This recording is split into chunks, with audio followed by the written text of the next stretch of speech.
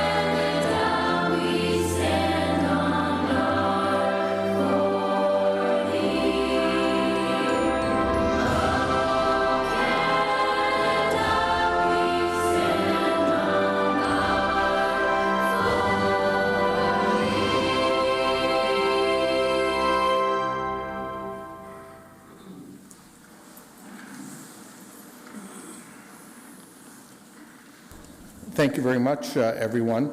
Before we begin this evening's meeting, I'd like to acknowledge that tomorrow marks the International Day for the Elimination of Racial Discrimination. For generations, people from around the world have made their homes in Kitchener. Our vibrant community continues to grow and be more diverse. In 2023, nearly one-third of Kitchener's 270,000 residents are racialized. That means we have an abundance of opportunities to learn, share, and connect with residents who add to the diversity, vibrancy, and cultural knowledge within our community. On March 21st, the International Day for the Elimination of Racial Discrimination, we acknowledge the importance of identifying, disrupting, and dismantling racism, both within our community and our organization. This is necessary to build an inclusive and equitable city that welcomes, values, and creates welcoming space for all races, cultures, and creeds. In recent years, the city has been more engaged in this work through collaborations with community partners, including a focus on months of significance, including Black Heritage Month, Islamic Heritage Month, and others. In 2022, Kitchener also launched the Racialized and Indigenous Supports for Equity, or RISE Fund, and awarded more than $93,000 in grants to Black, Indigenous, and other racialized community-led organizations, projects, and events. This year, Council increased the RISE Fund to $150,000 per year in 23-24 due to high community interest. Throughout 2023, the United Nations is also highlighting the urgency of combating racism and racial discrimination 75 years after the adoption of the Universal Declaration of Human Rights. March 21st serves as a call to action for individuals, organizations, and all orders of government to work to eliminate all forms of racial discrimination, injustice, systemic racism, and hate. Today and every day, please join our Kitchener community as we stand against racial discrimination, and join us tomorrow and share your own messages on social media using the hashtag #FightRacism. Thank you. We'll now move on to the agenda. On motion by Councillor Singh, the minutes of the regular meeting held February 27th, 2023, and special meetings held February 27th and March 6th, as mailed to the Mayor and Councillors, were accepted. We'll now move on to disclosures of pecuniary interest, and Councillor Singh. Thank you, Mr. Mayor. Item arising from caucus. I declare pecuniary interest as my family owns property related to the subject matter, and the other is for the official plan amendment for 6.5 item 146-162 Victoria Street South and 92-110 Park Street of the same effect of real estate owned close proximity to the application. Okay, we'll make sure we deal with those separately. Councillor Michaud. Thank you. I have a conflict of interest on item 6.6, the Bean Drive and sanitary trunk sewer extension, as a family member that lives near the area. Okay, thank you, Councillor Michaud. Councillor Davey. Thank you. I'd like to declare conflict on item 6.4, the official plan amendment for the property at King and Sports World Drive, as my wife works in close proximity. Okay, thank you. And so those are all the noted disclosures of pecuniary interest. You'll note the communication referred to file with respect to the flag request from the Canadian Polish Congress. And now we'll move to presentations, but before we move to the first one on the agenda, there's actually one that's been added on this evening, and it pertains to a colleague of ours who was acknowledged yesterday evening by the Kitchener Rangers. Many of us recognize the voice that we hear in the halls of council and in the council chamber for many years, some from radio, some from community activities, and some for the past 25 years as the voice of the Kitchener Rangers in terms of play-by-play action.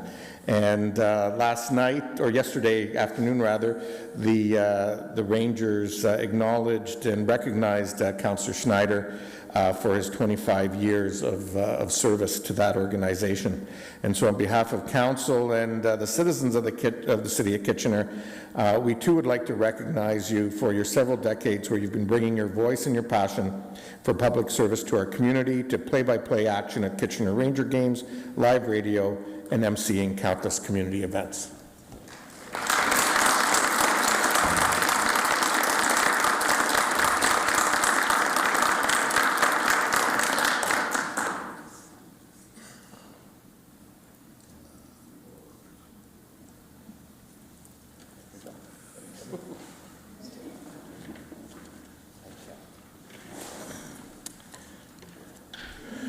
Okay, thank you. And we'll now move into presentations. And our first presentation this evening is a local snapshot about agriculture within Waterloo Region. And I'd like to recognize a familiar face, Jeff Stagger, who represents the Waterloo Federation of Agriculture. And I want to remind those making presentations that you have 5 minutes to make those. So Jeff, welcome. Thank you, Your Worship, for that kind welcome, and indeed a pleasure to be here to see the City of Kitchener. First of all, I want to congratulate you and others for election and re-election of council, and of course staff who try to keep all the wheels running and everything running, so good work for everybody. My pleasure tonight to bring you the census data for the Waterloo region. It has the City of Kitchener on it, and it's the Census of Agriculture. Let's dig into it. If you look at the first page on this document here, you'll see the number of farms in the Waterloo region, and there you are. This is the 2016 census. This is a great document. Region Waterloo does it. Looking forward to their updated one this year. Now the other one, this is in your minutes there, buddy. That's, you're looking at that. I'll get to that one later. You're going to like this story. This one here, it's in your minutes there. I think we only have this one. Oh, it was in everyone's agenda package, the other one, the one that he's holding up. So Okay. it looks kind of like this thing here.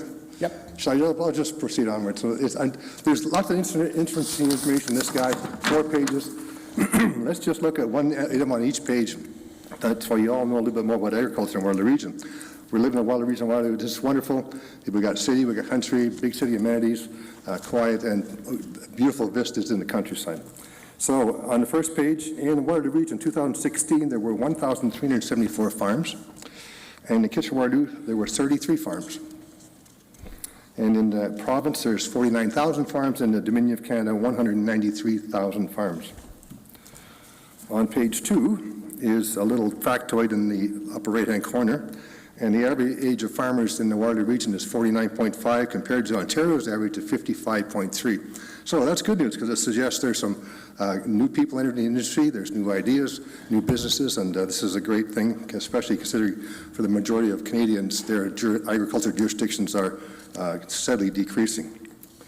Moving on to page 3 of this document, you'll see that in 2016, 45 farms were certified as selling organic products. We're really good livestock and livestock raisers in the region. Lots of cattle and ranching, 4 or 10 farms raise cattle or pigs or something, and we're not so prominent up to now in fruits and vegetables, but that's changing. Because you know what, people's appetite for food is really getting varied, and they, for all things being equal, they'd like to try perhaps a product produced in Wilmot Township or Woolwich Township because it has a little bit of, what's it called, terroir to it, terror.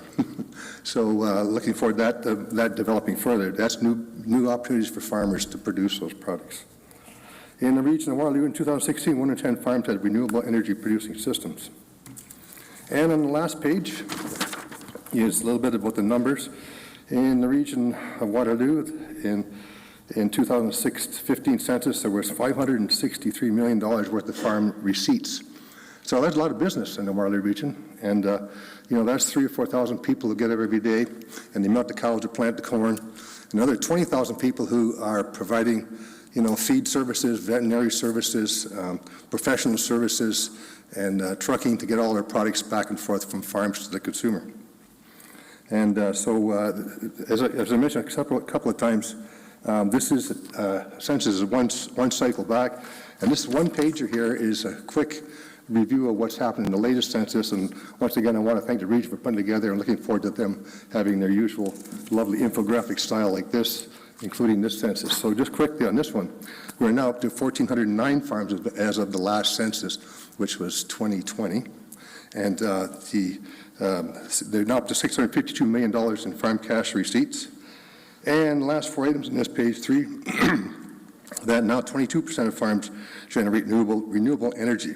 That's solar, bioenergy, and wind power. 28% of our farm operators are female. And 43% of the farms are small farms, less than 100,000. And you know what, that's where the opportunities are in the Waterloo region. Goodness, we live in a region of 500,000 people, and there's a niche for everything you could imagine you want to produce. Whether it was, as I mentioned, maybe you want to grow potatoes in Wilmot Township, and you can find somebody who would like your homegrown potatoes. We can supply that. So it's like agriculture can do that for the region. And so actually, I'll get to my one ask of tonight was that perhaps the city of Kitchener would once each term look at the census data about agriculture. Since you do live in the region of Waterloo, what you decide has a lot to do with what happens in the countryside. And the idea is that, you know, you can't manage what you can't measure. And the census data is like 4 or 5 years, as far back as you want to go, and just track the number of farms, those sorts of basic parameters. And you know what, I bet you find actually we're doing a pretty good job in the region, whether intentionally or not. As I mentioned before, the number of farms in Canada and Ontario is decreasing. But in the Waterloo region, we're staying even. So, you know, in a weird way, we're winning. Somehow we've done the right combination of urban and rural planning that the farm numbers have not dropped.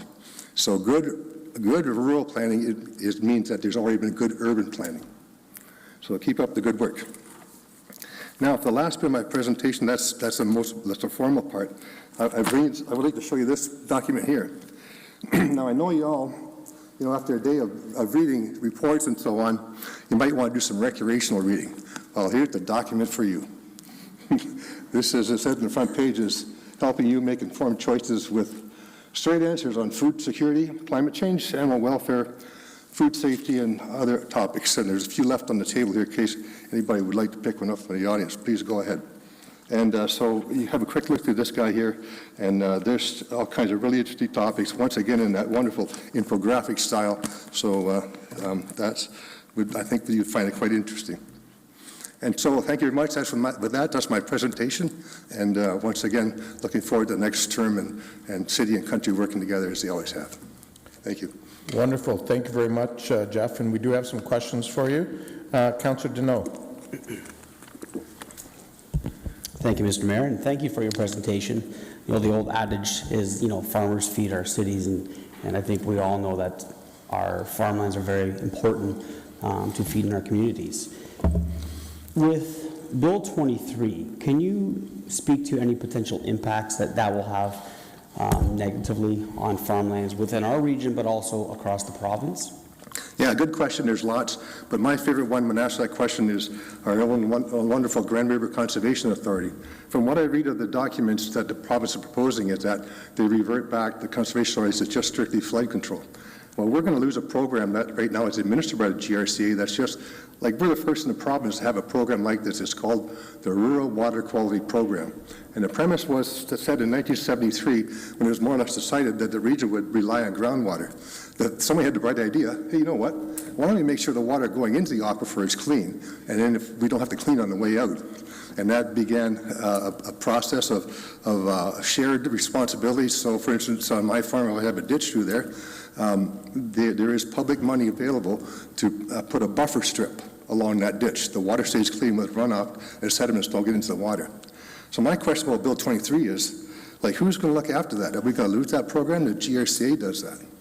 So, I'm sure you all know a lot more about Bill 23 than I do, but that would be one that comes to mind to answer your question. Thank you. Okay. Thank you very much. Okay. Councillor Johnson. Thank you, and through you, Mr. Mayor, thank you so much for coming here tonight, Mr. Steger. I think that oftentimes we forget just how important farms are to feeding our cities and feeding our communities. I come from a long line of Ontario farmers myself. So what's really interesting from your stats here, $652 million in farm cash receipts in 2021. That's really quite incredible in terms of the economic development that farming and agriculture brings to our communities. Wondering if you can comment a little bit on what you think the effects of the pandemic were in terms of people wanting to grow their own food, being interested in buying local food, and in food security. Yeah, local food, that's a good question. So you probably all know more about that than I would. I don't go to the farmer's market either as a vendor or a purchaser, but that would be where you'd find the most interaction between people, and the pandemic restrictions would likely most hit. So offhand, you probably answer the question best as I do. I think, those guys didn't go away, and they all struggled along as best they could. And, through the wonder of like the internet, you can order that stuff online and make arrangements for delivery if you have a product you really want. I'm sure none of us would rather have that come back, but I think I would suggest it worked out more or less okay. Local food was still available, and you could come talk to the producer and that sort of experience. Yeah, and I think it's really got people more interested in growing their own food in that as well. So I think it was, thank you. Thank you. Councillor Michaud. There you go. Thank you. I have no more questions, but I have a comment. Is that okay, Dan? Yeah, go ahead and make that. I want to thank you for your presentation this evening. It just underscores the importance. First of all, we're fortunate to live in a region where we are just, a few minutes drive away from a farm and fresh food. And it underscores the importance of continuing to build up instead of out to protect our farmland. So I really appreciate your presentation tonight. Thank you. Well, thanks for mentioning that. And once again, I wanted to mention that, good urban planning, which you do here, that's almost the best rural planning you can imagine. Just, farmers can set up their operation, generally speaking, it's your lifetime thing, 20 years, and you pay it off where you go, but you don't want to take that risk business-wise if you think the city's just going to go keep forever and ever coming out. Where do you put down your flag and try to start your operation? But theoretically, right now, And, you know, I see even in the city of Kitchener, you all got a good chunk of land down the south end there that would be farmed. Like, you know, you guys could manage that farmland in quite novel and interesting fashion, I would suggest, if you were so inclined. But but yes, good planning and it helps keeps the farm industry active. Thank you. Thanks, Councillor Michaud. And last, Councillor Chapman. Yeah, thank you. Thank you for your presentation. I had a question about winter vegetable farming. You know, we're in a northern climate, and you know, I know there are greenhouses and you know, things that are done on a large scale. But what suggestions would you have to people to do it on a small scale, like in one's backyard or in a community garden? Yeah, that's a good question. You know, it'd be nice if we had that kind of outreach in our capacity and as farmers to, you know, make opportunities for urban people who are interested. And how do we go about growing this stuff? And we do have some interesting options here. I was talking to a chap, Bob Wildfong. He's over there at the Ken Sealing Museum, and he sort of cuts his teeth on heritage seeds. And they have actually a heritage seed. Yeah. But to your question, you know, he also knows how to grow that stuff. Yeah. Other than that, I don't know, there's no other, it just seems to me you can probably find, like I would even think Ontario Seed Company would be able to give you guidance on how to grow stuff. You know, Okay. they sell the seeds and stuff. Okay. And I had another question about, I guess it's page 1 of your online, the census data that you provided. In 2011, the numbers of the total number of farms headquartered in the region dipped substantially from 35 to 16, and then in 2016 it went back up to 33. So I just wondered if you could explain what happened in 2011. Yeah, I'm not too sure of the specifics, but I want to go back to the point I made before was that in the scheme of things, all things being equal, the number of farms in Waterloo Region has stayed somewhat steady, which is amazing because Right. in most jurisdictions in Canada, the numbers of farms are dropping. So who knows what's going on at that point. There's one caveat to what the explanation is. So let's say it's the headquarters rule. So for instance, I live in North Dumfries, but if I rented 10,000 acres in Oxford County, all of a sudden North Dumfries has 10,000 more acres because my headquarters is in North Dumfries. So there's a room. They should over time, you know, balance out. There should be a trade-off. So, but you're right, it does change up and down. Some farms are lost. There is, the industry bifurcates along two lines. One is getting bigger and bigger. Bigger and bigger farms are more lower cost per unit to produce the corn and soybeans and all that kind of stuff. And the other angle is small specialty niche markets, you know, agritourism, agritainment, farmers markets type folks. So it's probably what's happening is as we lose the number of like typical farms, we are increasing these small operations. But that being my explanation, somehow there's a bit of a dance going on there. You know, just to add to your thing, not to take too much time, was I remember a census about 15 years ago, and the number of hog numbers dropped. I remember that year, there was such a surplus of hog, the government had to do a buyout, and they bought out all the sows and those breeder operations. And that year, it looked like all the hog farmers just disappeared from Waterloo Region, but it was a one-time unique situation. And that's the trouble with a census every 5 years. You may, in fact, capture one of these black swan events. But to your question, I wouldn't worry. We're doing pretty good with farms. But whatever you've been doing, keep doing it. Keep doing good planning, and keep farmland as farmland. You guys do the good work.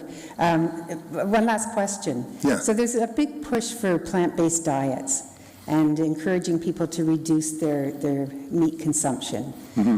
What incentives would need to be in place for local farmers to maybe include, maybe not totally transform their farms, but to include more plant-based farming?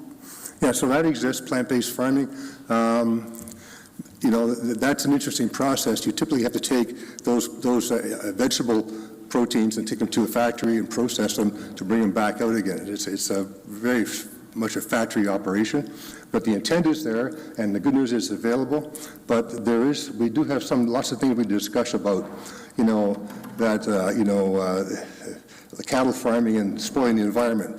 I assure you, this is not Brazil where we're mowing down thousands of acres of bush. That is not real. That statement about animal agriculture conjures up that image of Brazil, but that's not true here. And there are places where animal agriculture is very appropriate, a very good use. In fact, I remember when I was still milking cows, I would get brewer's grains from the brewery here. That's a great animal feed. What else would happen with it? It probably just ended up in a pile in landfill somewhere. But that was an animal feed. That was a very inexpensive recycling product that was otherwise a waste product. There's numerous combinations of animal agriculture which are intensive to pasture and so on.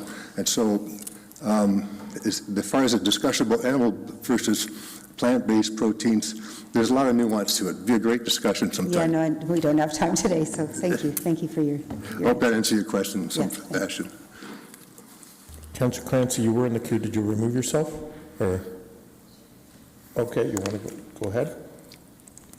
I had a similar comment just about cattle being resource intensive, but what can we, I want to thank you for bringing this forward. I think farming is an essential part of our community, and I hope every census you can share your information with us and come back so we can remember to focus on farming as an important stakeholder.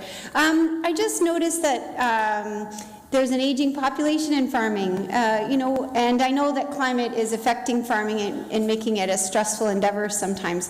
What can we do to support people being able to pass on their farms and also to support farmers when we have heat events? I know it was a dry year this year, right? So I'm just curious on your thoughts.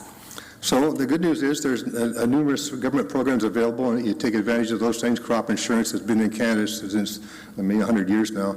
That's the main foundation for agriculture. The point is you buy crop insurance and you don't get blown out in the 1 year where the crops are a disaster. So like last year down the south end where I live there in the gravel, we got burned up and pretty bad, but the north end not so bad. But generally speaking, it drove in the whole region. The good news is this is within normal range of climate we've experienced here. We've had drier years than last year. So climate change and agriculture, haven't seen, well, it's just crazy. The temperature keeps going up, but we're still seeming within the range that we've experienced over the years of climate change and the effect on farmers. Thank you. Wonderful. Well, those are all the questions, Jeff. Thank you so much for coming in, for providing us with the real dirt on farming, and for answering all of Council's questions. Thanks for all your work. And thanks for the time to speak to you. Thank you very much. No problem. And our next presentation this evening is a technology sector update from within Waterloo Region, and it's my pleasure to welcome the CEO of Communitech, Chris Albinson. And I think is this your first time in the council chamber since you've been in this role? First time in person, Mayor. And first time in person. Yeah. Awesome. Well, welcome. Great to have you here. Privileged to be here. Appreciate council. I apologize profusely for not having a jacket on. I was at Communitech, and in my calendar it said this meeting started at 7, and I opened up the agenda just to see, get prepped for the meeting, and then it's like, oh my God, it starts at 6. So I got online, drove the 5 minutes from the office, but I didn't have 5 minutes. To Jeff's early point, our home is on Wilhelm Street. But it was one of the original farmhouses for the village of Kitchener, the Ryham farm, which we've been eagerly going through the Kitchener Library, learning about the original farmers there. So I think, council, like you, my family are Ontario farmers going Strathroy way, so love to kind of see the history and how things are evolving. So I guess to the future.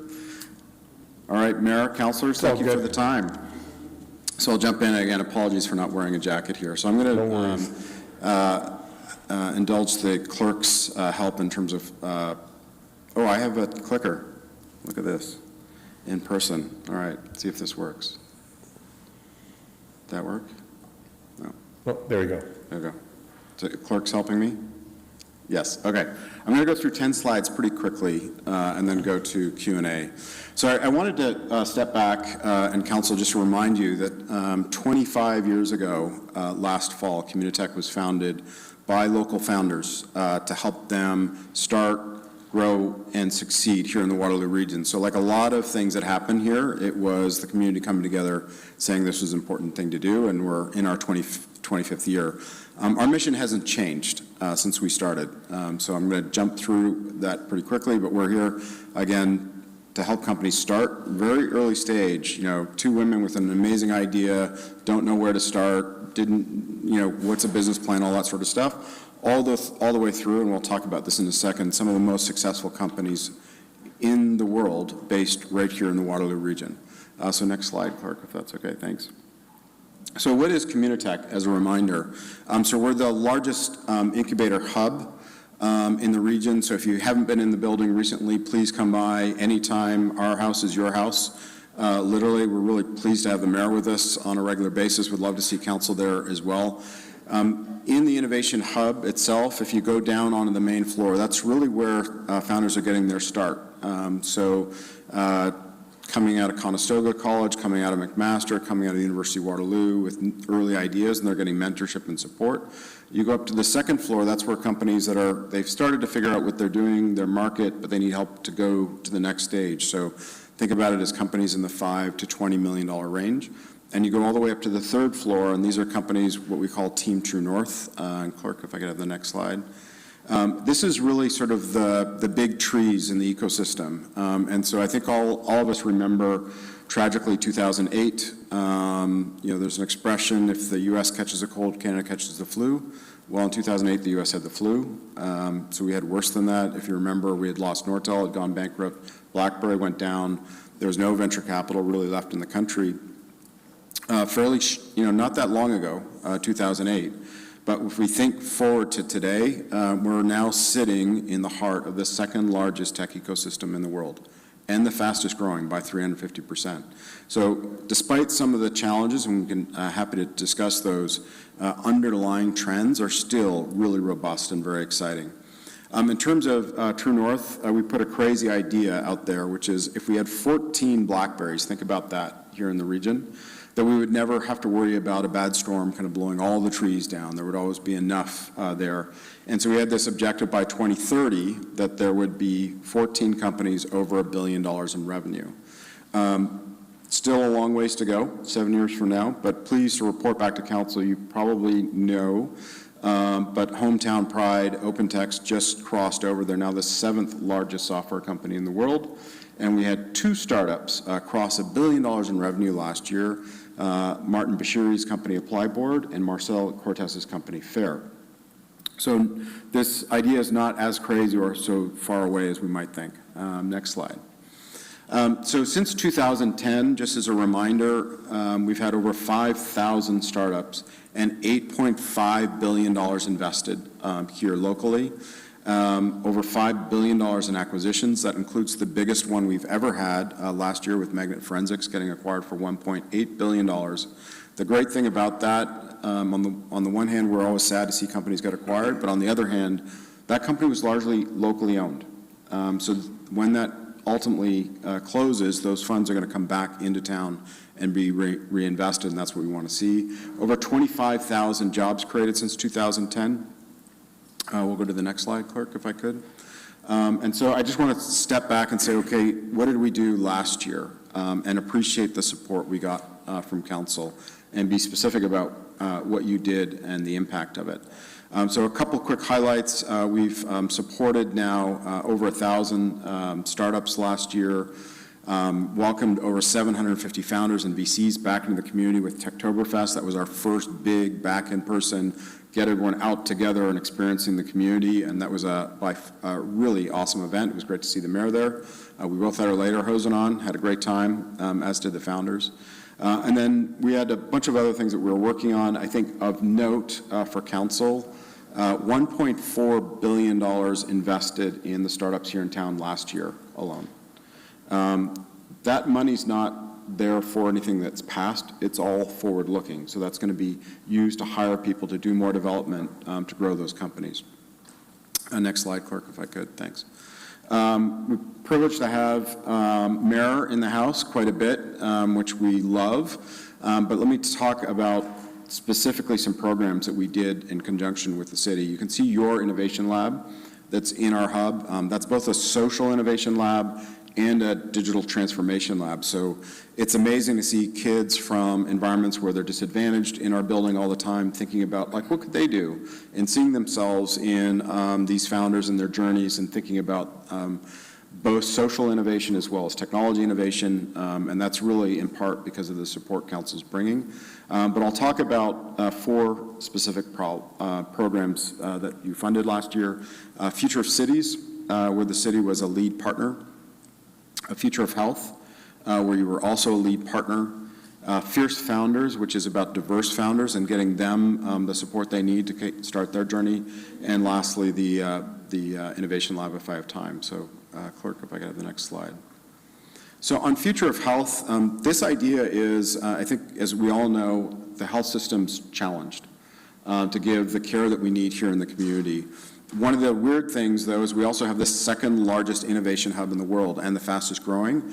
And one of the things that was really interesting to us coming out of the pandemic, these young founders that are coming out of our institutions are more and more interested in solving health innovation challenges. So now almost 18% of the startups in the community are now working on health challenges. So I won't go through all the numbers. I want to pause on something that I think is really important. 12 months ago, I sat in front of our building with Ron Gagne, the president of Grand River Hospital.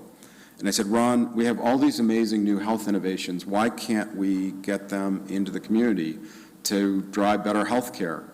And he came up with, well, here's the procurement problem I have. And I said, okay, well, I was the most annoying 3-year-old he'd ever met. I kept going, why? For 40 years, we haven't been able to take advantage of the great innovation to actually improve quality of life here.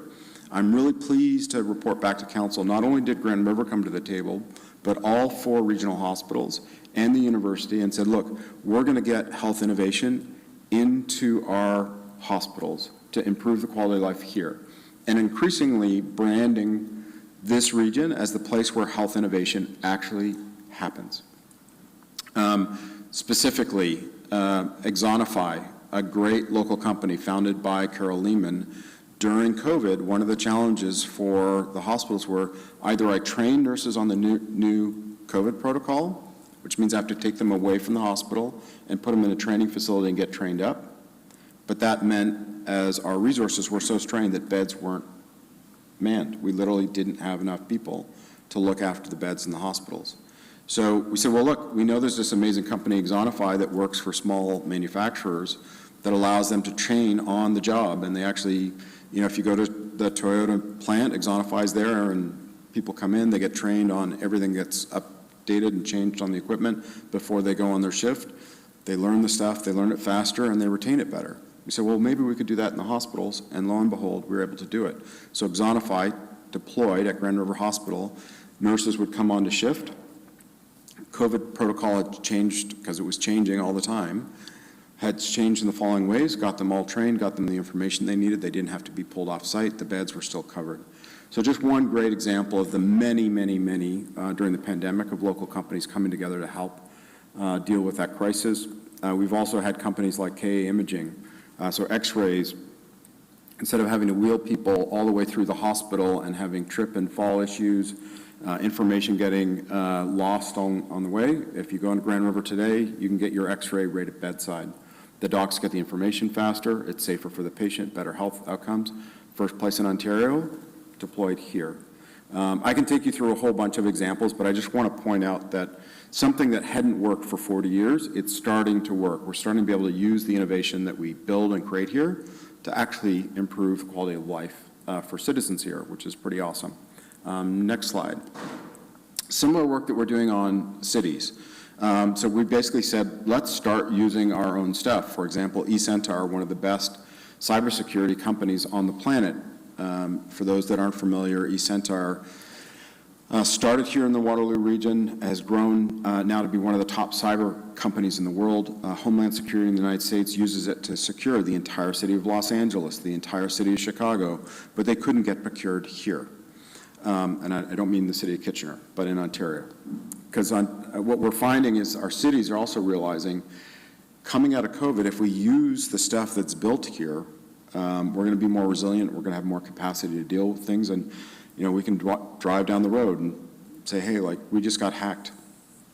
We don't want to have things like sick kids when our hospitals are basically attacked and they don't have defenses in place. So just another example on the cities and critical infrastructure side, we have a lot of resources, a lot of amazing companies. How do we start using them here locally? Next slide. Fierce Founders, I alluded to it. It is a signature program in the country, I think a lot for all of us to be proud of. And again, thanks to Council for supporting that. We've now had over 312 diverse founders go through that program, increasingly having success and moving, as I talked about, if you go into the building, you start out on that main floor. A lot of our Fierce Founder alums are now on the second and the third floor, and that's exciting to see, and them being able to kind of grow their businesses. One that I love to talk about is the Bridget founders, started in the Velocity Labs. Two amazing women who had never listened to anybody say no to them. They just had a huge round that they closed last year, and their trajectory is absolutely awesome.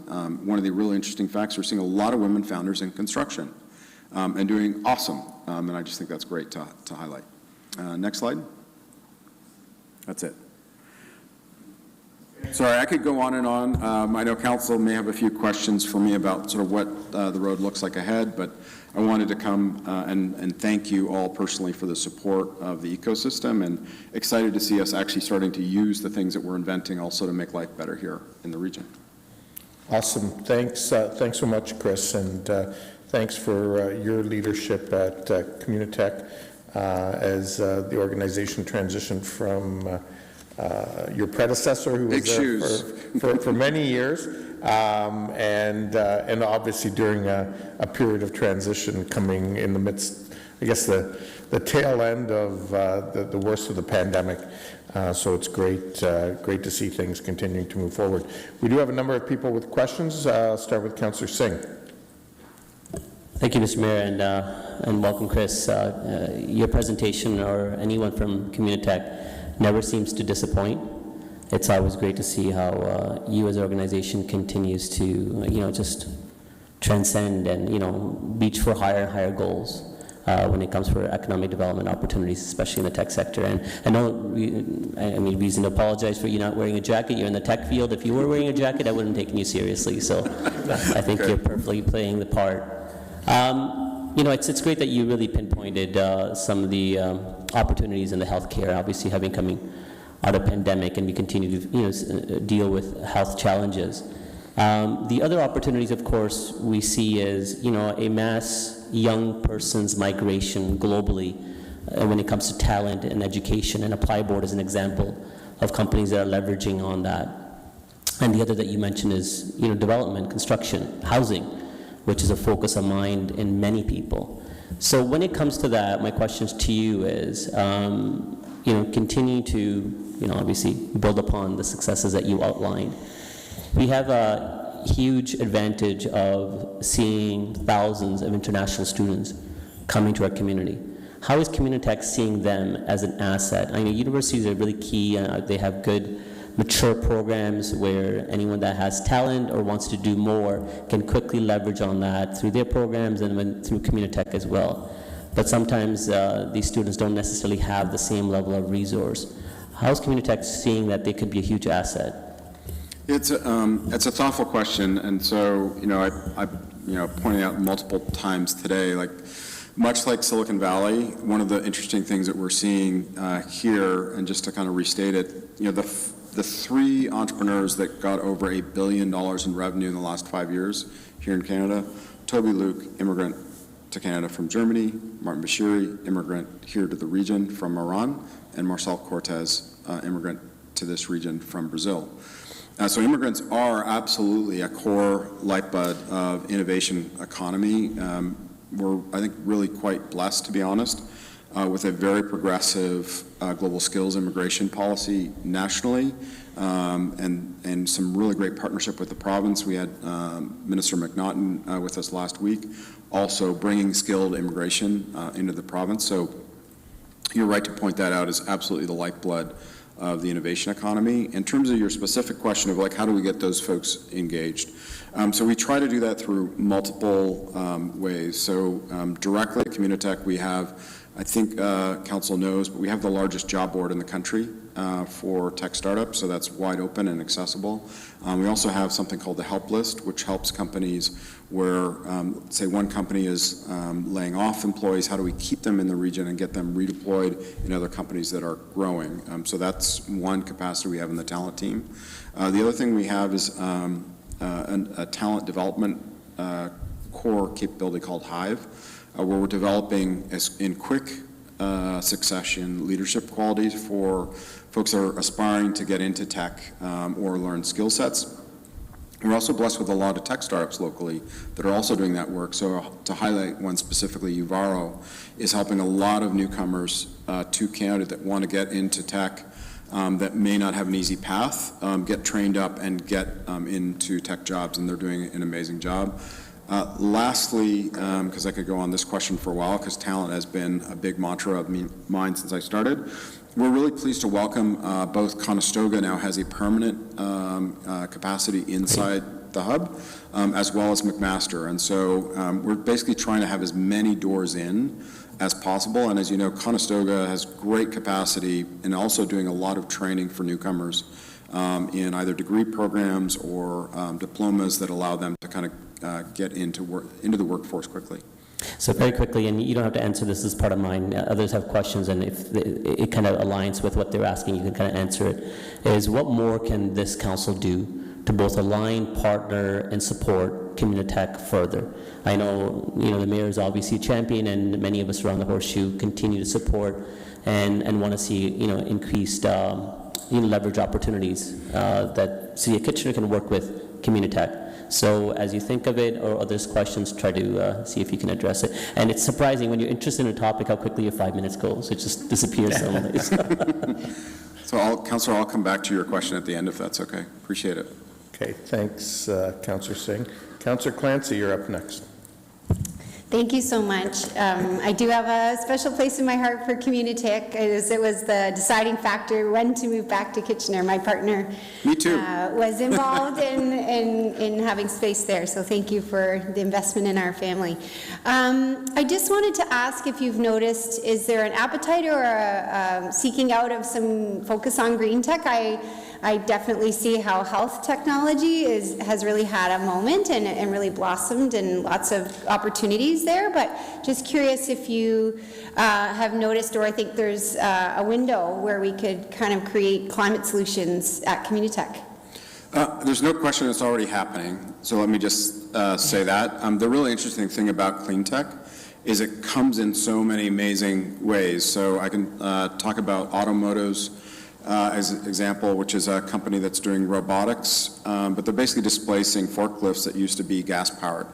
So you think about things like that. Another great one would be Swap Robotics, that's actually replacing lawnmowers and snow plowing machines that used to be gas-powered.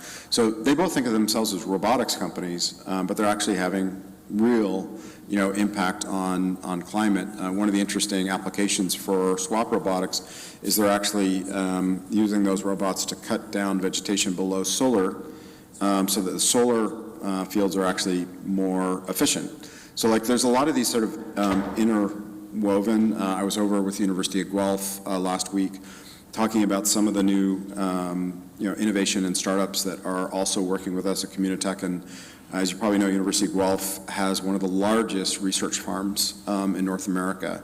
And some of the really interesting things are happening. How do you reduce methane?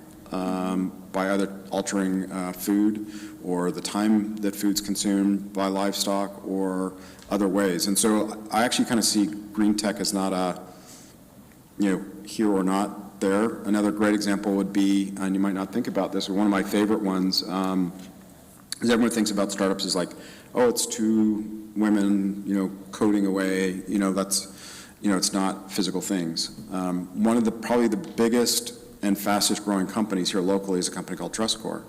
Some of you may have seen their showroom over on Victoria Street.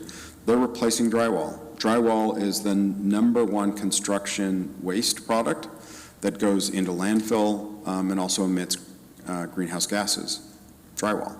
Who knew you could actually replace drywall and greatly reduce greenhouse emissions and have an awesome company that's growing here, right here in the region? So you see it all over. Our founders are really motivated by the planet and having a healthier life for, I think, all of us, and that's fun to be around. So come on back in, and I'll introduce you to a whole bunch of clean tech founders.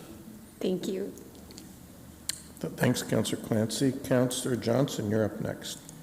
Thank you, Mr. Mayor, and through you to Chris, thank you so much for being here tonight. I love your presentation every year, and in fact, I wish that we can have you come more often to talk about the successes that are here in our community. And I'm 5 minutes away, anytime. I know, and you don't have to bring a jacket. I wanted to ask Chris if there is something else that, I love how you're working more closely now with groups in the community, I think, than maybe we did in the past. That's really, really exciting. Is there some other areas that you're looking at working on locally soon? I think the other one, and I know this is probably weighs heavy on council, weighs heavy on me. I lived in the Valley for 20 years, specifically just north of San Francisco, and I watched the impact on homelessness in the community. It was horrific, and it accelerated over time. And I worried a lot about the impact on our community. It's great to talk about the success, but there's also a dynamic around making sure that people are supported and are homed and have a place to call home. And so early in my time, I was fortunate to be invited over to St. Mary's and serve some meals. I went to House of Friendship, spent time with them, as well as the Working Center, and found pretty quickly there was a bunch of founders that were equally animated about this issue here. And so it's an issue that is, from a community tech point of view, like it's in our name. We're about the community, and our community is, only as healthy as the least healthy part of it, right? And so working around some innovative solutions, we invited the mayor and still would like to do a trip to San Francisco and say, hey, what are the things they learned about what they did right? What are the things they didn't learn? I think there's some timeliness in terms of learning those lessons. So maybe just one that's, for me anyways, it's an important one that we not lose focus on. Wow, and from council's perspective, that's one of the number one things that we're dealing with as well. So we'd welcome your input on that, and thanks again. Yep, pleasure. Thanks, Councillor Johnson. Councillor Davey. Thank you. Thanks for coming in, Chris. I appreciate the presentation, the snapshot of where we are. As Councillor Singh mentioned, I enjoy every year we get an update from Communitech. It's probably the greatest dollar-for-dollar economic development investment that we ever made. A couple of questions, if I could, and I'm looking forward to you following up on Councillor Singh's question on how we can help more at the end. But I'm wondering you gave us a great snapshot, but I'm wondering about your crystal ball, what you see going forward. And there's two questions in that. One is, what do you see as the largest barrier or barriers? Obviously, there's the growing interest rate issue and the Silicon Valley Bank failure, and so which all leads to access to capital issues going forward. I'm wondering if that's the biggest one or if you see others, and just interested in getting all the questions out of the way at the same time. Second would be, what do you think is the biggest, going to be the biggest global area for growth in tech, and how that relates to Kitchener locally? Yeah, okay, thoughtful question. So I'll try to get them all. If I miss one, just remind me. So in terms of the go-forward picture, so I'm going to couch this in the next 18 months and the time between now and 2030, so the 7-year time period. So I think I alluded to what I thought was what we're going after for 2030, what we see as success. Do I see any barrier that we as a region can't achieve that if we decide that's what we want to go after? And the short answer is no. The brass ring is literally in front of us like it's never been before, so I think that's exciting and something that we should thoughtfully think about. Okay, if it's right there, how do we go about it? And we're very honored to have Kathy Priestner, who is the architect of Own the Podium, as a strategic advisor. And some of us forget that, when Kathy started Own the Podium back in 2000, 4, I guess it was, her own mother said, being the best in the world seems a little bit ambitious for Canada. But thank God she pressed on, and we had the amazing success that we had in 2010 and beyond. And we believe that same opportunity exists in innovation, that we've got the founders, we've got the capability. To be honest, largely because the United States decided to shoot itself in the foot on immigration. We've been blessed with a lot more talent coming here a lot faster, going back to the earlier point on immigration, than we've ever seen before. So that's this, 2030. Short term, do we have challenges on liquidity and reduced liquidity? There's no question about that. Part of that's just a normal economic cycle. And thankfully, we've been through it as a community and as an organization before. We dusted off the playbook when BlackBerry went down, and, thankfully, we both lived through that, learned from it, and hopefully won't need to use the full playbook. But aggressively working with companies as they are changing the size of their footprint to see if we can get those employees back into companies that are actually growing and doing that matching as fast as possible. I do think we're going to have more layoffs this calendar year, to be clear. Part of that's liquidity related, part of that's economy related. On the positive side, though, having, and I maybe should have more gray hair than I do, but, I've seen a few cycles going through, the 2001 pullback and the 2008. We're actually set up way better than we've ever been before. Our companies are better run, better financed than any cycle we've been through before.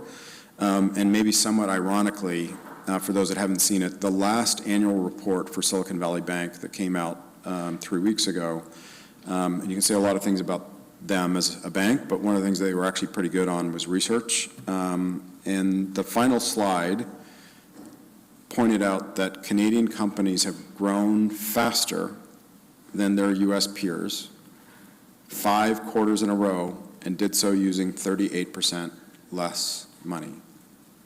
I've never seen data like that in 30 years.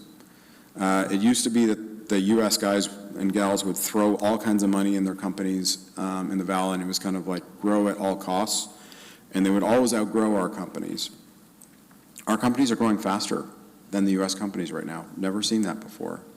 And they're doing it more efficiently. So short answer, the next 18 months is going to be tough.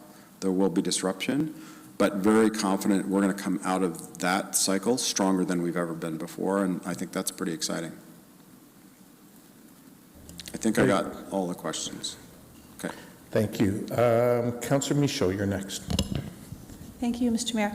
Thank you, Chris, for coming out. I just want to make a quick comment of when you first came back to Kitchener, I didn't know who you were, but I remember seeing you on a video and thought, you are so full of energy. You're going to really change the ground here, and you certainly have. You've done a remarkable job, and I really appreciate your presentation.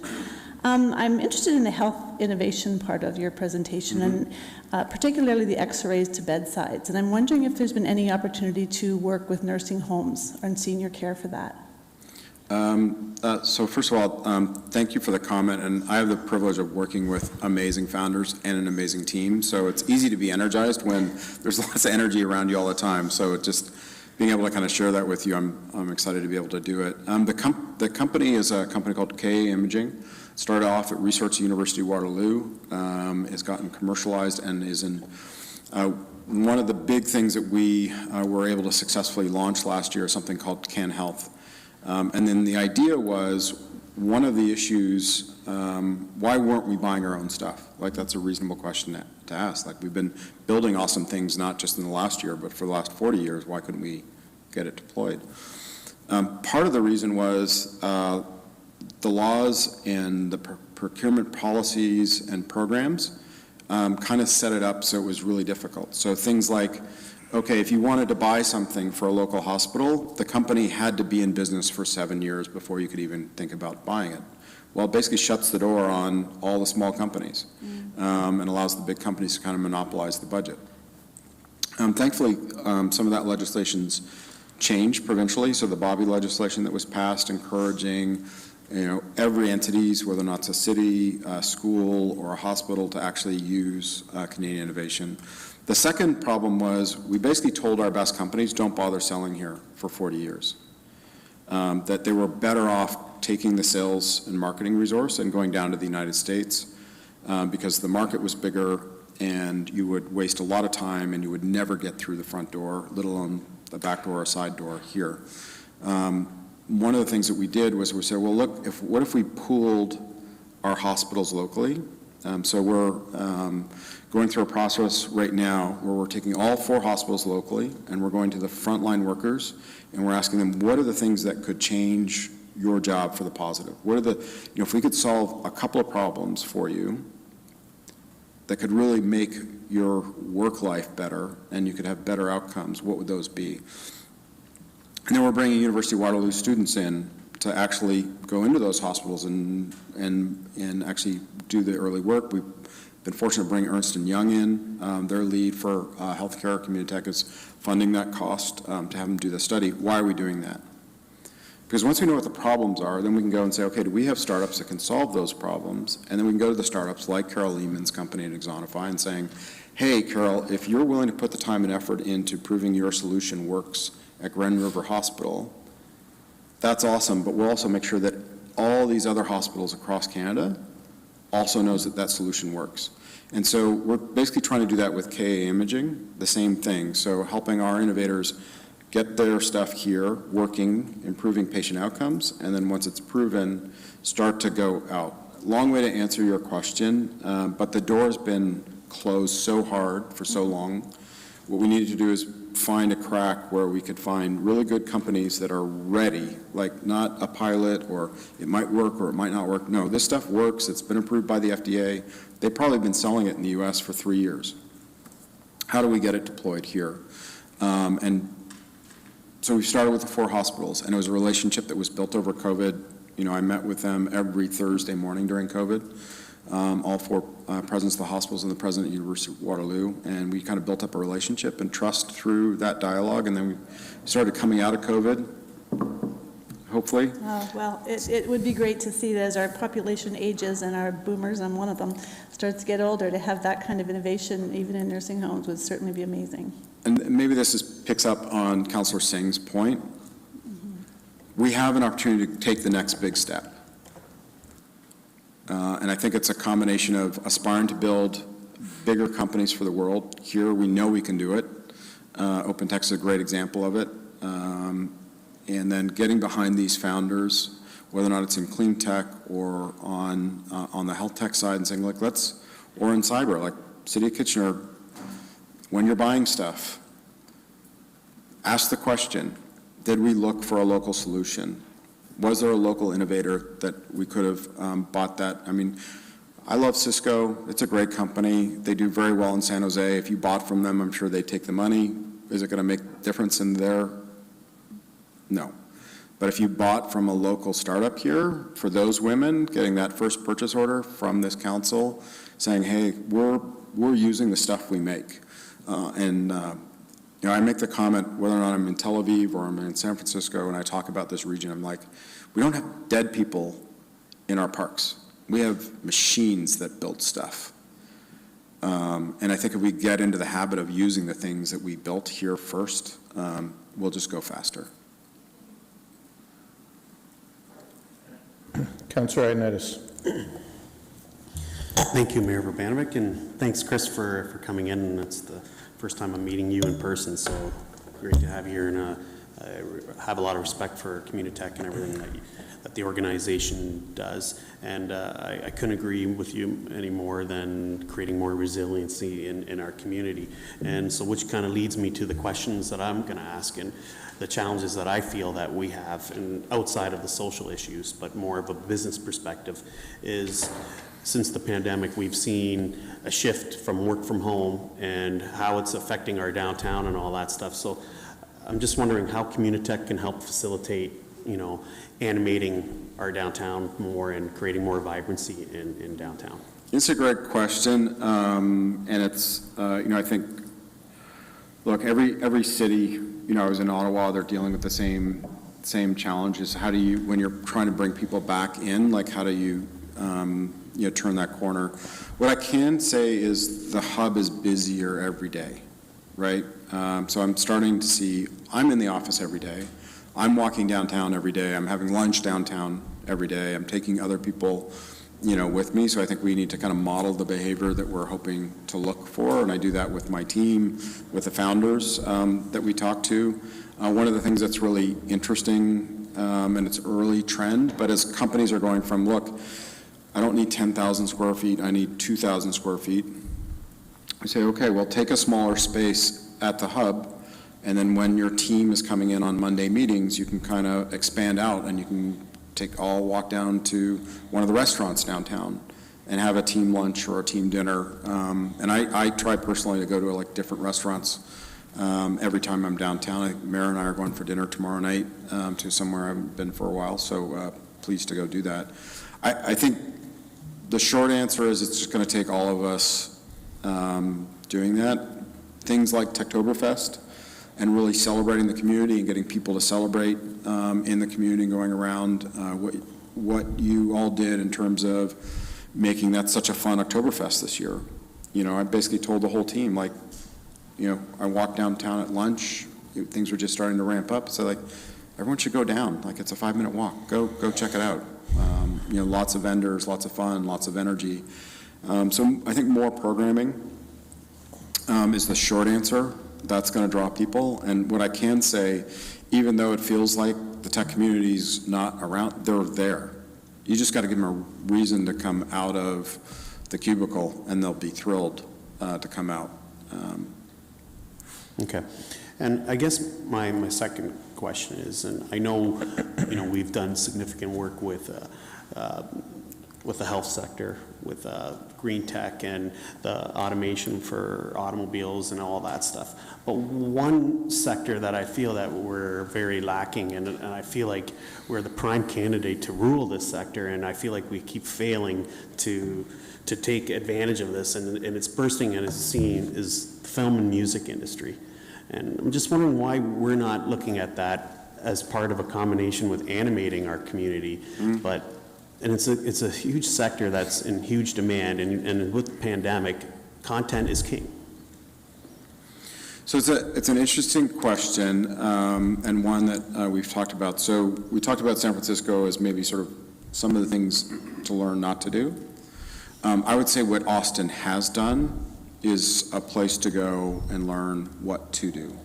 And to your point, they were really nowhere on the tech scene, and they basically leaned into film and food and culture and brand. When I go to Tel Aviv or I go to San Francisco, they know Waterloo for the University of Waterloo. That's the connection. You make really talented engineers and computer scientists.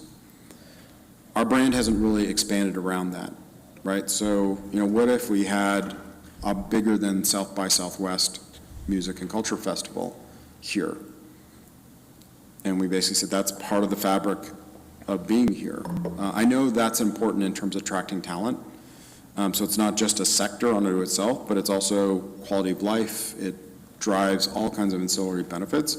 But again, the aspiration has to be big. And you got to go and work at it for a period of time. But Austin had nothing, when they started. We have way more of the core ingredients to actually go after something like that. If council wanted to go after it, I'd be as thrilled to do a San Francisco to Austin back trip with council and saying, what can we learn? Sounds interesting to me, and I would love to do that experience because I feel like I see how the industry's been growing, and in particular, and the assets that we have in this community. I think we're really missing the boat here. Interesting that you bring up South by Southwest, because it's a conversation some of us have been having in recent weeks. So we'll have to talk more about it. Councillor Chapman, you were next. Yeah, thank you, and thank you for coming in. I look at these numbers and they're quite impressive, like $8.5 billion in capital raised and $5 billion in acquisitions. Can you tell us how the money that the city gives to Communitech, how it's allocated? It was really those specific programs I outlined at the end of my presentation. So you help fund Fierce Founders, so that program of helping diverse founders just getting started and giving them the program and support that they need to. In the future of health, like how do we get the innovation that's happening all around this place actually into our own hospitals to help with the quality of care that we need in the community. Dollars go to fund that work. In future cities, same idea. How do we find the things that are built here and figure out how to use them to kind of make quality of life better? So really those 4 programs I outlined at the end is how those dollars are invested. So that money isn't coming through fundraising through these billions of dollars that you mentioned? That money all goes to the companies to kind of grow the companies, and we're, to use the earlier example, if you think of us as the soil, and you're investing in making sure the soil quality is good. The companies are the plants that are coming out, and they're getting looked after by, those dollars are getting invested to grow them. Okay, thank you. My other question has to do with the health innovation component of the work that you do. And I'm glad to see that you're working with the local hospitals. But I also worry that as, policies from the provincial government come down, and there are concerns that the public health care system will be sort of taken over, maybe not immediately, but by the private sector. I would hope that Communitech and the startups would continue to stay focused on the public health care system. Is there any, I know you can't guarantee that, but I would hate to see that be compromised. Yeah, I think, and I'd encourage you to join us tomorrow. We've got Minister Sarkaria and the new head of Supply Ontario joining us at the Hub. And we're talking about how procurement, very specifically comes in and, has an impact for the lives of everyone here, not only in the region but in the province. The reality for our startups is that the private healthcare system, to the extent that it exists in the province, is tiny. They could never. Well, I don't know enough about where that's going, but for them, the point is they can't spend any time or energy on it. It doesn't make any sense. What they need to be able to do is prove that KA Imaging works at Grand River Hospital, so every other hospital across the province uses it and drives better health outcomes. And that's just as a practical matter where all of our startups are focused. So I don't know of any of the startups we're working with that are focused on the private healthcare side of things in the province. Right, okay, well, thank you. Yep. Councillor Davey, you were looking for a follow-up? Oh, okay, no. I think that's it. So maybe we'll just go for your, going back to Councillor Singh's question and sort of the wrap-up, Chris. What more can we do to sort of take things to the next level? Yeah, so I won't come to council with a specific idea other than to say, as a reminder, we now sit in the heart of the second largest innovation hub in the world. It's going to be bumpy for the next 12 to 18 months, but that asset exists. And so if we wanted to say, how could we be bigger than Austin? That's actually a real conversation that we couldn't have had even 36 months ago. So I think it's an interesting time, and I want to give a shout out to the mayor in 2 respects. He was the first person to call me about the Silicon Valley Bank collapse Saturday morning. So I know you, as a council, as the mayor, like this sector matters, and you're paying attention. I appreciate that. He also was the one who challenged me, I guess, Barry, it was 6 months ago, where you said, dream big. And so we're starting to work with the founders and come back to council and say, what if we were to go and really make this the biggest innovation hub on the planet? That is not a crazy idea. I was in Tel Aviv 2 weeks ago. They're very envious of what we have here. That startup nation, we have twice as many tech workers here as Israel now. We haven't done a very good job of branding ourselves, the marketing side of things. But I think with a little bit of targeted focus effort, it's actually, one of the things we know about recessions is that's actually the best time to double down and go bigger. And so it's worth thinking about. But again, I don't have a, here's the plan, but the mayor and I will be having dinner tomorrow night, so maybe more ideas to come. But I think a trip to San Francisco and Austin would be a great way to kind of kick off what could we do in doing it in a way that was inclusive growth for the whole community. Great. Well, thanks a million. And well, it was someone from the tech sector that I heard about SVB first from on our council. I got to give Councillor Davey credit for raising it with me as well late Friday night. So I want to thank you for coming in today for your fulsome answers and big picture thinking, and look forward to continuing on this journey with you as a municipality. Thank you for your support, Council. Appreciate it. Thanks, Chris. Okay, moving on then. We'll move on to delegations. And before we begin with our first delegation, I'd like to remind all delegations this evening of some guidelines for participation.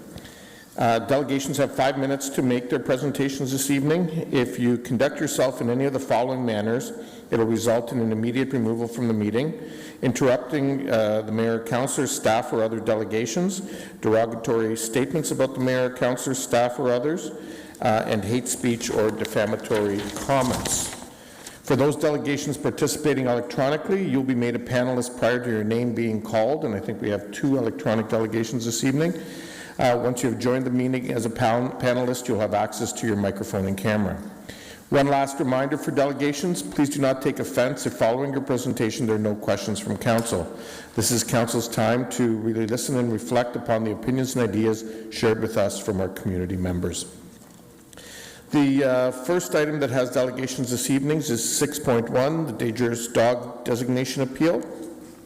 And we have 2 delegations, and the first one is Mr. Daniel Ferrari. Thank you. I'm Daniel Ferrari. I apologize for my dress code. I also work in the agricultural business, and I just left one of my clients' poultry facility. I own 3 businesses in the area that do over $50 million worth of business. One of those is in partnership. The other 2 I own totally. What I have to tell you today is not an easy thing for me to tell you. I have nothing to gain from being here and just sharing with you what I'm going to share. I've made notes. I don't want to miss my point. I'm no stranger to public speaking. I do about 400 engagements a year across the globe doing what I do. My intervention today is totally based on principles and not personalities. I'm asking you to listen carefully, very carefully. Mr. Mayor, the appeal committee is about to recommend the wrong dog as a designated dangerous dog. I repeat, the wrong dog is being accused. There's only one person here present, the one guy, me, who opened the jaws of the dog that bit my dog and left 35 stitches in my dog's paw at the risk of losing his paw. Up to 2 weeks ago, I had to get biopsy done on her paw. My female Australian Shepherd, Chelsea Elizabeth I, my baby, thought I was going to lose her paw. I was here originally to contest the word designation of a dog not dangerous. The committee recommendation is to remove the word dangerous. Please don't remove the word dangerous from that there. I'm begging you, do not sign the recommendation. Do not accept the recommendation of this. The wrong dog is being accused. I've not followed my note. You see, I assumed the whole time that KW Humane Society, the police, and everybody else that I talked to knew exactly which dog I was talking about. There are 2 dogs in the residences. One is a German Shepherd, identified as Misty. Can I give 2 exhibits? Is that possible? I don't care. You take them or you leave them. I don't care. 3 exhibits here. Number one, dog identified as Misty. No race, no dog name, or just a name. No kind of dog, nothing. Misty. The same information given to the police that the dog's name was Misty. The same information given to the KW Health Services, dog named Misty, female. The German Shepherd, Misty the female, did not bite me nor my dog. I'm not going to spend 5 minutes here and tell you why I think it's important to, I don't want to tell you what I think happened, but I will tell you what I think might have happened. You see, the dog that bit me is a repeat offender. A repeat offender that faces large charges if he is caught again. The male of the appeal made it very clear he was not present at the time of biting. He could not testify here, as he did, that it was that dog that bit me. He was not there. He said that right here in front of the appeal committee.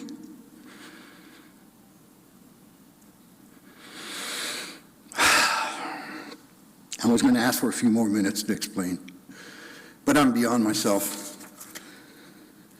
The dog was always identified as Misty, never nothing else. It's only after the hearing on March the 7th in the evening, in the following day, did I find out from neighbors, after saying Misty's going away, they all said, Misty's the German Shepherd. I did not know there were eyewitnesses to the event. The male of the party is either lying to me and lying to everybody else, or he wasn't there. His wife lied to him when she told him who bit. I intend fully to charge Mr. and Mrs. the appeal committee, not the appeal committee, the appealer of the designation.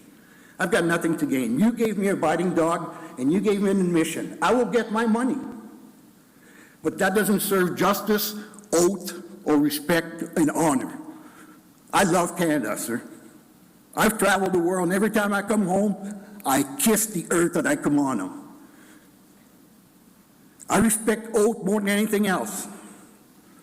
I hope you do.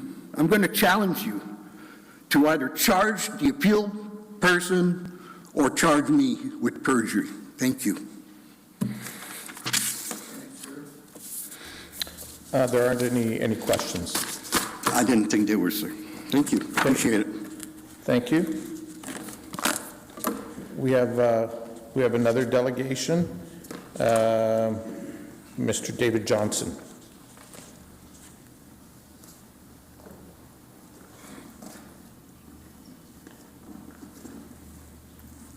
Good evening. Welcome, Mr. Johnson. Thank you. I'm not exactly sure what Mr. Farrow is talking about. As he says, I was not there. I was inside at the time. But by his description, the dog that he described was Misty, right? My wife said it was Misty. So that's where that came. I'm only here basically to inform the council that my dog is in heat, and I've spoken to the vet, and the vet said it's going to be 2 months after her heat before she can be spaded. And that's primarily all I was really here to say. Thank you. Okay. Thank you. So, do we have a date that your doctor indicated? You're a veterinarian?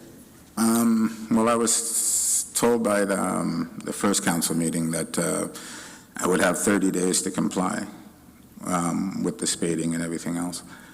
However, I spoke to the vet. She just went into heat. I don't know how long her heat's going to be. I think the last time it was like just over a month. And then when we talked to her, she said it was going to be 2 months prior to that before the dog can be spaded, or after that. Okay. So I wanted to let the council know that I'm not trying to evade anything, but like I'm by the veterinarian's word, I cannot have the dog spaded any later than or earlier than 2 months after. Okay, thank you. We do have one other question, Councillor Davey. Go ahead, Councillor Davey. Yeah, sorry, thank you. I just want to make sure I understand correctly. So you're, as part of the judgment, that your dog needs to be spayed, and you would be requesting for an extra 30 days before that occurs. Is that correct? Yes, and because that's what the vet has told me. So. Okay, I'll have a question of staff as well, Mr. Mayor. Sorry, just to be clear, did you not say that your veterinarian said 2 months after the end of heat or 2 months after the start of the heating period? No, after the end, I believe she said. Okay, so it would actually be 60 days after. Yeah. Okay, thank you. Okay, thank you. Sorry, Councillor Michaud, you had a question? Sir, can you come back? Councillor Michaud has a question. Apologies. Sorry. Actually, we have a few questions now. Just hang on, I'm having some difficulties with the mic. Go ahead. Thanks, Mr. Johnson. I'm wondering if you would be able to supply a note from your vet of the date where Misty can be spayed. Would that be possible? Yes. Okay, that would be great. Okay, thank you. Okay, thank you. Thank you. Okay, Councillor Davey, you indicated you had a question of staff? Yes, sir. Sorry, I'm not sure who the authority is at this point, but I guess I would ask if there was any concern if we were to amend that specific portion to whatever date the veterinarian note indicates would be the appropriate time for the dog to be spayed.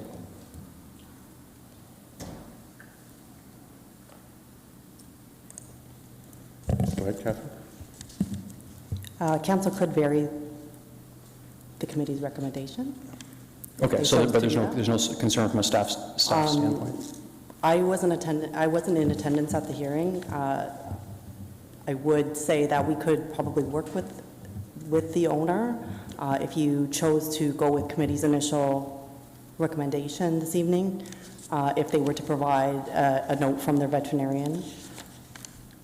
So maybe perhaps that's the route to take, is to go with committee's initial recommendation, and then we can work with the owner if they provide us with that evidence from their veterinarian.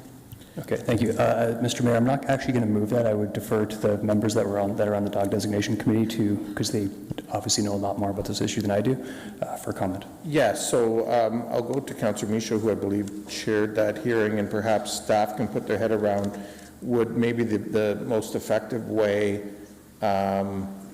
be some kind of wording subject to what Councillor Michaud indicates, affirming the recommendation of the committee subject to any timing adjustments that need to occur as a result of the, submitted advice of a veterinarian or something like that. Actually, we'll go to staff first and then Councillor Michaud. I just looked it up, and it looks like the condition is optional in the bylaw, so it is something that council can vary if they choose to do that. It's something that's applied afterwards. Yeah, it's. No, that's not the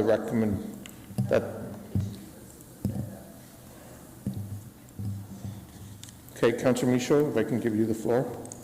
Yeah, the dog being spayed was one of the conditions, so it wasn't an option.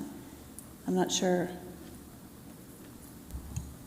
Through the chair, I can confirm that the dog designation bylaw has mandatory conditions and optional conditions. So I think what the solicitor was trying to provide is that the condition itself to have the dog spayed is optional, which allows the committee to vary it if they want. It was similar to the warning sign. Because the condition was optional, we provided additional wording that allowed the actual sign to note a beware of dog rather than a warning sign. So the condition was amended. I'm talking about the spaying, not the sign. Yes, so I think what Ms. Hughes was noting was that the condition was added by the committee, but it wasn't initially applied in the original designation because there are mandatory conditions when a dog is designated. And that is an optional condition which the committee then sought to impose after as part of deliberation. Okay, right. Yeah. So if the committee would like to amend the condition to add the additional timing, you can amend it using the wording to say that the owner can provide clarification about the timing. Yes.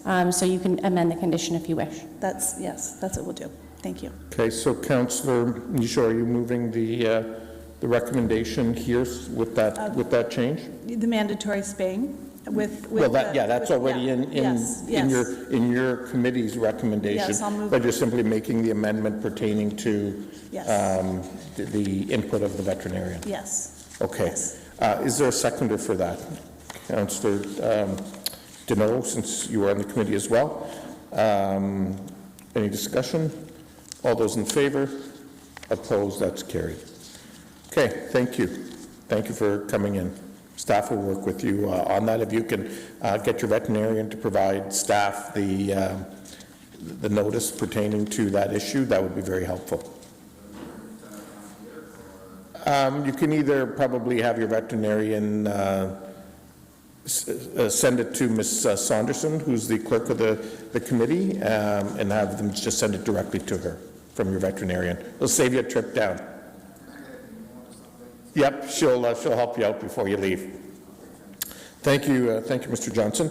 Okay, we'll now move on to item 6.2, the official plan amendment and zoning bylaw amendment pertaining to 45 to 53 Cortland Avenue East. And we have two delegations. First, Andrea Sinclair from MHBC Planning.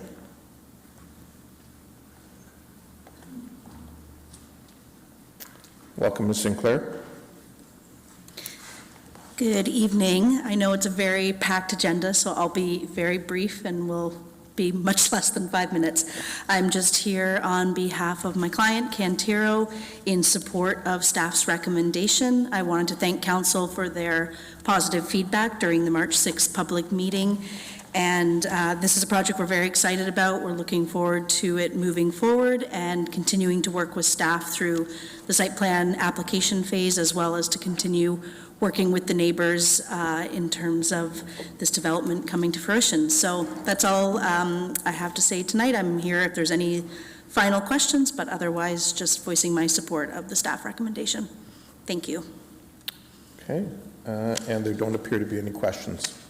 Thank you. Thank you.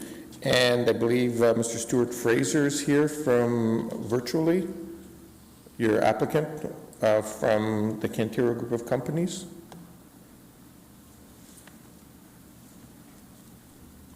Welcome, Mr. Fraser.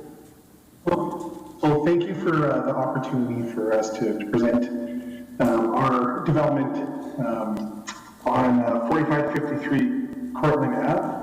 Obviously, we're here in support, and I'm primarily here to answer any question that council has. Thank you. Okay, and just like your representative, there are no questions, so thank you for joining us this evening, sir. Councillor Singh, did you care to bring that one forward?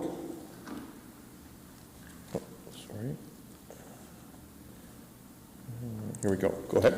Yes, thank you, Mr. Mayor. Arising from the Planning and Strategic Initiatives Committee for Official Plan Amendment and OPA Zoning Bylaw Amendment for 4553 Cortland Avenue East, moved by myself and seconded by Councillor Chapman.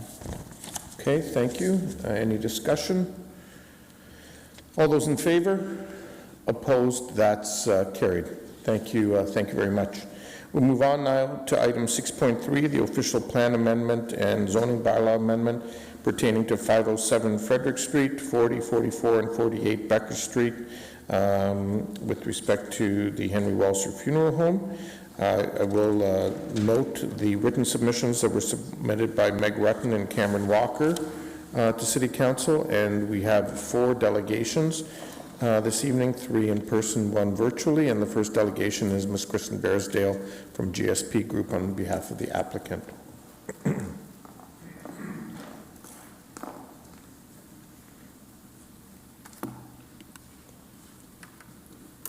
Welcome, Ms. Bearsdale. Good evening, Mayor Vanderbeek and members of council. As directed by the Planning and Strategic Initiatives Committee on January 9th, we were asked to provide additional information to council regarding the use of Becker Street for parking related to the proposed expansion at Walser Funeral Home, the potential acquisition of MTO property for parking, the review of on-site parking needs and demands, the potential redesign of the proposed expansion, and the removal of 40, 44, and 48 Becker Street from the subject application.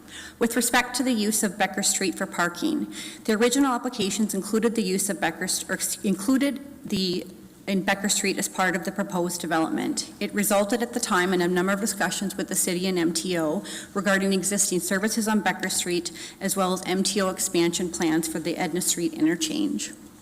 At the time, in 2017, it was determined that the closure of Becker Street was not feasible, given the uncertainty of the MTO expansion plans and the required relocation of services. The MTO and city have reconfirmed that the closure of Becker Street is not feasible at this time. Employee parking for the funeral home is proposed on the west side of Becker Street. However, directing visitors to this location, a large number of which are elderly with accessibility considerations, is not realistic or practical. With respect to the acquisition of MTO lands for potential parking, the MTO maintains that it's currently not in the position to dispose of 61 Becker Street, either for the purposes of providing an opportunity for rental housing or to accommodate additional parking for the funeral home. With respect to the review of the on-site parking needs and demands, the proposed development includes 133 parking spaces, whereas a total of 113 spaces currently exist. The current bylaw requires a parking rate of 1 space per 23 square meters of floor area, whereas the proposed zoning bylaw is proposing 1 space per 24.5 square meters of floor area. The proposed development already includes a slight reduction in parking.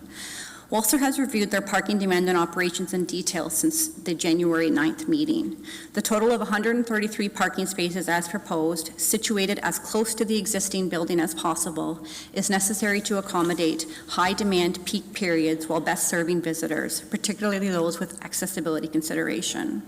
The funeral home has experienced a noticeable shift in visitation and service patterns over the past few months as people become more comfortable meeting in larger groups. They have seen an increase in attendance and an associated increase in parking demands by comparison to how the business operated during COVID. With respect to the redesign options for the proposed expansion, Walser reviewed possible design considerations for the expansion, including the addition of a second story, as well as redesigning the one-story expansion as proposed. The addition of the second story to the existing structure is not feasible for a number of reasons. First and foremost, accessibility and mobility considerations of visitors in a 2-story funeral home construction.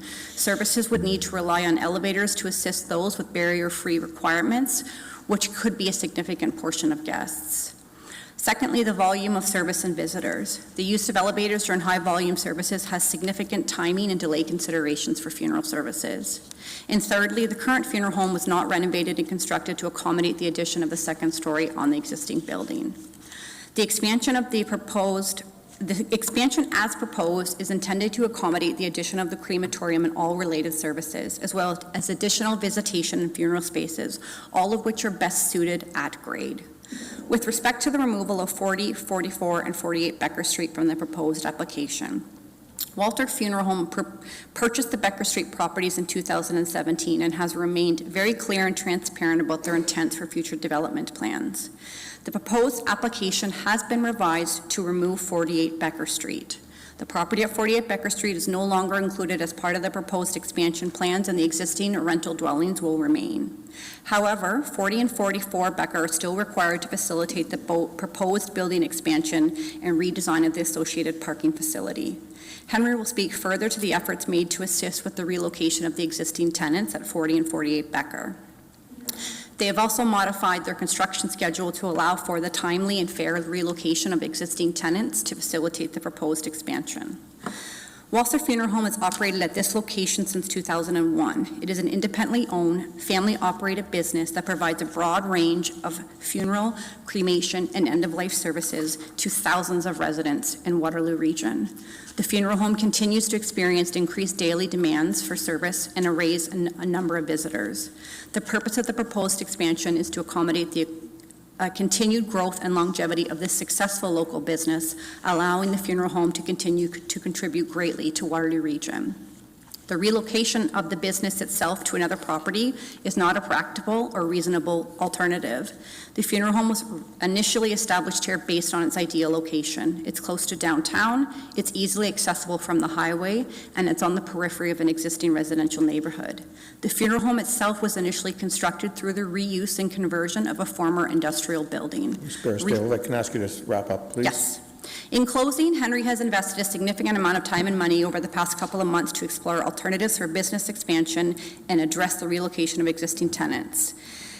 Upon acquisition of Becker Street's property, he had the intent for future business plans that was clear.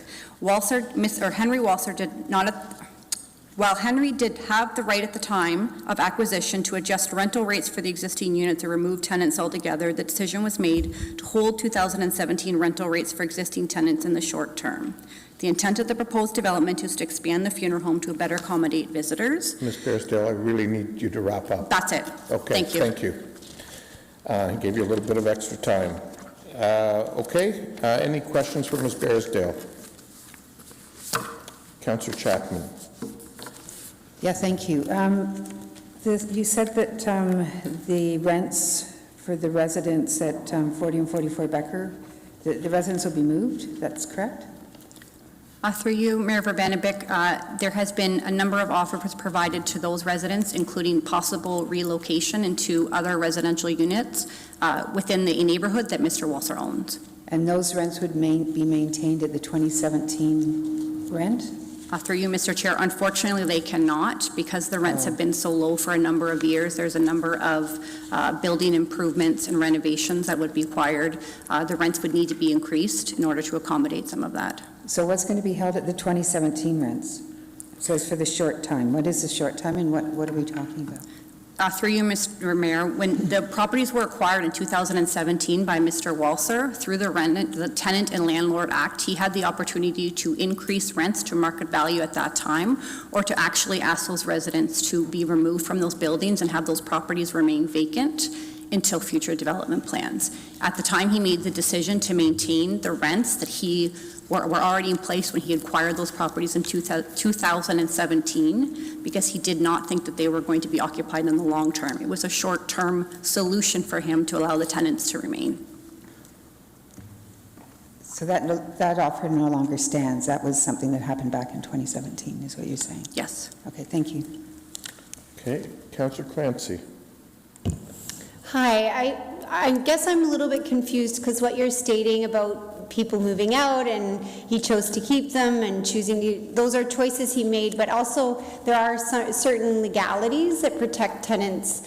So I don't believe that you can just displace someone just because you bought the property. So I just wanted to correct that.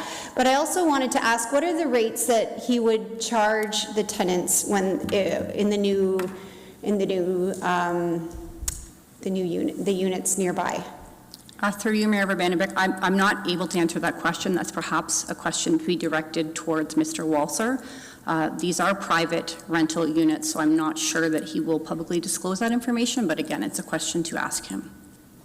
Okay, I can assume that the rates in 2017 and current market rates are at least double. I also wanted to ask, can you tell me what efforts were made to find a building that would allow for expansion without the demolition of homes? Like, I know that, the crematorium wasn't just quite right, and, looking for a new building wasn't quite right. There were a lot of things that just didn't seem to fit, and we seemed stuck on this one option as opposed to many other options. Can you explain a little bit about the efforts that were made to expand at a different location? Through you, Mayor Verbanibik, sorry, I'm just opening up my development application right now, or the site plan application. So the property that includes the Becker Street property is almost 1 hectare in size. So for Mr. Walser to find a site that could accommodate, that was that size, and then could accommodate the intended use on the property and be consistent somewhat with existing zoning provisions and land use classifications was very difficult. Mr. Walser can touch on exactly who was contacted, what avenues, what resources were pursued at that time to look at possible relocation, both before the initial application was made in 2017 and then as part of these most recent discussions.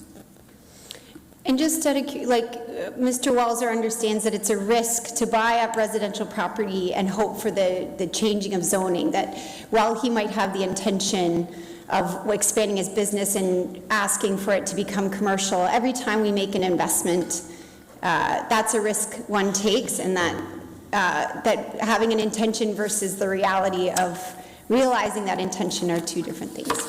I'll leave it at that for now. Okay, thank you. There don't appear to be any other questions, Ms. Barrisdale. Thank you. Thank you. Our next delegation is Henry Walser.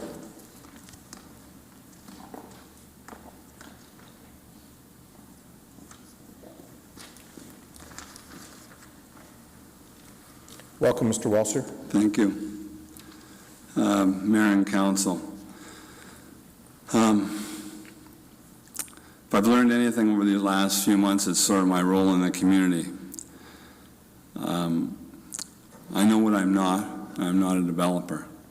Even though I have properties that were purchased to expand the funeral home, part of our talk was to try and recreate the units that I'm removing and replace them. I just can't financially do that. I'm not a developer. I'm not in the business of providing affordable housing, although I do. In the units I rent, 55% of the units are what are considered affordable, even under Councillor Chapman's addition of affordability, which is many of them are $1,000 or less, and some are under $800. So I believe I do my share in the community as far as affordable housing goes. What I am is number one, a funeral director, and I lead and support a group of 60 people with 5 interns coming in May. That's my main priority. And I'm also a landlord. And as a landlord, I have taken good care of the properties. I follow the Landlord-Tenant Act, and I'm also using the provisions available for me under that act. What I've done, in the essence of time, is this. I have, in the last month, 3 units have become available. 2 at 127 N, which are 1-bedroom units, 1 at 48 Becker, which is a 2-bedroom unit. I've given each of the tenants applications for those units. I've told them they will not be advertised publicly until after April 1st. I've had no response. I will charge market rent because with interest rates today, with the increased cost of refurbishing those units that haven't been touched for many, many years, there's added costs. I work with my consultants at a costly rate to phase the construction project so that I can work with the tenants and find a time that we can agree on. I've also helped or asked the people at Community Justice Initiatives to help me mediate the conversation because there is no communication between myself and the tenants. I have removed 48 Becker Street from the zone change application. I did offer $5,500 to each tenant for relocation costs. That expired January 24th with no communication from the tenants. They were given an open slate as to a date they could put on that form. There was no communication, negotiation at all. So here's, in the essence of time, all I ever started to do is want to use my role as a funeral director and expand that business. It's unfortunate in these times that there's people going to have to be relocated, but my role as a funeral director, I want to develop a funeral home that's good for this community, I believe is good for this community. The death rate is 100%, and that's just a fact. And as this community grows, all I'm trying to do is create a place where we can do our work, help navigate the waters of grief and loss, and be good corporate citizens. Thank you. Okay, thank you, Mr. Walser. We do have some questions for you. First up is Councillor Ioannidis. Thank you, Mayor Urbanovic, and thanks, Mr. Walser, for coming in. Just out of curiosity, if this council chooses not to accept the recommendation by the staff report, What would be your options? Would you sell your properties? Which properties? Like the homes? I'm not going to be in the landlord business forever, that's for sure. Okay, so in other words, you would put them on the market for sale? I would put them on the market, I'd do something, yeah. But can I answer the first question? I'll be back. Pardon me? I'll be back. Okay. Okay, that's all. I just wanted clarification on that because it kind of makes it clear to me, if you sell them, they will be developed one way or another. Okay, thank you, Councillor Ioannidis. Next, I have Councillor Schneider. Thank you, Mayor Vivanovic. Mr. Walser, your expansion, explain why you need to expand. When I started in 2001, we served 100 families the first year. Today, we're serving 1,400 families every year. We're a private family-owned business. People appreciate the services we've offered, and the business continues to grow. And we just need more space to care for the deceased, to give people space to have community come in and gather around them at that time. We just need the physical space, along with the administration part, along with the actual care of the deceased. Now, part of your expansion includes a cremation tribute center. This cremation is becoming a more popular option for families. And a cremation tribute center, I wonder if you could explain a little bit what that is about. At the core of that center is to just have the deceased never leave our care. So currently, when someone passes away, they come to the funeral home, they go to the crematorium, they come back. And we know that and along with that, we have to go with the schedules of the crematorium. So this just allows us to have our own schedules. We're there 7 in the morning till 9 at night, and we're more flexible than is the crematorium, and allows us to just care for the deceased from beginning to end. And you have a need for more visitation rooms as well? Correct. We need 3 more visitation rooms and reception areas. Okay, so, I can sense a little bit of your, consternation in that this is an expansion that you had planned for beginning in 2017. So at that time, when you purchased those homes, you could have not renewed any of those leases and let these homes remain vacant. Well, I would have, again, I would have had to follow the Landlord-Tenant Act and what that allows. And it's just not quite as easy as that. But again, I felt that there was, the buildings were there. I was happy to rent them out. I took good care of the properties, and I didn't see the need to do that, or to be aggressive in that way. I could have, as each unit came available, boarded it up and just not rented it. Right. There's nothing saying I can't do that, but I didn't do that. So basically, for 6 years, you provided some very affordable rent, yes. For 6 years? Yes. And the tenants then were aware, when you purchased the properties, that there were plans for expansion in the future? You can follow the record, and it states that every neighborhood meeting, the tenants were very vocal in those meetings. Okay, thank you. Thank you, Councillor Schneider. Councillor O'Dooney. Thank you very much, Mr. Mayor. I know, Mr. Walser, you had mentioned earlier on that the offer of $5,500 was put on the table and was taken away. I wanted to just ask a few things in reference to that. Is there still an opportunity for people to get that offer? Can that be extended? I only want to talk through mediation right now, because that's the only way we're going to make any progress. So I won't say no, I won't say yes. I'd like to be part of a mediation progress and work through those concerns, to actually get some communication open so we can talk. Okay. I think money is the small part. I think the bigger part is just open conversation as to how I can work with them to find dates suitable for us to work together.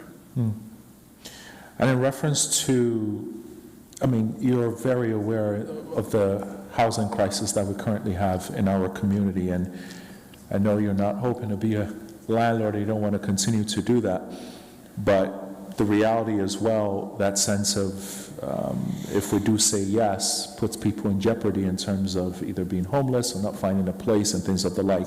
Are you open to, if they're moving to another one of your buildings, it is less than market rate?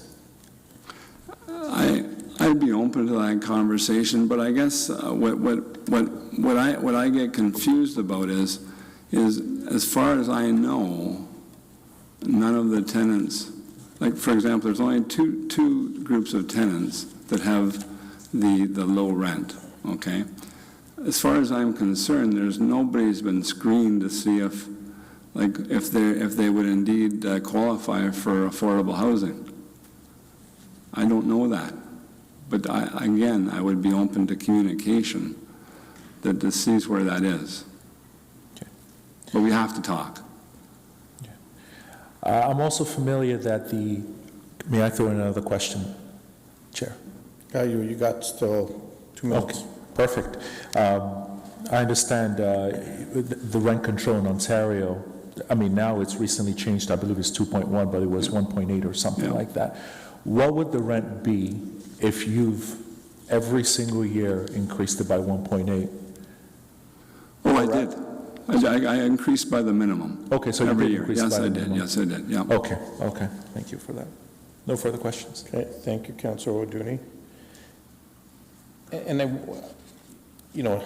I think Council can certainly ask questions, but I just want to remind Council that our role here is to evaluate this application on its planning merits based on the information that staff have put in front of us.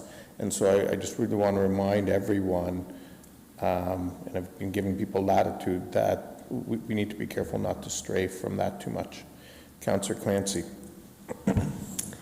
I just wanted to ask, is it your intention to continue to come back to council with the other properties that you own on Ann Street and Becker Street? Ann Street, no. Ann Street was purchased because the MTO was going to expropriate the funeral home and make me move. So Ann Street, no. 48 Becker Street, as you know, has been taken off the table. So I've got no intention of coming back. This isn't a process that I look forward to. And you're aware that when people do get rent evicted or evicted because of demolition, that they have a right to 3 months compensation, right? I know you mentioned that you're offering compensation, but I believe... I think it depends on the number of units that are in the building. Okay, all right. Thank you. Councillor Michaud. Thank you. Thank you, Mr. Walser. You probably already said this, but I just want to be clear with this. You've offered everyone living in your units an alternative place to live. Correct. So, and you haven't heard from any of them? None. Okay, thank you. Oh, sorry, I've heard from one that was not interested. I haven't heard from the other two. Councillor Davey. Yes, thank you. Just one question. You mentioned during Councillor Ioannidis' line of questions, you referenced if you're not successful here, you would sell the property. So I'm just curious, have you ruled out, can I take from that you've ruled out appealing to the Ontario Land Trust? No, what I want to make clear is that eventually that will happen, but I mean, I would come back to council to some way, shape, or form, I don't know now, to try and get this through, because I just believe it's the right thing to do. I don't give up that easy. Okay, thank you. Okay, thank you. And those are all the questions that we have. Thank you very much. The next delegation is Louisette Lantine. Welcome, Ms. Lantine. Hello, my name is Louise Atlantang. I live at 700 Starflower in Waterloo, Ontario, and Meg is my friend.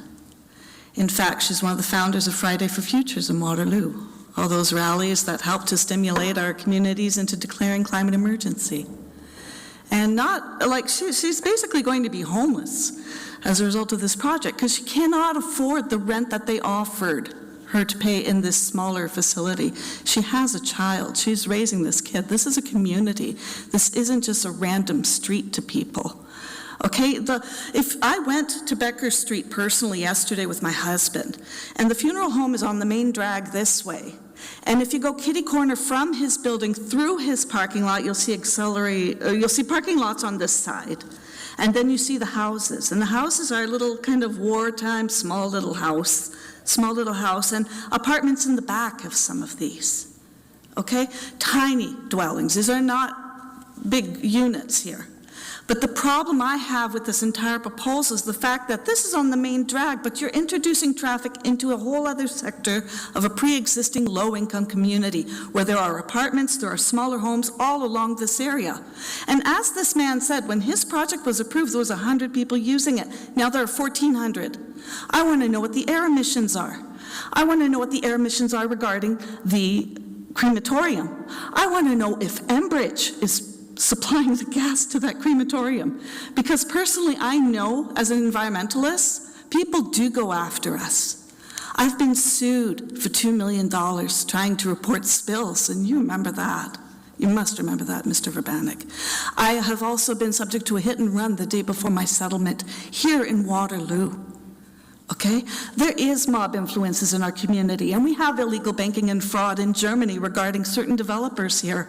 And I brought those documents to the city police, and I brought them to the city of Waterloo, only to be told because I'm not a shareholder, it means nothing. It's third-party hearsay. We have criminals, and we have the people who are speculators taking advantage of our systems today. And as well-intentioned as this man is to provide a service needed by our community, are we going to allow the purchase of land and speculation to govern our decisions at this board in terms of how communities are delegated? Because his facility isn't even on the proposed street. It's kitty corner. It's over here. You see the back of the building, kitty corner of his parking lot. And the street he wants to knock down houses are at the back. This isn't fundamental to the aesthetic of his building. This is tearing down existing low-income housing in a time of COVID when we simply don't have low-income housing enough. I work with Catherine Fife to help find housing for people who are calling our MP because they can't afford to pay rent and they're about to be evicted. And this is playing out all across our region right now. We have gentrification everywhere. I have to go to Kijiji, and I'm scrambling through the rental units to find a mother, a child, a husband, a home. Because they're going to be out on the streets in a week if they're not finding that proper price within their range of affordability, and that's where Meg is. She has no plan B, she has no other home, and she has a child.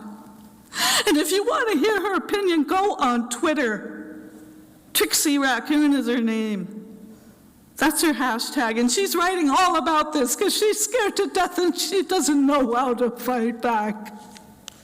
She's a mom-worthy kid, barely getting by, about to be kicked out because this guy wants the space in his backyard as a land speculator, and that's all he's going to get from it.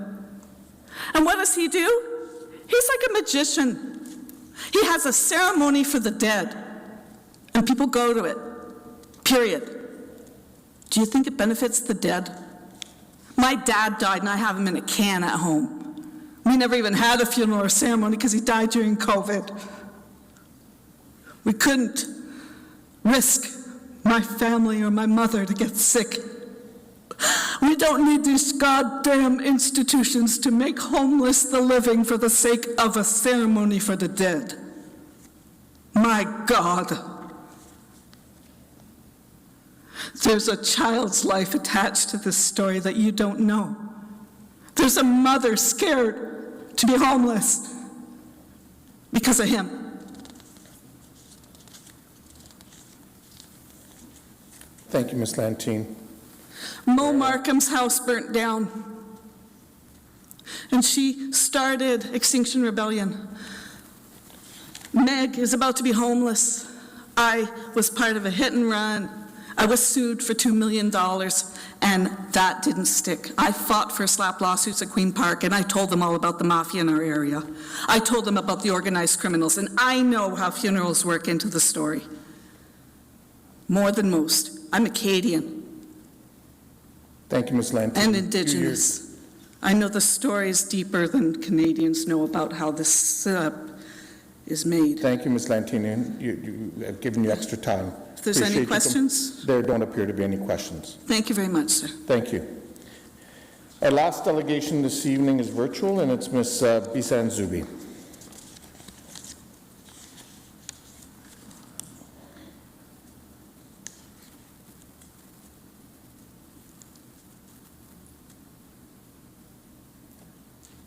Ms. Zubi, welcome. Hi, thank you for having me. I am speaking today as an individual. My name is Bisan Zubi. I have a little bit of experience with this because in February of 2021, I was forced to become an expert on the landlord-tenant board and renters' rights because I was rent-evicted from my home of 4 years located in Uptown Waterloo. And we've talked a lot about, the impact of this, but in that specific unit, one family with a young baby were forced to move to New Brunswick because they couldn't afford any housing in the province. Another tenant was a man who had lived there for 20 years. He also left the region altogether. Another was an elderly man who went into retirement home after that. One neighbor told me actually that he couldn't afford anything and he would be living in his car for the foreseeable future. I don't know where he ended up. There are real lived impacts when you remove housing, especially units that are pinned at an affordable rate. It's traumatic. I personally had to move all of my furniture into storage, live with my parents for several months until I was able to find another apartment that I could afford, and that actually is what led me to leave Waterloo and become a Kitchener citizen. So there is displacement that is going to be inevitable from removing these types of affordable units from the market. The situation was a little bit different because I never had the opportunity to ask council to block this. It was a private sale from one owner to another, and Renoviction didn't actually completely take those units off the market. What it did was turn them into $2,200 a month units after they had been, my rent was $1,050, so a doubled rent. But they were similar in that, several people are going to lose their homes, lose, where they are living, where they're raising their families, where they might even be working and running their own businesses from home. They are also accidentally affordable because of the fact that you can only raise your rent while you have consistent tenants in a place by a certain minimum amount. And so that is what happened, and that is what kept these rental rates affordable. They're also both located in residential areas, on major thoroughfares, and at the end of the day, these decisions were all made for private economic gain rather than the public good. And I heard earlier the threat, I guess, to put the housing or the property on sale. But I will remind this council that it's currently zoned for low-rise residential. So if you do your job and just reject any zoning changes, that won't change, and this won't turn into some kind of, mega development. It will remain low-rise residential. I'll also remind this council that in the case of renovations or renovictions or remodels, the LTB requires the tenant to have the first right of refusal at the same rental rate. So that is actually in the act, and that is,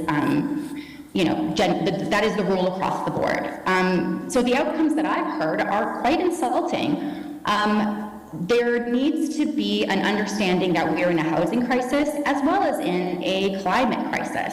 All my thoughts aside on the logic of putting a crematorium and incinerating human bodies in the middle of a residential area, the housing is also going to be for parking for cars that would only be used on a part-time basis, which goes against everything the city has said it believes in, including in its Housing for All strategy that passed in December 2020, which states that stable, secure, affordable housing is a human right and needs to be available for everyone and must be lived, experienced, focused, so implementation must involve the people affected the most. That is the tenants and that is their needs that should be front and center here. It should be explicitly anti-discriminatory. Again, that's from the Housing First Act, and that is that this is not anti-discriminatory. It's classist, and it's further marginalizing working people, young people. And it also says that the City of Kitchener must, quote, focus efforts on achievable actions with realistic timelines that Kitchener has jurisdiction or resources to do. Again, this is you. You would actually be doing something to affect affordable housing in contrary when if you just say no to a rezoning, that's completely within your jurisdiction, and it would be well more in the bounds of the Housing for All strategy. I will also point to the Transform Waterloo Region Climate Action Strategy that, again, a lot of fanfare when Kitchener signed on, and you received an A grade for having done that. And it says explicitly in its vision for the future, quote, there are fewer parking lots, select car-free streets, and the region's arteries reflect a focus on moving people rather than traffic. So tell me how including more parking spots is at all in adherence to that specific stated principle. Page 83 goes into more detail. Driving and parking facilities are expensive for our community and inefficient ways of moving people. But current policies encourage driving by subsidized roads and parking, and designating public and private spaces around car travel. Removing these incentives while improving active transportation and transit, something you're also doing, will help efficient and low-carbon alternatives become normal and preferred means of getting to destinations. So that's all written within policies that Ms. Zuby, I've already given you a minute. If you can just, an extra minute, can you wrap up, please? One business's bottom line isn't worth compromising the city's vision and our promises, and it's not worth compromising homes and affordable units. This is an opportunity for council to walk the walk on a housing crisis and a climate crisis, and I hope you take that opportunity seriously. Okay, thank you very much, Ms. Zuby. Are there any questions? There don't appear to be any questions. Thank you for coming in virtually this evening. Okay, are there any questions of staff before I go to Councillor Singh for the motion? There being no questions of staff, Councillor Singh. Yes, originally arising from the Planning and Strategic Initiatives Committee, the item is moved by myself and seconded by Councillor Chapman. So, Councillor Singh, I actually don't believe we have a motion coming out of the committee, so are you moving option 1 or option 2? I would be moving the staff recommendation. I don't have that. So option 2 Option because two, yes. Mr. Walser has indicated that he's removed 48 Becker Street from his application. That's correct. So option 2 is what I'm moving. Okay. So thank you. And is there a seconder for that? It's seconded by Councillor Chapman. Okay. Well, normally that would happen if it's coming out of planning. Is there a seconder coming out of Councillor Ioannidis? Thank you. Okay. Discussion. Councillor Clancy. Thank you. I just want to speak up a little bit about this practice that I think is more widely happening than just this instance. So I hope to encourage tonight businesses to avoid the opportunities of financial gain by buying up private affordable housing units. There is a statistic I read that for every unit of affordable housing that's built, that we lose 15 in the private sector. I hope that as a city, I know we're working on this, and I'm grateful to our planning department that we'll find more tools in our toolbox to protect affordable housing, especially given the current crisis we have of increasing homelessness, and affordability that displaces people from their homes and outside of the region. I think it's my job as a council member to make decisions based on what I hear at the door and what I see in my community. And I see people paying very high rents that mean that they either can't eat or they have very limited choices. And I heard from my constituents that affordable housing is the #1 priority for them in terms of having a city where everyone can live and everyone is welcome. So I'm happy that we'll continue this work to to build our toolbox to help prevent displacement of people living in affordable rentals. I would like to encourage our business community to not look at affordable housing as an opportunity for profit. And I hope, and I will not support this, this proposal because it will have a negative impact on low-income families, and that is against my values, and I think it's against the Housing for All strategy, which I believe in. Thank you. Councillor Chapman.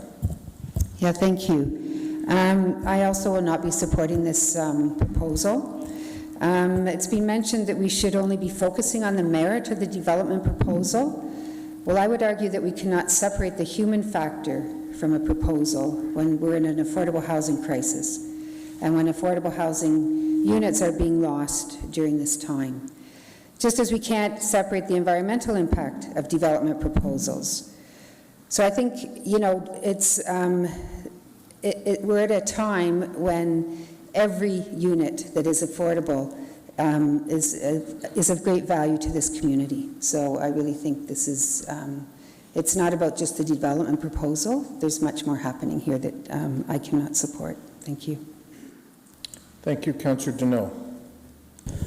Thank you, Mr. Mayor. And, you know, sitting here for the last 5-6 months, my worry going forward over the next 3.5 years of our term is that staff is going to continuously bring these kind of proposals to council, whether it's, you know, tearing down established homes where there is affordable rents, or yeah, and I think, you know, and I indicated this earlier this evening, you know, we have to be better. We have to do a better job of maintaining what we have. Growing up, Hamilton, single household, single parent household on social assistance. If this were me, I don't know what we would have done. We would have been on the street like half the other people that are currently in encampments because somebody wanted to get rich. We have to stop displacing people. We have a homeless problem. We've acknowledged that. And so if we continue to pile onto that, where are these people going to go? And so I think as a council and as a community, we have to be better. We have to. We can't be any worse than we are right now in displacing humans from their homes. We did it back in late last year, and so it's come to us again. So when do we get the chance to say no to staff and no to developers that no, we're not displacing any more people for the sake of you adding a parking lot or adding a few extra dollars in your pocket? And so I'm super frustrated by this whole process because we can say no. We should say no. And that's all. Thank you. Councillor Singh. Thank you, Mr. Mayor. I share sympathy with all parties involved, with the proponent, who has said that he's not a affordable housing provider. He is a business person who sought to purchase these properties for future expansion of his business. I feel for the residents who, of course, have enjoyed likely lower than market rent for some time, and that's been their advantage. But taking a step back a little bit, the property owner had within his right and reason, and I think my colleagues have given examples of other aspects of the Landlord and Tenancy Act to add on further, where the individual could have renovated those properties, gone to the Landlord and Tenant Tribunal, and applied for market rent for whatever it may be. And that's within his purview to do that same now, if he chooses to continue owning those properties, and if this council chooses to exercise this right to decline the application. Could go back and up the rent to what the market is. And what we've heard, those rents are not affordable to families there. So they would still be exactly where it's at. So it's a problem from all facets. But what we have to do is take a step back. This is not an affordable housing question. I think affordable housing is a problem of our making. is a problem of our making over the last many decades, where we didn't approve adequate amount of development and housing opportunities, where we have a runaway market and rents are just out of control. I'm not talking about ownership, I'm talking about rent. When there's enough units out there, if people have built them, if the rents are too high, those units will sit vacant. Guess what? Market brings those rents down automatically. And the reason why the rents are so high is we don't have enough supply of housing units. But this is not a housing question. This is an application by a business owner under a planning application that's related to that zoning and combining a residential part to a commercial part. I get that. And that's where I did feel some reluctance, perhaps, to see, wait a minute, why are we associating the residential into the commercial, and should we take pause? And I had to take a wider perspective and see overall community perspective. Yes, we're losing 3 housing properties, but at the same time, it is a business provider that's providing a wider community benefit that may not be shared by all, but is a fact. 1,400 families and growing. And this business is looking to increase its business options that caters to a wider demographic, a diverser demographic. And so why should we not listen to those perspectives as well? So out of that context and a wider, high view, it's sad that these houses will be demolished, but I think it's an opportunity of this council not to delay applications when housing applications come forward, to make sure that we have adequate supply as well, but not to intertwine 2 very different discussions. And with that, and looking at the wider community benefit, I would be supporting this application. Thank you, Councillor Singh. Councillor Ioannidis, you're next. Thank you, Mayor Urbanovic. I echo a lot of what Councillor Singh had mentioned.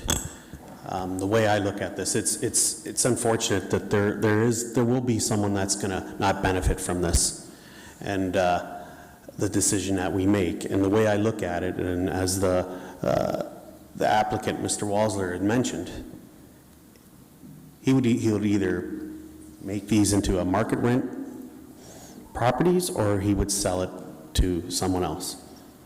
And the reality of this day and age, when you sell these properties with rents that are under market value, the new owners are not going to just sit there and let the individuals live under affordable housing when they can't afford to pay the bills to sustain the property.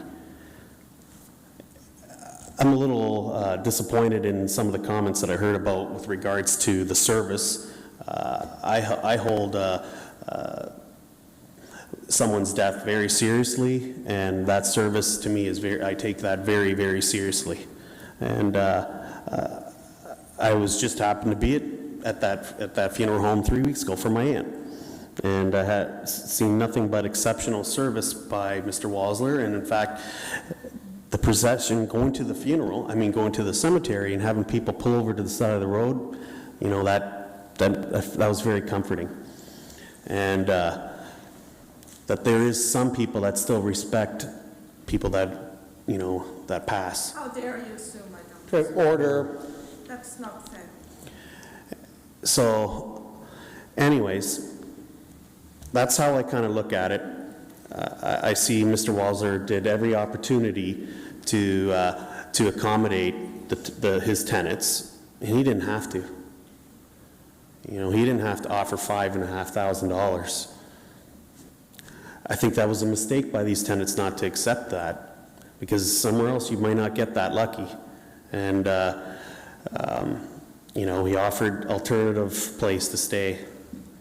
And I think it's sad that Mr. Walsler was dragged through the mud from what I've seen, and it's unfortunate. But that's how I see it. I think one way or another, either we delay it by denying him his application, because that will eventually end up being those units being sold or being up to market value, or we just give him what he needs to sustain his business and to move forward and provide a service that the community needs without further delay, because the inevitable is going to happen. Thank you, Councillor Ioannidis. Councillor Schneider. Thank you, Mayor Vivanovic. I agree with a lot of what Councillor Singh and Councillor Ioannidis have said. This is a situation where a business needs to expand. There used to be 4 cremators in this area.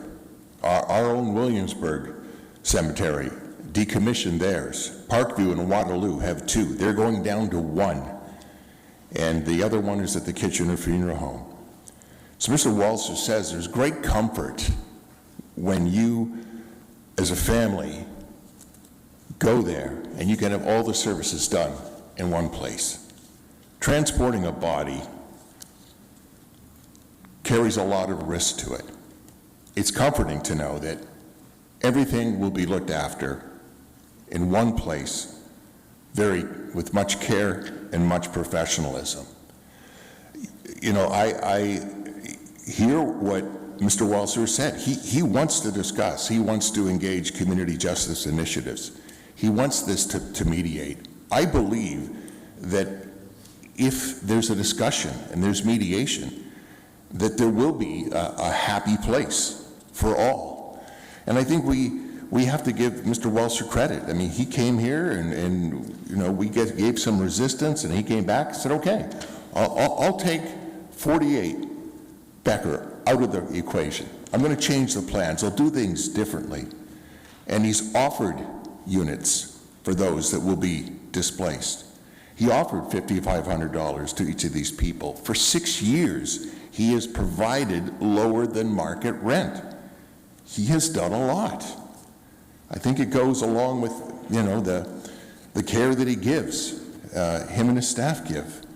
They employ 60 people. There's benefit there too. So while there are so many competing issues here, I am going to support this. And I really encourage those who rent for Mr. Walser to take part in this mediation. Like, give him a chance, talk with him. He's showing an openness to make this happen and find a balance. So I just really encourage that mediation to take place. Thank you, Councillor Schneider. Councillor Michaud. Thank you, Mr. Mayor. This is, as all their councillors have said, either side, this is an incredibly difficult time, difficult decisions that have to be made. I want to comment first on Walser Funeral Home and Mr. Walser personally. I had a personal experience with a funeral home, and I can tell you that his services were exemplary and much needed, and that was 10 years ago. So 10 years ago, our population was much, much smaller, and to Councillor Schneider's comments of the crematoriums that we're losing, we need more of this, and we can't lose sight of our services needed in the community with housing. We have to find that balance. I think Mr. Walser is trying to work with the residents on finding that balance. He's offered them all an alternative place, and he's also looking to work with a mediator. So again, it's a difficult decision. It's not one that I certainly would take lightly, but I cannot get in the way of someone giving a solid service to the community as well. I cannot let that cloud the decision, so I will be supporting Mr. Walser tonight. Thank you. Councillor Davey. Yeah, thank you. So I'm going to be honest, this is in the ward that I represent, and this has been a very gray issue for me all along. If I'm being honest, usually the decisions that I make, I'm very confident about. This one, not so much.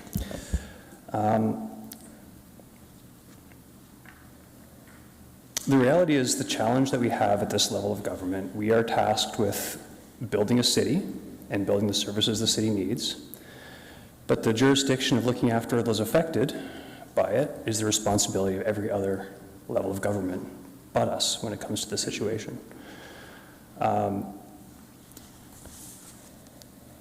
Affordable housing is not Mr. Walser's responsibility. Affordable housing is very narrowly the responsibility of the City of Kitchener. Affordable housing is the responsibility squarely of the region of Waterloo, as supported by the provincial government. So this is a heart-head decision, definitely. But when I look at the reality that Mr. Walser began this process in 2017, before any of us knew there was a housing crisis. In fact, we didn't really know there was a housing crisis until 2021, roughly. We have to honor the process of the businesses in our community. This is not some conglomerate coming in. This is a family-run business that has made efforts to reach out to the residents that are there. And I heard Councillor Ioannidis bring up the possibilities if we turn this down. There is another possibility, which is the reason I can support option number 2, and that possibility is an appeal to the Ontario Land Tribunal. And for those in the gallery that aren't familiar, when it goes to the Ontario Land Tribunal, it would be within the applicant's right to go back to the original proposal, which means no offers of residency for the affected residents, no offers of potential remuneration outside of what's deemed by the landlord board. And most importantly, Mr. Walser and his planner have removed one of the properties from the 3 that were supposed to be demolished. So I guess in my sense, and again for final reference, municipalities tend to lose something like 96–97% of appeals to the OLT. So the biggest issue that we do face is the supply challenge of housing in this city and across Ontario and the country. And I am looking at this as the potential of losing 3 instead of losing 2. So I will reluctantly support option number 2 as put forward. Thank you, Councillor Davey. Councillor Clancy. I just wanted to make a few other reflections. One, we know that rents right now for a 2-bedroom is about $2,500 in rent. So when we do look to tenants who are in a vulnerable situation as not being privileged to own a home, that would only cover first and last months, right? And then from there on, I look at it through the lens of the tenants, that bills for their residents would at least double, if not 2.5. So I think we have to hesitate as when we're discussing tenants as feeling lucky when they're in a position of being displaced. I think we have to look at when we use terms of letting people live there. You know, how if we are truly to look at housing as a human right, I think we have to look at it through an equity lens. And so I would encourage us to reflect on the language we use when we talk about tenants as being lucky when they are facing displacement. And this will communicate to many tenants that you know, low middle income families don't belong in Kitchener because now they can't live here. Because my anticipation is that finding something that's in their price range would be highly difficult.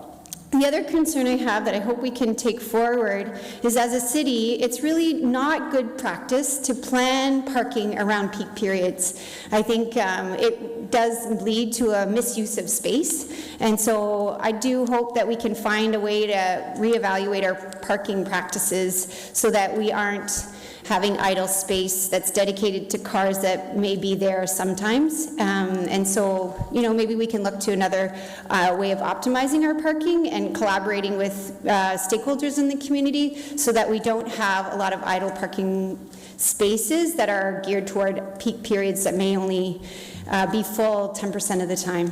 Thank you. Thank you. Those appear to be all the comments. I'll make some comments myself now, and I do want to thank everyone that's been part of this this process over the past, well, through since the beginning, but in particular over the last couple of months, as we've had a number of deferrals, while the applicant strived to address both council concerns and address the needs of the residents in question.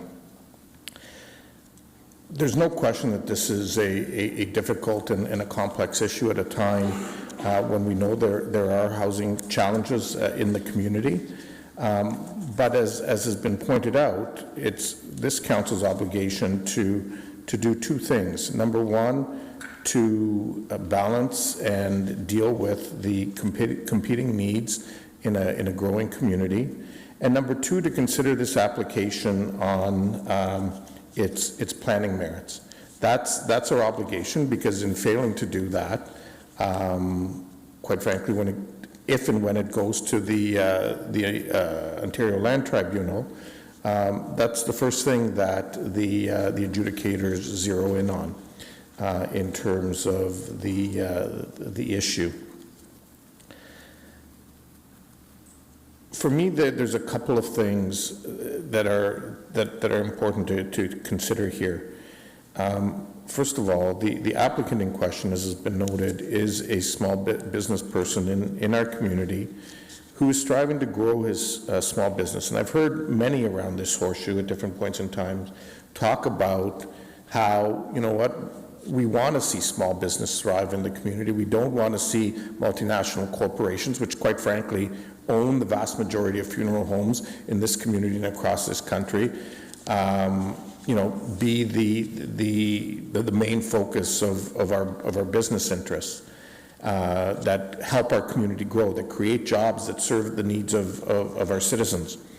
And, you know, in that regard, I think it's important that we consider the fact that this is a small business that's growing, that's meeting a growing need. As has been demonstrated, the numbers have gone from 100 to 1,400 as part of normal growth. But we also know that the population is aging, that the demographics of our community is changing. I mean, I'm a Roman Catholic. In our tradition, in the past, cremation was very rare. Now it's much more regular. We also have a much more diverse community. As you heard me say earlier tonight, we have almost a third of our people, of our residents, who are racialized, where cremation is much more common in their traditions. And so we need to make sure that those services are there to meet the needs of our community. We've also heard the applicant indicate that, you know, they have no interest in being in the development business. They have no interest in the long term in terms of holding these properties, and their purpose for acquisition was the eventual expansion of their business. Obviously, our planning staff evaluated based on its planning merits and planning precedent, and based on that have made the recommendations that are before us this evening. There's no question that there are other issues that need to be addressed provincially and federally in terms of housing affordability and so on, and we will do some of that tonight. We will continue to work with our provincial and federal partners on addressing that. And I would encourage the applicant, even if this gets approved tonight, as he's indicated, to continue working with CJI and with others to try to come, to ultimately end up with a resolution that hopefully can address the needs of all concerned. But as has been pointed out, he has already taken one property out of the application in response to community concern and continues to strive to work with the residents to meet their needs. But it takes everyone wanting to have that dialogue and strive to move it forward. So based on all of that, I will be supporting the recommendation that's before us this evening, and that at this point there's nobody else in the queue, so it has been moved and seconded, and so I'll take the vote. All those in favor? Those opposed? That motion is carried.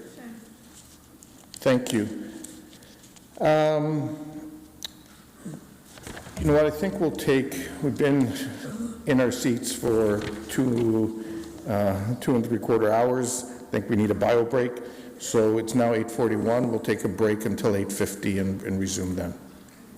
So recessing until then.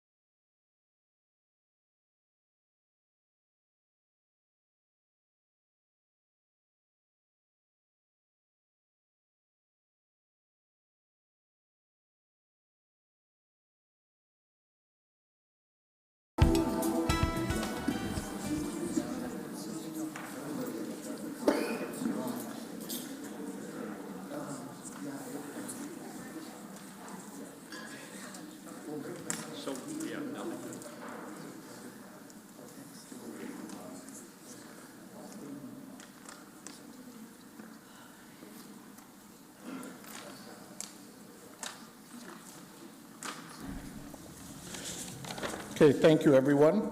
We'll resume the meeting now, and our next item is 6.4, official plan amendment and zoning bylaw amendment pertaining to 4396 King Street East and 25 Sports World Drive. Take note of the conflict raised by Councillor Davey. There have been written submissions from Mr. Colin Yee and also 2 submissions from Mr. Tony Bocchino, which have been forwarded to Council ahead of this evening's meeting. There's 1 delegation, Ms. Kristen Barrisdale from GSP Group.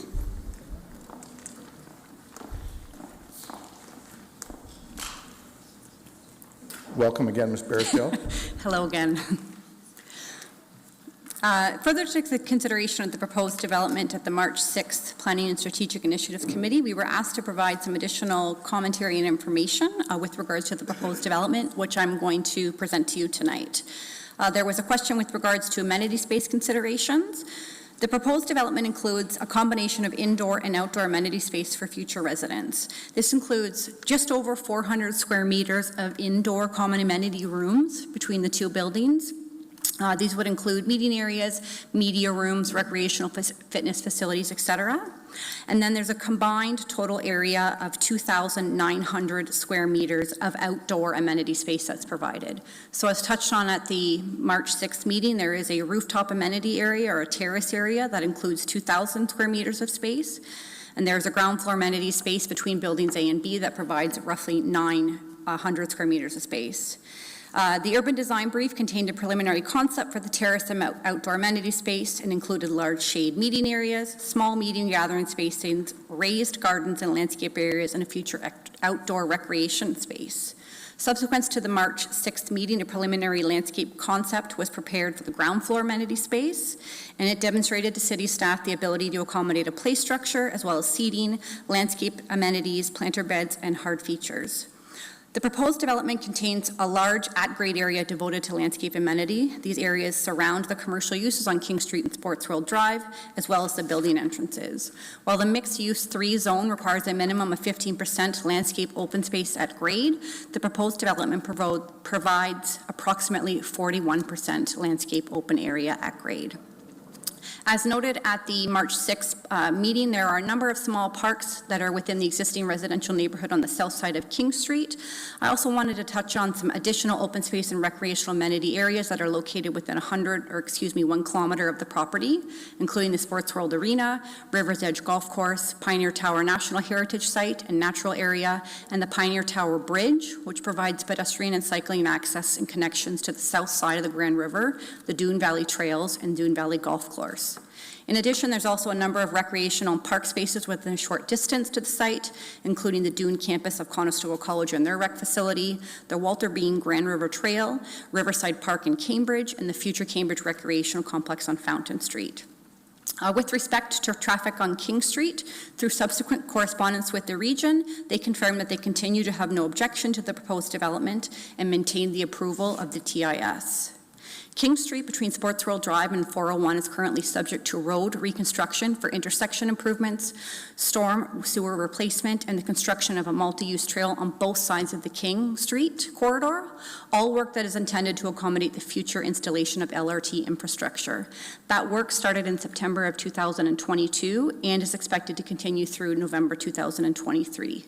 Finally, the MTO confirmed that there are approved plans for new ramps for Highway 8 that would provide direct access to 401 westbound, eliminating the requirement to use King Street. While the funding has not yet been approved for these improvements, they remain actively planned future projects with MTO.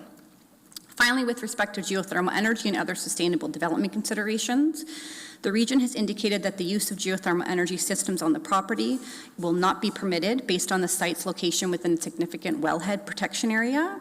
A sustainability statement was prepared in support of the proposed development, which outlined future sustainable development measures, including the inclusion of indoor and outdoor bike parking facilities, as well as the provision of electrical vehicle parking opportunities for residents, future landscape designs to provide for large canopy shade trees along King Street and Sports World Drive, as well as the use of drought-tolerant plantings suitable for urban environments, design and construction of the terrace amenity space to include light-colored, low-albedo hard surfaces and opportunities for rooftop gardens and planting beds, The proposed development will adhere to or exceed components of Energy Star and Built Green considerations with respect to the reduction of greenhouse gas emissions.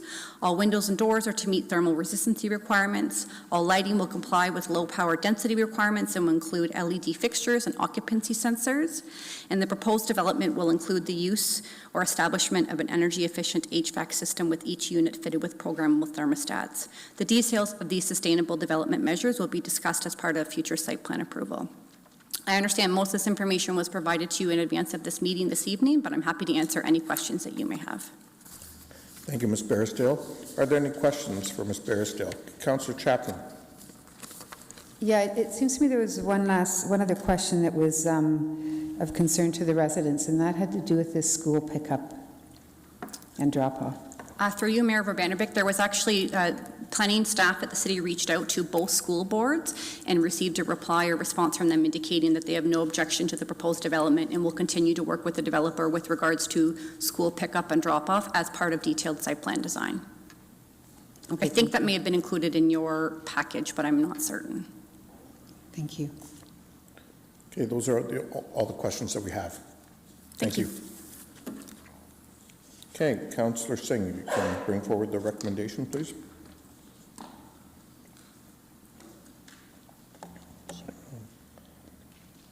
Go ahead. Yes, thank you, Mr. Mayor, as moved by myself and seconded by Councillor Chapman. Okay, any discussion? Those in favor? Oh, sorry. Was not initially. Councillor Deneau, go ahead. Sorry, are we voting on whether to proceed with this? Is that what we're doing right now? Yeah. Okay. Yep. So I guess if I can just address Mr. Stevenson, thank you very much for sending me that information a couple weeks ago. And I actually did look at the traffic impact study that has been done in the past and then the future traffic in around that area. Now, what I did note is that maybe somebody can help me with this, when it talks about the 95th percentile exceeding storage, is that a good thing or a bad thing? When we're talking about traffic.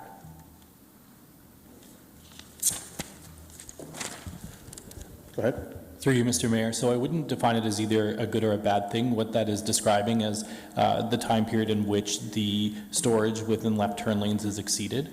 So the traffic study did conclude that at peak times, storage length is not sufficient and it is exceeded, but that is limited to peak times. That's an existing condition and is not expected to be significantly worsened by this development proposal. Okay, and I also was looking at, I guess seems like it's more of a report card for some of the background traffic operations. And, you know, there's some A's and B's, but there's quite a few C's and there's a few D's with regards to some of the turns on this graph here. So again, you know, when you have C's and D's, is that a cause for concern regarding traffic? Or is that kind of a C is okay, D's, well, we can live with a D?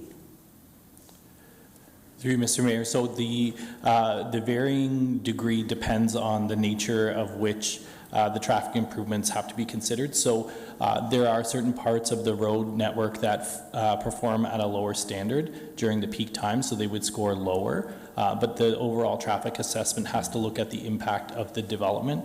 So certainly there are peak travel concerns within this corridor at peak times. It's an existing condition. We do know that when MTO does construct the access ramps to the 401, that's expected to improve the condition. And of course we know, and we've heard from residents, that the condition right now is more frustrating because there is a lane closure with construction. So certainly we're experiencing the worst of it right now. And we don't know when the 401 extension will be. We do not have time. It could be like Highway 7, that it's in, 20 years down the road, right? So essentially, given governments and so on, yeah, no reflection on you guys, but I'm just saying. MTO is not confirmed.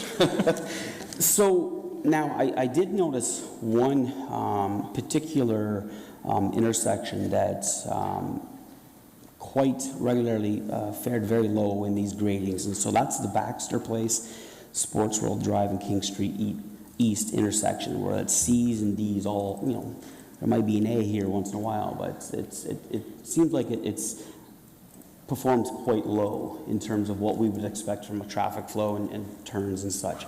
So are we able to, I'm not sure if that's a regional road or if that's a city road, but I would think I'd like to put some emphasis on maybe getting that intersection flowing a little bit better. Is that a possibility to look at? Once, again, we're going to be putting lots of people in that area in the next 10 years. So through you, Mr. Mayor, certainly I can bring that back to our regional colleagues in their transportation section. They would have done analysis based on the construction and the resurfacing work that's going on right now, but certainly we can continue to highlight that intersection with our regional colleagues. Okay. So I guess from the analysis that the city takes a look at this and staff, is that a cause for concern, or is that just kind of a little blip in regards to the whole report? So the traffic study concluded, and what our staff and regional staff ultimately reviewed and concluded, as well as with MTO, is that there are some frustrations during peak hour, and those are expected to continue but not be significantly worsened by this development application. We know as this area continues to urbanize over time, as we see the extension to LRT, we'll see a totally different transportation network transformation here. But one of the big pieces will be the connection to the 401. Right now, the Maple Grove industrial area does use King Street to access the 401 for traveling westbound, which is a considerable traffic impact. Right. Okay, so I guess having said that we don't know when that extension will go in, we don't know when the ION's going to go in and hit that area, are we able to have a holding provision until some of that work is done and we phase in the other buildings based on when those other roads are completed? Is that something we can look at? So certainly with each development application, if we do receive more within this area, within this node, we will require additional traffic studies for each development application. As part of our major transit station area, when we do get to this station area, we will take a more holistic approach to reviewing not only private vehicle transportation, the road network, but supporting active transportation and public transportation as well. So it is coming, but until such time as we complete our station area planning work, we require an independent traffic study for each development application. Okay. All right. Okay. Thank you. Thank you. So the motion has been moved and seconded. Those in favor? Opposed? With the noted conflict, that's carried. We'll now move on to item 6.5, which is the official plan amendment and zoning bylaw amendment pertaining to 146 to 162 Victoria Street South and 92 to 110 Park Street South, which is part of a application at the Ontario Land Tribunal. I note the conflict from Councillor Singh. To the delegations that will be speaking this evening, please be advised that Council is appreciative of your willingness to engage in the public process. As delegations, you have been put on the agenda in order to permit you to address Council related to the development applications for the properties municipally addressed at 146 to 162 Victoria Street South and 92 to 110 Park Street Park Street at your request to be able to share your views publicly. Unfortunately, due to the status of the applications at the Ontario Land Tribunal and the pending case management conference, members of Council will be actively listening but are prohibited from making any comments or asking any questions related to the presentations as they are the subject of ongoing litigation. We have 3 delegations. The first delegation will get 10 minutes because they are presenting together. And so welcome Ms. Peggy Nichols and Mr. Sheldon Atos. Thank you very much, Mr. Mayor, and thank you for the opportunity, Mr. Mayor and councillors, for the chance to speak to you tonight. My name is Peggy Nichols. And I'm Sheldon Atos. We're here on behalf of 3 community groups, Livable Park and Victoria, Cherry Park Neighbourhood Association, and Victoria Park Neighbourhood Association Development Committee. And I'd like to just be clear that we are actually not here to talk about a specific development as listed on the agenda, but about our experience of the development process in general. Some of us have been engaged in actively following development for over a decade, so collectively we hold a lot of knowledge and experience. Next slide, please. It's important to emphasize that we support development and know the city will grow and change. We celebrate the revitalization of downtown Kitchener, and we know that a vibrant city depends on a growing population. We understand the principle upon which Kitchener's growth management plan is based, that, quote, maximizing the use of existing infrastructure is preferred, and that planning and implementing intensification is also a high priority. Next slide. Because of our commitment to our city and neighborhoods, we have consistently participated in Kitchener's visioning and planning process. We have engaged in helping to shape the Urban Design Manual and the official plan, attended design charrettes, secondary planning and zoning meetings, responded to engaged Kitchener surveys, met with planners, made presentations to developers, delegated to council, and organized neighborhood information meetings. Next slide. We've become very familiar with many of the city's planning documents, such as the Urban Design Manual and the official plan. They describe a vision and a plan for development that resonates with us. They speak to a city that is livable and sustainable for everyone, includes a range and mix of housing for people of all incomes and family sizes, and that is walkable with tree canopy even on downtown streets such as Victoria, King, Charles, and Queen. Next slide. We know that any official plan needs to be flexible and that there will be requests for development for amendments to zoning bylaws. However, we have seen massive deviations that seem completely incompatible with what is laid out in the plan. For example, the proposed site for development on Victoria Street near Bram, and I'm just using this as an example, is zoned for 13.5 meters, and the proponents want to erect a 25-story tower that's 86 meters in height. That's 6 times more than what the regulations permit. The houses across the street are 2 to 3 stories high. Almost no affordable housing is being incorporated into new downtown high-rises. Those who live in existing affordable housing are being displaced, and we've heard about that tonight at Council. Very few 3-bedroom units are being constructed, preventing families from living downtown. We aren't seeing setbacks from sidewalks that would help to mitigate the heat island effect of concentrated high-rises and allow for shade trees that would significantly improve the pedestrian experience. Next slide.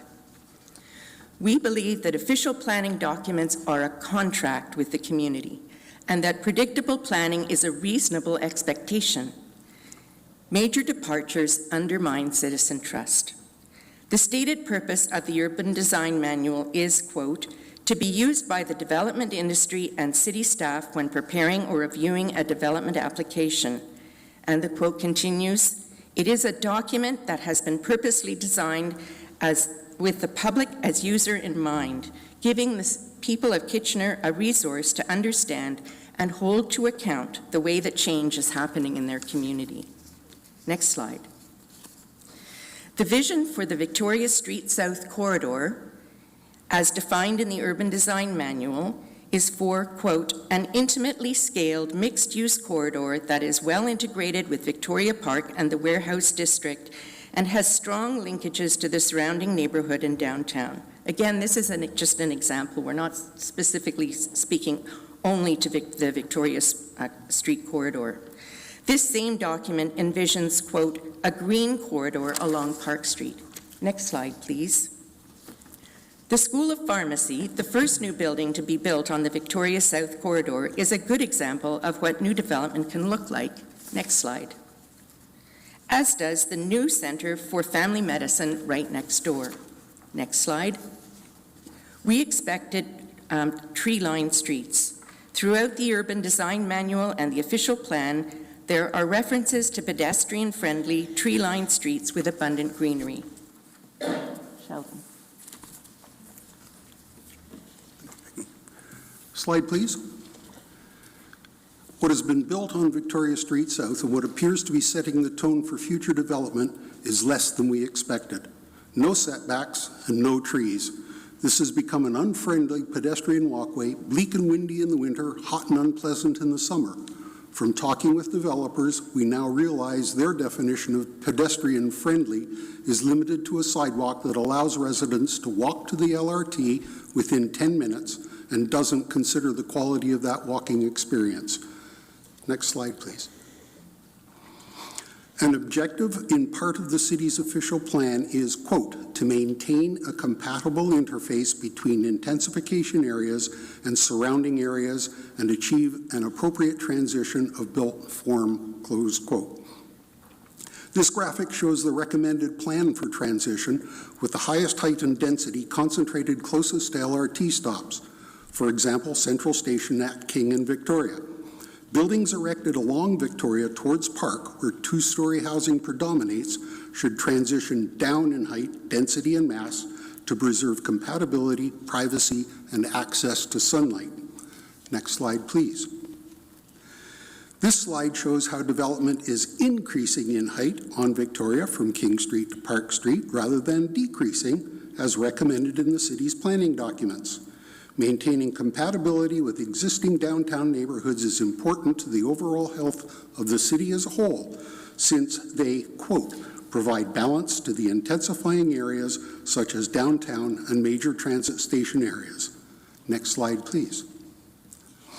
The Urban Design Manual and the official plan both state that, quote, all development in Kitchener should be designed as age and family friendly, close quote. The planning documents also speak to affordable housing in a full range of sizes and tenures that enable families and others to grow and age in place across the city and within neighborhoods. Almost no family-friendly units are being built or even planned in the downtown area, let alone ones that are affordable. Next slide, please. Local University of Waterloo planning professors Don Parker and Brian Doucette state that the investor-driven boom in small condos is leaving housing needs unmet and is displacing vulnerable residents who can't afford higher rents. They assert that the core housing needs of our community are affordable and deeply affordable housing and larger units for families who are on a range of income. Recent Stats Canada data reveals that investors bought 77% of the 3,215 condo apartments built in Kitchener and Waterloo between 2016 and 2020. Just 23% of new condos were bought by someone to live in themselves. This helps to explain why so few condos have more than one bedroom and are unsuitable for families. According to Brian Prudhomme, a co-owner of Momentum Developments, quote, investors prefer smaller condos because they are cheaper, close quote. He goes on to say, that's simply what the market demands. To be perfectly clear, the market Mr. Prudhomme is referring to are investors, not homeowners. Next slide, please. While developing this presentation, we reached out to several other neighborhood and residents groups to ensure that we were reflecting a common perspective. These are a small sample of the comments they shared with us about their experience of engagement in planning for their neighborhoods and city.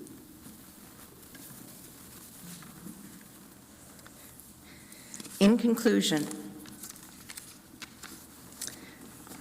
we want to be engaged in planning with developers, city planners, and city council. We believe that a strong community is built on partnerships and trust, and we have a responsibility to work together to build the best city possible. We propose meaningful engagement of citizens much earlier in the planning process, when our ideas could be incorporated into the design, and before it's so far along that our comments are disregarded. We've seen examples of this working in Mount Hope Write-Up and Mill Cortland neighborhoods. These issues matter. Future generations expect us to address them now before we build and pave over our city in ways we can't undo. We need to take the long view and not just build what's convenient or profitable now. We know it's not easy being a developer, a planner, or a councillor, and we've heard that tonight as well, as you've struggled with other challenging planning issues. These are challenging problems, But we have new council members with new energy and new ideas. We have a chance to make a difference and change the kind of development that we're seeing, especially in downtown Kitchener. Let's work together to build a city for our family, friends, and neighbors. A city that our family, friends, and neighbors will want to live in for generations to come. Thank you for hearing us tonight. And for anyone that wasn't able to stay through the presentation, we will be sending out notes of our speaking notes. Thank you very much. Thank you very much, and staff will make sure that your notes that you forward to them and, Thank you. And the deck get shared. Councillor Chapman has indicated there really aren't any questions or...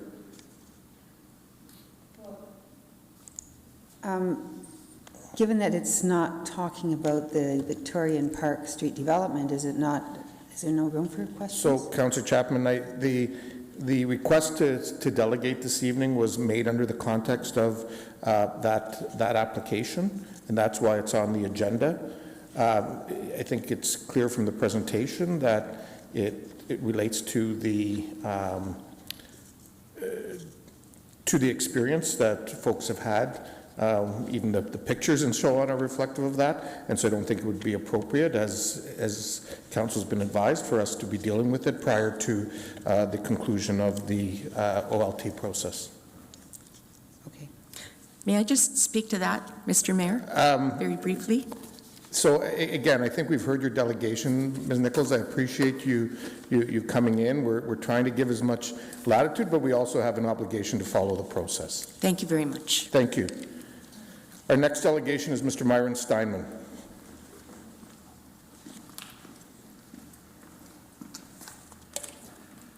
Thank you. Welcome, Mr. Steinman. Thank you, Mayor Bernovic and councillors.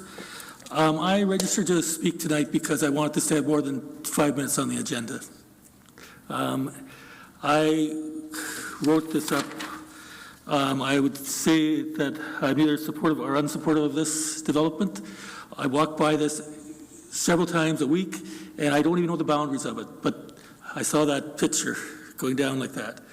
I think it is disrespectful of this council to leave all these people who are in support of the presentation that was made, to make it the last thing on the agenda. So now I will read what I wrote. I would like to go on record that I'm either supportive or unsupportive of the development. May concern about potential damage by fire be addressed adequately by this application, before this application is given a green light to proceed. I have spoken briefly. I just heard about this, that this was going to be, people were going to be asked to come to support this presentation about 2 weeks ago.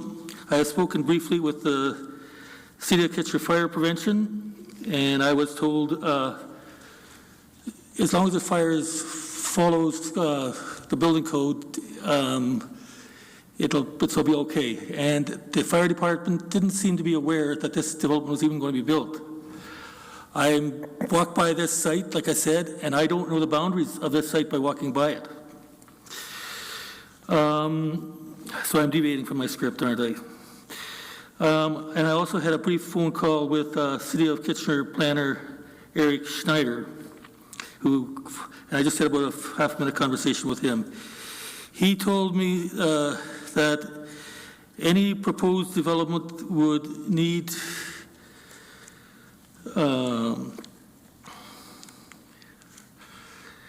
it would need to have a second water access. It would need to have a second water access. It couldn't just have one water access. It would need a second water access. And he said that it will be having a, but again, my question was, may concern about potential damage by fire be addressed adequately before this application is given the green light to proceed? If there were a fire on the top floor of the proposed development, or any other floor for that matter, how would the City of Kitchener respond, both with the proposed development and in the surrounding neighborhood? So what I got a response was that this needs a second water access, and that it will have It will have a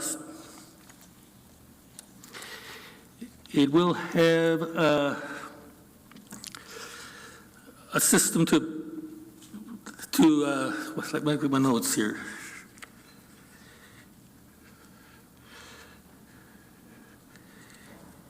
Oh, I didn't put some of my other notes. The secondary plan access feeds into a sprinkler system. If the sprinkler system is activated, it activates all the floors. It doesn't just activate the unit. There's no technology to control just a fire in one unit. If the sprinkler system is activated, it activates all 30 or 50 floors, whatever it is. But there's a system of protection that it won't be just set off. Also, each floor requires a water hose that the water hose needs to be accessible to all the units on that floor. And so that was the information I got from Mr. Schneider on my question of how this would affect the neighborhood and the residents. So it takes from that the fire department isn't needed at all because, or no, anyways, I'm deviating. I guess I kind of am opposed to it, but I'm on record that I couldn't believe how humongous it is. It's humongous. It's much bigger than the other developments on that area, on that street, as I see it.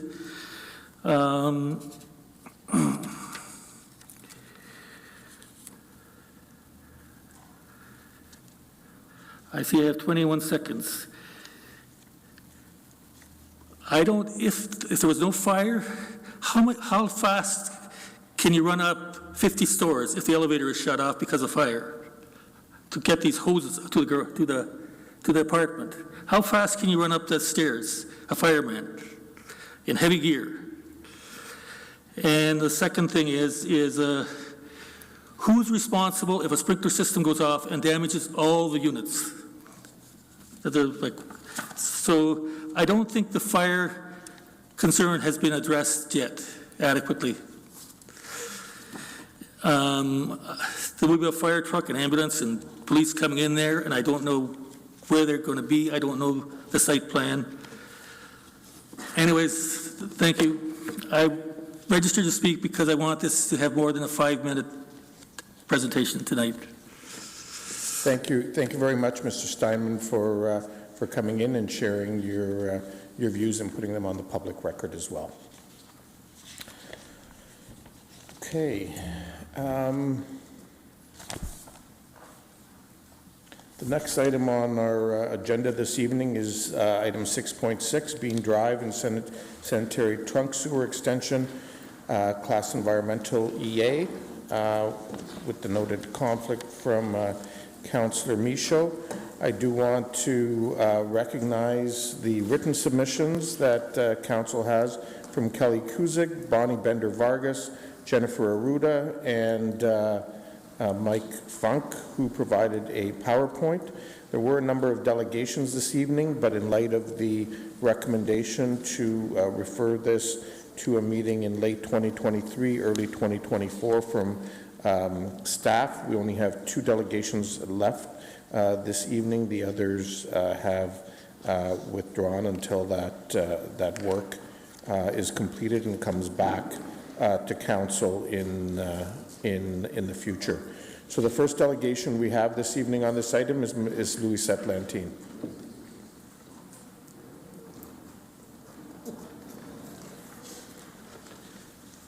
Welcome, Ms. Lantine. Thank you for coming back. Yes, I still live at 700 Starflower Avenue in Waterloo. Yay for me, but not so lucky for other people sometimes. So my presentation tonight is specific to concerns regarding Strasburg Creek and issues that date back down to 2011. I actually was preparing these notes in such a fury that I forgot my glasses on the way in, but I'll quickly go over what I'm providing for council. I have just sheets of my speech for each council member. Here are the attachments. Now, the attachments I've not made for each council member, however, I will provide. So basically, this is a series of attachments. The first one represents correspondences I exchanged with Mr. Cora, Mr. Upjohn, SNC Lavalin, let's see, Ian Thornton of the MNR, Ms. Pickett, Mike Stone, and Mr. Murray regarding concerns of Jefferson salamanders along Strasburg Creek and the need to conduct proper EAs. That area should also have proper mollusk study, it should have a salt study, it should be a Class EA Schedule C at minimum for the endangered species that we know are in that proximity. Attachment 2 I've provided is a correspondence I sent to the Ontario Ombudsman and the Environmental Commissioner's Office regarding Jefferson salamanders in Ontario and how the MNR testing strategy were actually killing specimens. They were doing studies on egg masses. And it was completely frivolous because you can actually tell a Jefferson salamander egg mass by visual. The earliest breeding salamander and the rest of the mole salamander species usually breed around April. Once early March, as soon as the snow melt, and then you have an April species. So you can see just from the size of the egg and from the size of how much algae is on it, how old the egg is. It's a very visual difference. However, for some reason, the MNR felt they needed to do DNA studies, so they were destroying entire egg masses to prove whether or not a Jefferson salamander is in the area. It's completely unnecessary. However, that's what they were doing, and it wasn't just happening in Kitchener, it was happening all across Ontario. So we were seeing species decline not only of endangered Jefferson salamanders, but the hybrid species and other mole salamanders as well. And it appears to be quite systemic. Attachment 3 is my correspondence to the National Energy Board regarding a different project. This regards Enbridge Line 10. And they had the Coswick map. They know the habitats are there. Enbridge admitted the habitats are there. However, there was no species delineation map, no critical habitat mapping provided. There was no money allocated to the recovery of the species. We don't know any details of it at all. However, it somehow seemed rubber stamped when Line 10 was approved. That project stuck out to me because back in 2011 here in Kitchener, I was dealing with SNC Lavalin. And when I was on Governor's Road watching the damage happen, it was SNC Lavalin again. So there's a pattern of SNC Lavalin's behavior. And this was during the years when the World Bank identified them as the world's most corrupt company. 2011, 2012, around that era. So I went on and I recorded everything. I called the RCMP. I even went to the site to ask for the water permit, to ask for the CPCN certificate, to ask for the documents which are mandated to be in their hands on site, and they could not provide it to me. So I started doing the forensic audit on the ownership of Enbridge assets and found out that Enbridge was treating pipelines as assets in shares. So ownership was transferring, but it was not being represented in the permits. It was not being represented in their insurance either. Okay, so we have this culture of KPMG selling a package to Enbridge on how to handle assets and move assets about. But the problem is, when it comes a spill, there's no contractual agreement of the current owner to actually clean up the mess. Because a lot of these assets were sold. And the permits of the CPCN certificate don't have the new owner's name on it. So if those pipes rupture, we're screwed. And we have Enbridge pipelines crossing our land here in Waterloo Region. In air, we have oil pipelines crossing our water supply in the Grand River. And that's a primary water supply for communities downstream. Okay, so we have to be diligent on checking our water supply checks and balances just to make sure Enbridge is covered with the insurance and the proper name of the proper company holder of today. Because from what I've reviewed, it's not. I have letters of concern regarding that, and I've contacted the RCMP on it. In fact, I filed an RCMP complaint because I did go to the RCMP to actually provide them with a binder of information. I went to the OPP as well to provide a binder of information that was supposed to be bumped up to the RCMP, but they didn't process it properly. Anyways, the police files are here. I'm giving them to you. Okay. Regarding these issues. Now, the salamander, I'm getting back to the salamander, don't worry. Ms. Lantine, you're But this salamander, the salamander and Strasburg Creek are an issue that goes back 10, 20 some odd years. And it actually gets interwoven with a scheme I read in the book called Putin's People, where big projects can be presented It's Ms. against the Lantine. public will, Ms. but Lantine. as soon as permissions are granted, it frees up grant monies, and the money's laundered elsewhere. Ms. So whether or not a Lantine, project can I is ask built, you- it doesn't matter. Ms. The money is Lantine, made. Ms. Lantine, I'm sorry, but I have Kitchener given you has a some- record of doing things that people don't want to do, like Hidden Valley, Lantine. Strasburg Creek. Okay, Ms. Lantine, I've given you extra time. Your 5 minutes are up. Please feel free to... Wrap it up? To give Okay, your yeah. documents, So to in a give your nutshell- documents to the clerk, Yeah, and these are we'll the make sure that documents, they these get are the forwarded. records. I want no plausible deniability on the fact that this salamander exists in our water supply. If you want to protect it, protect that animal, because every time we encroach on those areas, we're actually damaging our potable water supply, which inhibits our ability to grow, inhibits our ability to allow for the jobs and the schools and the community to have a predictable water supply for the future. This animal is vital to protecting our economic backbone, whether it be from agriculture, whether it be for tech, whether it be for the universities. They all need water. It's in our best interest to protect this animal like a priority. Okay. Thank you. Thank you, Ms. Lantine. Appreciate you coming in. I don't see any questions in the queue. The clerk is sharing your documentation with us, and we appreciate you coming in this evening. Thank you very much. Thank you. Our next delegation is Kelly Kuzik.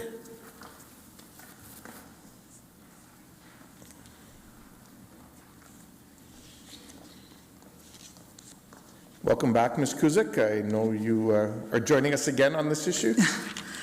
I'm going to make a comment more than anything.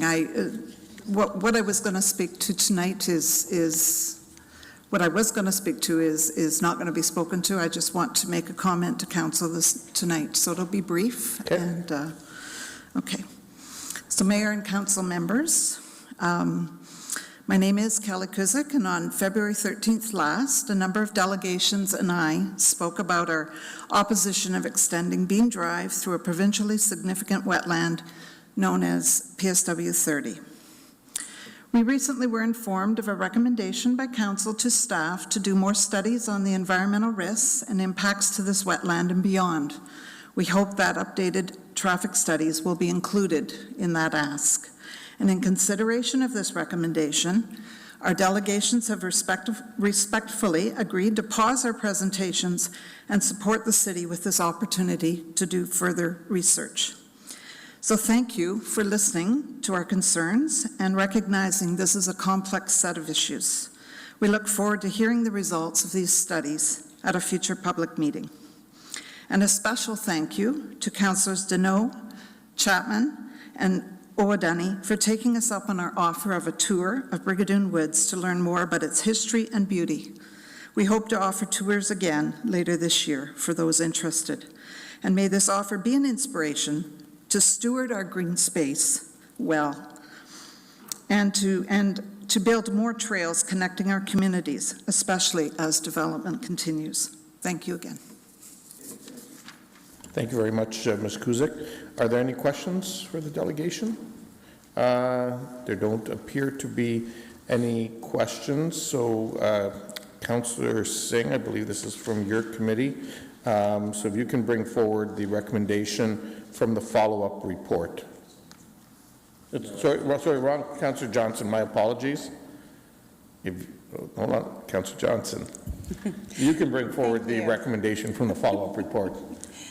Thank you, Mayor Verbanovic. It has been moved by myself and seconded by Councillor Dave Schneider that the report of the Community and Infrastructure Services Committee, specifically items 7.1.A to 7.1.E, be approved. Sorry, hold on. We're dealing with the Bean Drive in particular right now. Okay.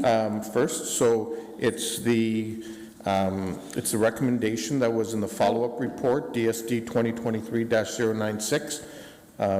Yes. Would you like me to read that out, or do you have it? You can read that out. Okay, I will read it out just for the public record. That council directs staff to complete further studies to update the Bean Drive and Trunk Sanitary Sewer Extension Class Environmental Assessment Environmental Study prepared by BT Engineering dated January 18th, 2023, that council direct staff to complete one additional consultation to be scheduled once the additional studies have been completed, that council direct staff to use the remaining balance of the budget approved in 2020 for the CA to complete the additional work, and further that staff report back to council with an updated Bean Drive and Trunk sanitary sewer extension class environmental assessment EA environmental study report in late 2023 or early 2024.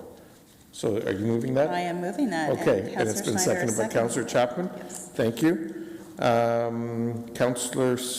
Councillor Schneider. No, in the queue is Councillor Singh. Councillor Singh, go ahead. Thank you, Mr. Mayor. Just a quick question of staff, and I'm happy to see that we are where we are. I think there were a lot of valid concerns raised from general community, and having a sober second look, I think only would solidify whatever the ultimate staff recommendation would be. But to recognize that there are other concerns, and not just how do we extend the sewer trunk to enable development to happen there, but the other issue is, of course, the extension of the street and the related traffic impact assessments as well. And I think the delegate mentioned that and saying they would hope that that itself would be reassessed also.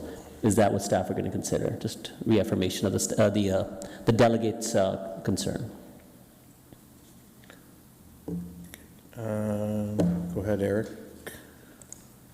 Through you, Mr. Mayor, yes, one of the recommendations is to update the Dune South Broader Arity Community Traffic Study. It was last updated in 2016, so we're looking to do a full update of that.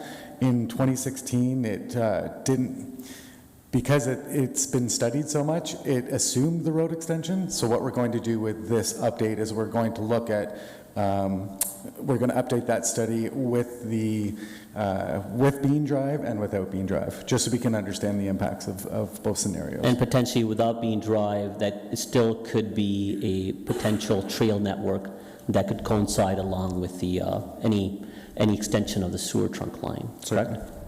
Good, thank you. Okay, so it has been moved by and seconded. There's no further discussion. All those in favor? Opposed? That is carried. We'll now move on to the reports of the committees, and Councillor Johnson, now you can do the rest of it. Thank you. It has been moved by myself and seconded by Councillor Dave Schneider twice that the report of the Committee on Infrastructure Services Committee, specifically items 7.1.A to 7.1.E, be approved.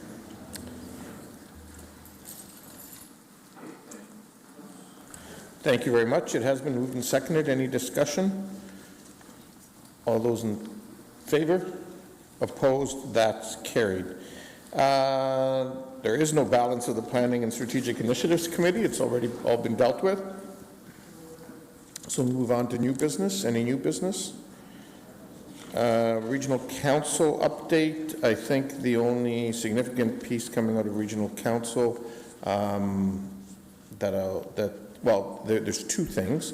Number one, the move-in date for the second managed encampment site has been identified as April 15th by regional staff, and so I know they will be working with folks to make offers with respect to the 50 spots that are available at that building. The second issue, and this one will be coming to council, to special council in our next meeting in April, is pertaining to the Lancaster Street ramp.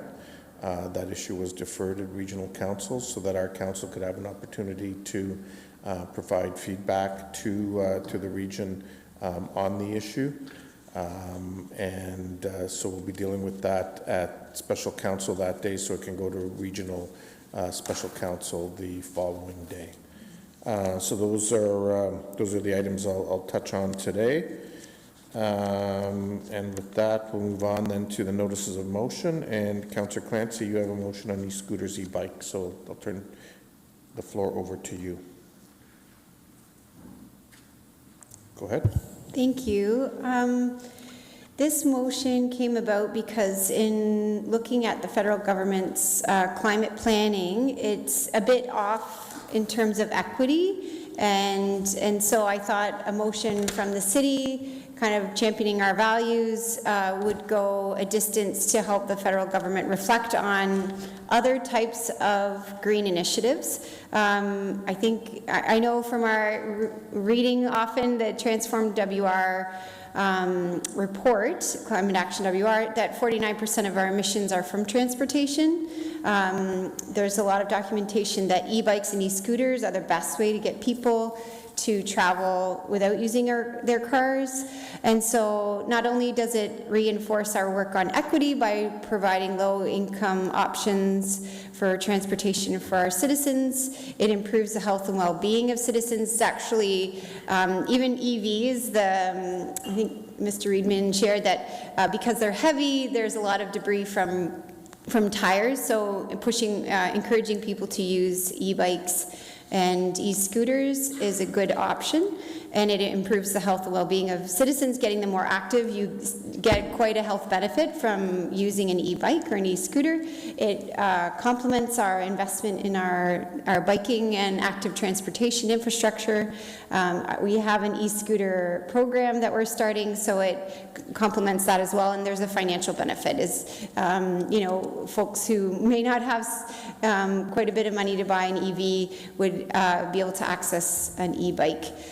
We know that climate is the most important existential threat to our planet, our grandkids, the survival of our species. And so I hope that this motion, just like they talk about climate change as a death by 1,000 cuts, that we need to remedy some of the errors in our cultural practices through 1,000 different tools. So hopefully this can be one that, and many cities, if people are interested in learning, are piloting this. It's not some novel idea that I made up. There's many cities across the U.S. that are investing in e-bike and e-scooter subsidies as a way to reduce traffic. It actually improves traffic in cities quite a bit, just from getting 10% of people out of cars.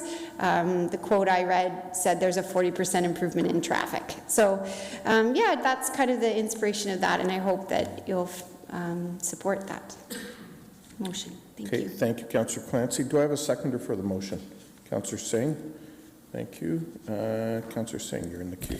Yeah, thank you, Mr. Mayor. Without question, I would be supporting this motion, and I complimented Councillor Clancy in private, saying that just makes sense. Why haven't why haven't I considered this? This is a really great motion. So I said that with envy. But I think as through your comments, Councillor Clancy, it does make sense. I think it speaks to many of the environmental and active transportation initiatives that are already a part of our strategic plan, and something that we're trying to initiate, especially with our cycling network and our dedicated bike lanes. At the very least, we continue hearing complaints and concerns from residents saying, hey, you built this, but sometimes they sit idle. It's not readily used. If subsidies like this existed, it would create, like you said, more equitable transportation options for individuals, and they would feel more safer using those dedicated bike lanes as well, and work in conjunction with our cycling network as well. My only question would be, did you consider, or part of the conversation you had with staff as well, of forwarding this to the province as well? Looking back, I think there was a provincial EV incentive. When this government came in, I think their rationale for taking that away at that point, don't quote me, was again, EVs are very expensive, rich people don't need subsidies, so it doesn't make sense for the province to subsidize. But this is the most equitable way of providing transportation, additional options from vehicular, so yeah, back to you. Okay, Councillor Clancy. Thank you. That's a good suggestion. I support that amendment. Okay, all right. So that would be my amendment for this to be circulated with for the province as well.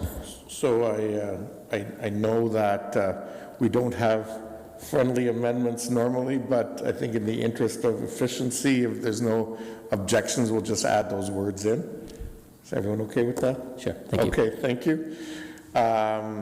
So with that, any further discussion? All those in favor? Opposed? That's carried unanimously. Okay, moving on. Questions and answers.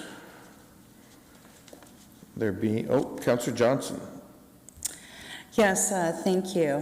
And I wanted to ask a question with regards to, a very popular topic at this time of year, which is snow plowing and snow clearing. And in particular, I wanted to ask if we're seeing any issues with our staff and experiencing issues with the public. And I know that we've seen in Mississauga that plow drivers have been assaulted, have had different things happen to them. And I just wanted to see what is the tone here and what is going on with that. Okay, thank you. Ms. McGoldrick, I see you clicked in.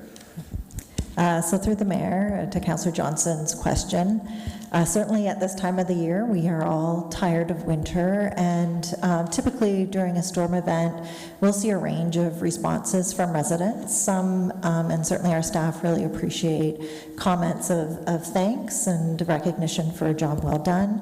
But we also do see behaviors on the other end of the spectrum, particularly escalated negative behaviors, and that can range from the use of foul language and swearing at staff to threats being issued to we have had incidents of shovels being thrown at plows, and in some circumstances with sidewalk maintenance where staff have felt uncomfortable in terms of the route. So I have been watching other municipalities and some of the media in terms of the behaviors, and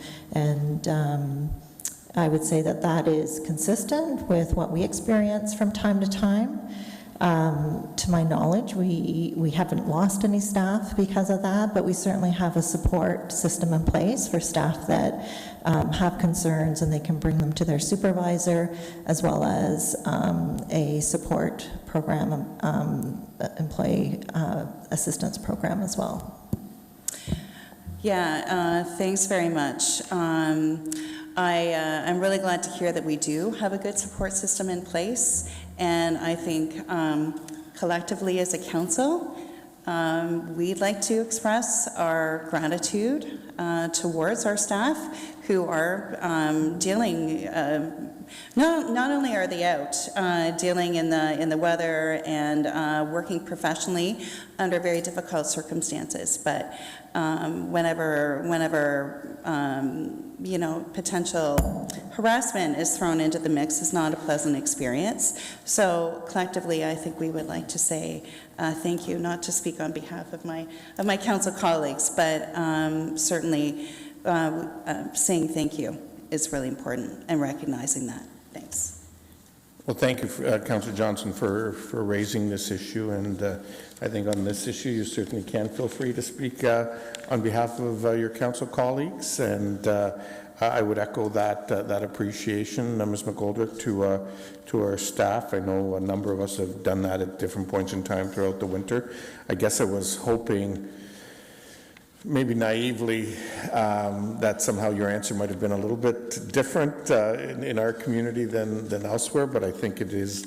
It does speak to some of the broader issue around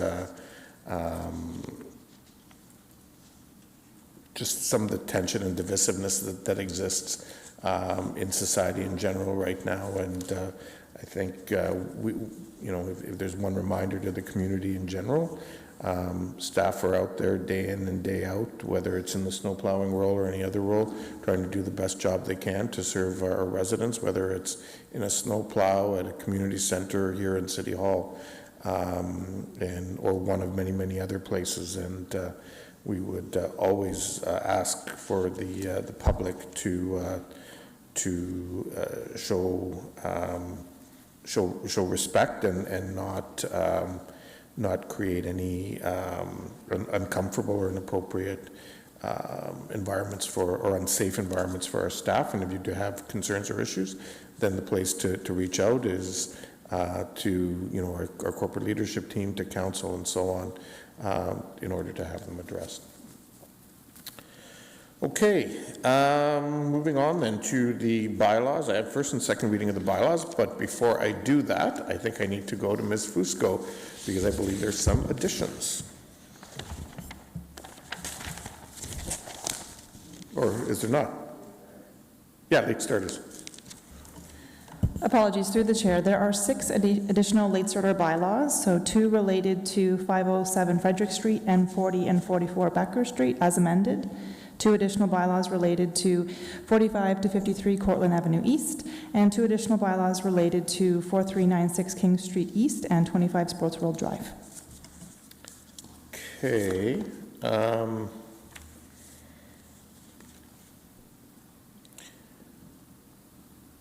So I think the only one I'll have to deal with separately is King East and Sports World Drive because of Councillor Davies' conflict. So do I have a mover for the bylaws? No, there's... No, Bean Drive's not on there. Nobody else has a bylaw conflict. Okay, so with that, do I have a mover for the bylaws? Councillor Deneau, seconder, Councillor Schneider. So I will deal with everything except Sports World Drive first. Those in favor? Opposed? That's carried. Sports World Drive, those in favor? Opposed? With the noted conflict, that too is carried. Motion to go into Committee of the Whole, moved by Councillor Johnson, seconded by Councillor Clancy. All those in favor? Opposed? That's carried. Councillor Singh, over to you. Thank you very much. Can I get a mover for the administrative reports? Councillor Schneider, all those in favor? Oh, no, wait, No, we don't have to because we're going to one by one, sorry. For administrative reports, 12.1. Any questions? 12.1A. 12.1A, yeah. Any questions? I see none. The item has been moved as a whole of all items by Councillor Schneider. All those in favor? Opposed? That carries. I think you should take motions for each Individually? of them separately. Okay, all right. Okay. Well, that was from Councillor Schneider then. 12.1B, Microsoft Enterprise Agreement. Can I get a mover? By Councillor Deneau. Any questions? See none. All those in favor? Opposed? And that also carries. And then it's 12.1.C, that's application for cancellation or refund. Can I get a mover? Councillor Chapman. Any questions? All those in favor? Opposed? That item too carries. Now we are on to 12.1.D. This is a neighborhood association affiliation agreement. I believe, Councillor Johnston, you've given notice that you want to add an amendment to the affiliation agreement. I do. I'll go to you. Thank you. Yes, thank you. So my amendment reads that before City Council's summer recess, staff prepare a report outlining options for Council's consideration that would support the following objectives.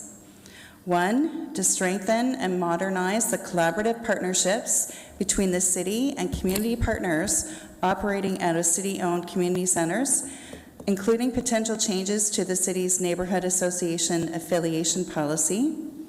2, increase resident usage of city-owned community centers where and when centers are not already being fully utilized. For example, expanding hours of operations and attracting additional partners. 3, diversify programs, services, and supports offered out of city-owned community centers, either directly or through partnerships, to reflect the increasingly diverse needs of Kitchener residents, for example, for mental health and wellness, supports for vulnerable populations, and food distribution. Thank you, Councillor Johnston. And any questions? I see none. I guess you would want to move? Oh, okay, you want to move? I'll take a mover first, and then I'll take the amendment. And then the amendment first, right, sorry. So we don't need seconders on the committee of the whole, but that item has been, or the amendment has been moved by Councillor Johnston and questioned by Councillor Davey. Yeah. Sorry, I just need a second to read it.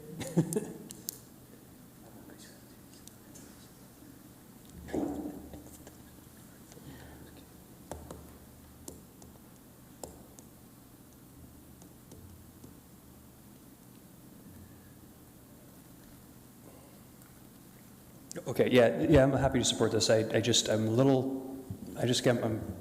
tiny bit concerned approving this without, I guess I want to get staff's opinion. Does staff have any concerns about this being moved without speaking directly to the associations first?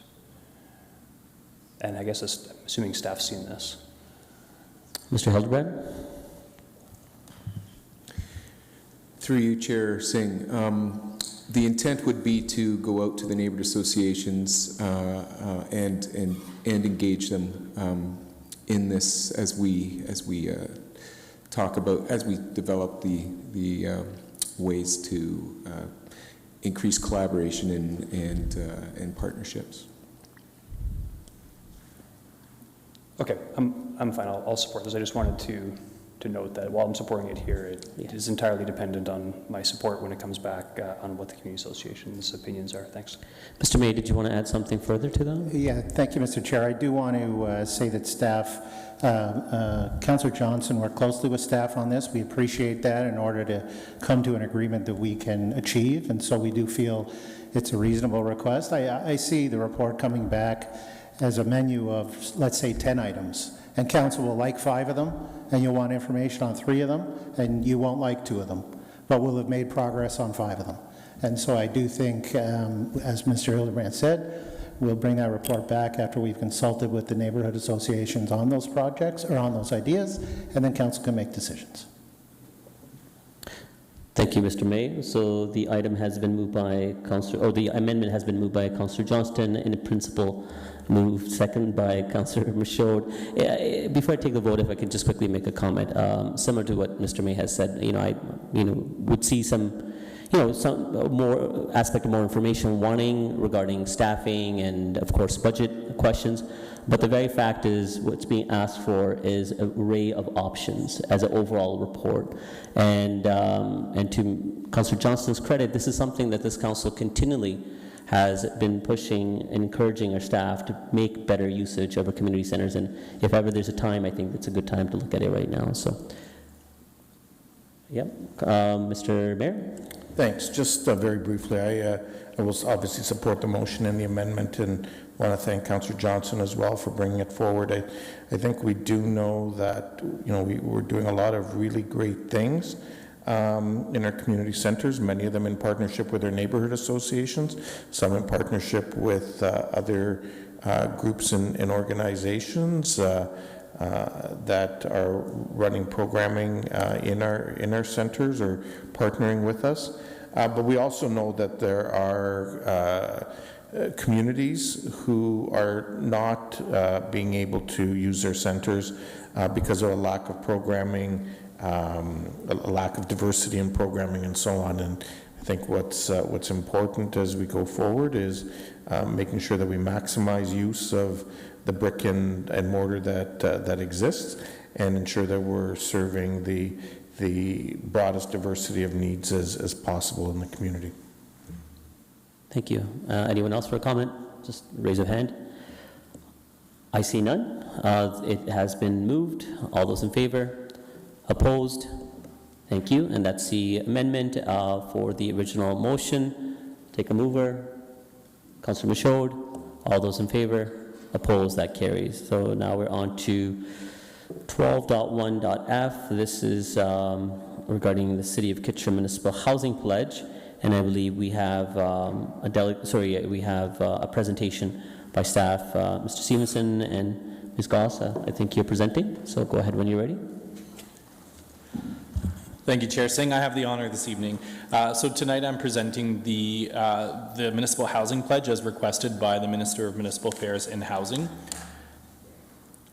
So council will recall that the Minister of Municipal Affairs and Housing and the provincial government had passed the More Homes Built Faster, part of the Ontario Housing Action Supply. The pledge request is for 1.5 million homes between now and 2031 across all of Ontario.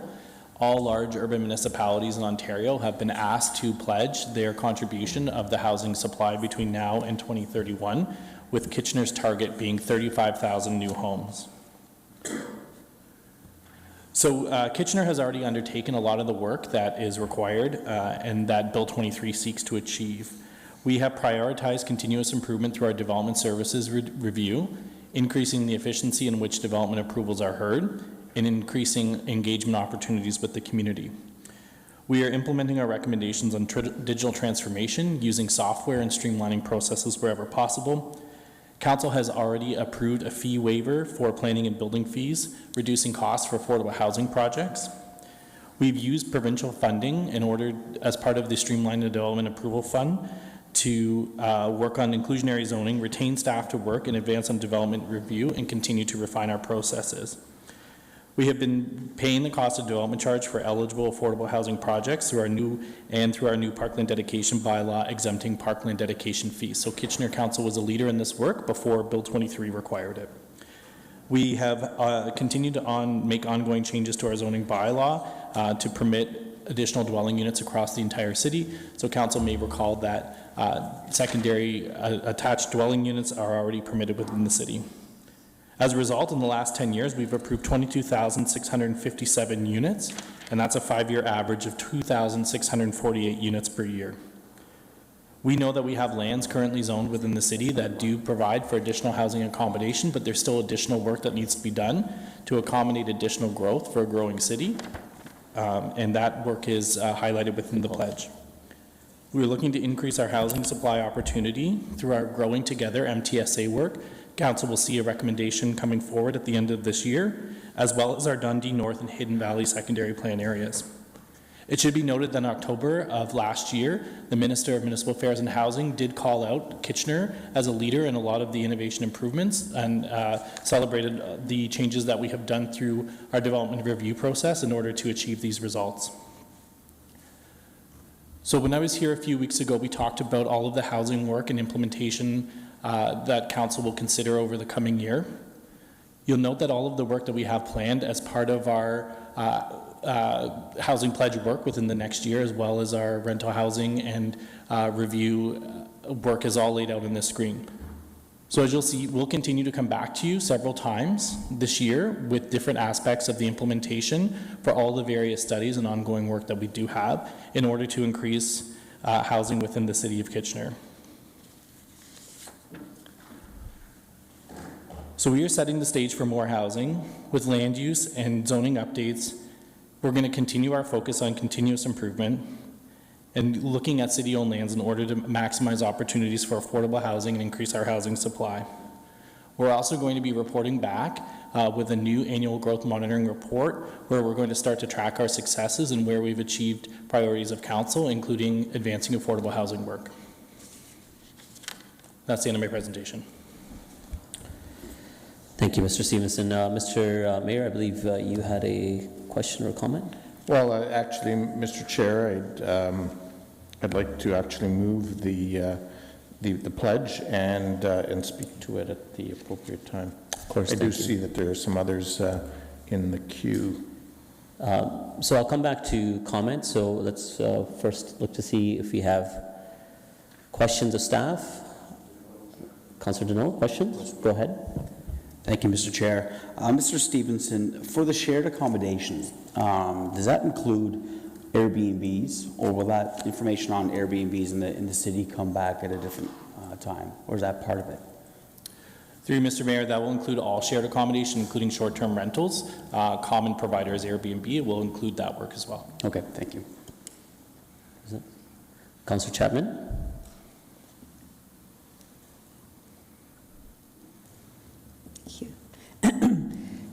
Yeah, so, you know, I understand that we have a lot of buildings that, you know, I think of the Schneider site, for example, and others. I mean, that's the biggest one that comes to mind, that have approvals that have not been built, and here we're signing a pledge for something that, what if they don't get built? Right? Like, a lot of this is out of our hands. Well, sure, we can give the approvals, but we're being asked to sign a pledge that tells the province that, yeah, we promise we will get 35,000 new units in this region. It just seems like a sort of putting the cart before the horse. I don't understand, you know, are we just bowing to a request from the provincial government that we don't really have full control over? And where does that leave us? Through you, Mr. Mayor, certainly many aspects of bringing units to market are outside of the control of this council and out of the local jurisdiction. But what we do have is the ability to ensure that approvals are in place and that we can accommodate supply, and that's what the pledge speaks to. It's highlighting work that we're already doing and our commitment to ensuring that as factors that may be restricting housing right now, such things as the labor market, cost of construction material, and cost of borrowing money, as those continue to change, and we're hoping that those restrictions will begin to ease, that will be well suited to accommodate the additional growth. But I think the report already tells us that we are, like, we far surpass it, right, with the policies that we already have in place. Is that not true? I mean, when you talk about being able to put duplexes and triplexes by, you know, on properties. Anyway, I'm willing to support it. It just seems to me like we're being bullied down to this pledge that doesn't really serve much purpose. Is that a comment? Yeah, that's a comment. Maybe I should ask a question. What happens if we don't sign this pledge? Through you, Mr. Mayor, so certainly our recommendation is to sign the pledge. We have been monitoring what other municipalities in Ontario have been doing, and you know, the province-wide response is to support the pledges and to, you know, Kitchener as a municipality within Ontario doing what needs to be done and doing our part in order to meet the provincial demand for 1.5 million homes. So I don't have an answer for you, but I will say that we are fairly confident that the work we are doing, the work we're planning to do, that we will be able to meet the terms of the pledge, and we are recommending that council support the pledge. Okay, my last question has to do with item number 6 on the pledge itself, where it's the Hidden Valley Secondary Plan and Dundee North Secondary Plan are mentioned. Why those two specifically and not the other secondary plans that I understand staff is in the process of updating? Through you, Mr. Mayor, so all of our secondary plan work is mentioned here. So our secondary plans that are under review, we've branded those as Growing Together. So that's our MTSA work. So that's work that we are currently undertaking. We'll be bringing this year. Hidden Valley and Dundee North are two separate projects that are already ongoing that intend to be completed much prior to 2031. So that's work within our work plan, but certainly we are looking at growth opportunities in all of our secondary plan areas. Okay, one more question. Can I? Yeah. Sorry. So the community benefit charges, do they appear in this report anywhere? Like, I know DC charges are mentioned in the parkland dedication, but what about community benefit charges? Like, how are they going to, we still haven't even passed that as something we actually want to do, right? Through you, Chair Singh, my apologies. So community benefits charges, that's work that, it's a separate body of work that we'll be bringing separately. The pledge focuses on work that we're already doing to enable supply that's within our work plan, but we intend on bringing an update on community benefits charge in the future. We know that our parkland dedication bylaw has been appealed, and we are focusing our work on resolving that, and there are changes to legislation through Bill 23, so we will be bringing community benefits charges outside of this process. Okay, thank you. Thank you, Councillor Ioannidis. Questions? Thank you, Chair Singh. Mr. Stevenson, just out of curiosity, why did we have 35,000 and Waterloo has a pledge of 15? How were these numbers formulated? Through you, Chair Singh. So they are derived by the province and prescribed to us. We were not involved in the allocation of the 35,000 units. It's largely believed that it's based on population, so we are a larger municipality than Waterloo, so we certainly can accommodate. We also have additional opportunities to provide additional accommodations. So we believe that the province used a population-based methodology as well as availability to accommodate additional growth. Okay. I guess my other question is, where is it again? This is a 10-year time frame, correct? It's shortly less than that. It's between now and 2031. Okay. All right. Thank you. Councillor Davey? Yes, thank you. One of the concerns I didn't really see addressed here, and I'm not really sure it's our responsibility to address it, but it's the increasing immigration at the federal level. Can you comment on what staff's aware of in terms of the current and projected numbers and how that might affect the housing supply crisis? Yeah, through you, Chair Singh. So certainly we are aware of the federal government's commitment for immigration targets increasing by 500,000. I'm not aware of how that may be disseminated within the country or within the province.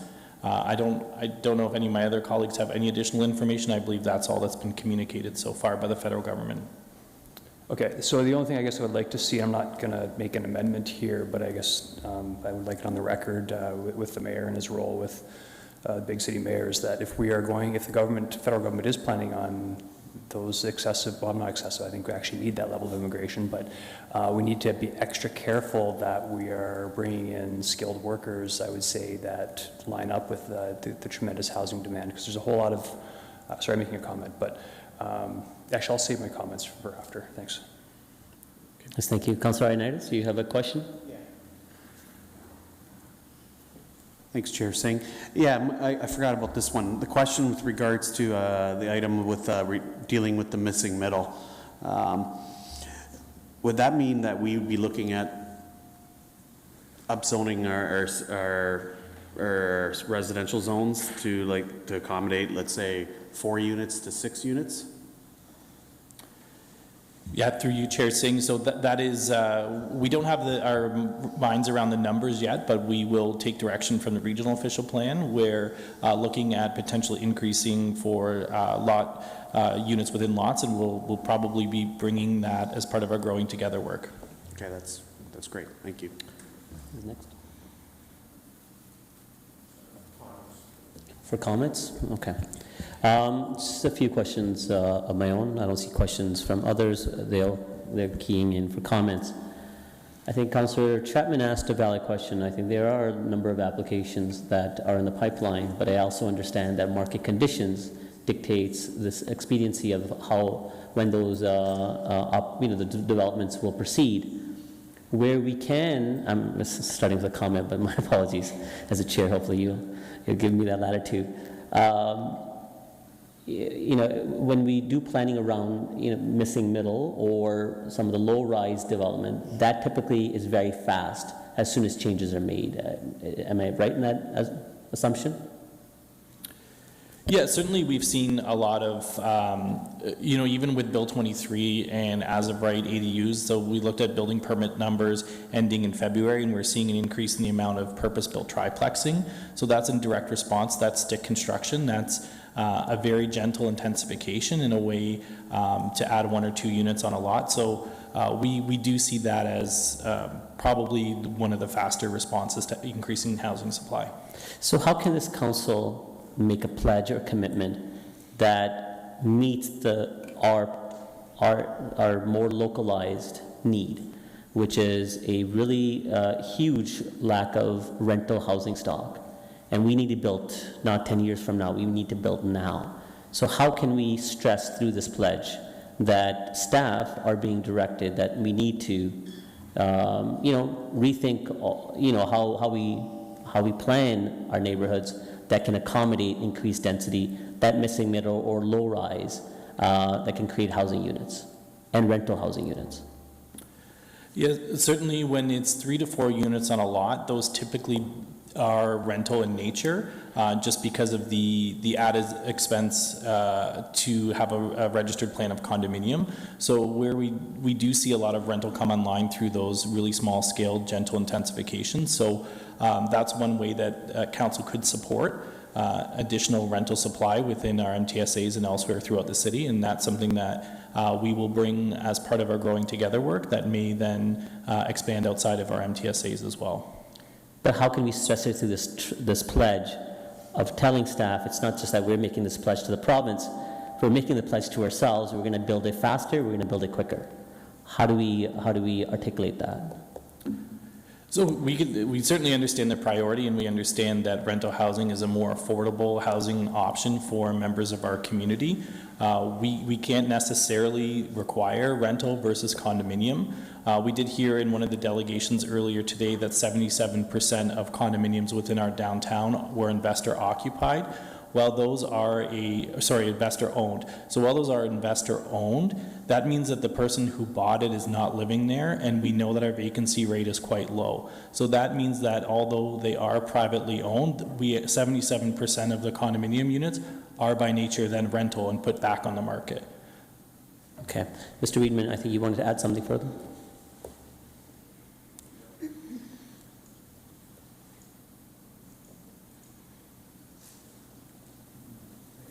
Through the chair. So I would point to at least the first two bullets of the pledge. So the first one is updates to Kitchener's official plan and zoning bylaw amendment to further enable an increased supply of missing middle housing. And then the second one, continuing digital improvements and online public portal development, online booking systems, mobile technology for on-site inspections, and other process improvements resulting from the implementation of Bill 109.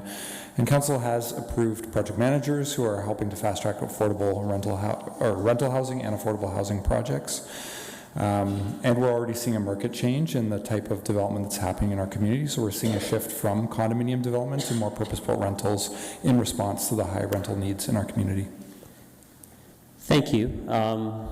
And I think that helps. But I'll come to you quickly, Mr. Mayor. I think you know people in high places that can help us achieve this. I don't know if I know people in high places, but I think an important element that I think partially addresses the question that you're asking is on Friday, the Prime Minister and Minister Hussein announced the Housing Accelerator Program, which Council recall was something that FCM had been advocating for some time. It was a $4 billion commitment in the 22-23 federal budget. The broad strokes around that announcement occurred on Friday, but what's important to remember about that is that is not funding to build additional units specifically like the RHI funding, but rather to change processes in order that more housing can be built quicker. And while we don't have the details on that and specifically how that eligibility will work, we're going to be getting that in the incoming days and weeks from CMHC, and staff will have an opportunity, I think, to review it when that happens. I think that's going to get at, assuming we're eligible, that will get at what you're getting at. Okay, thank you. I think a lot more can be said, but I think this is a starting point. Any other questions of staff? Just raise your hand. Councillor Clancy?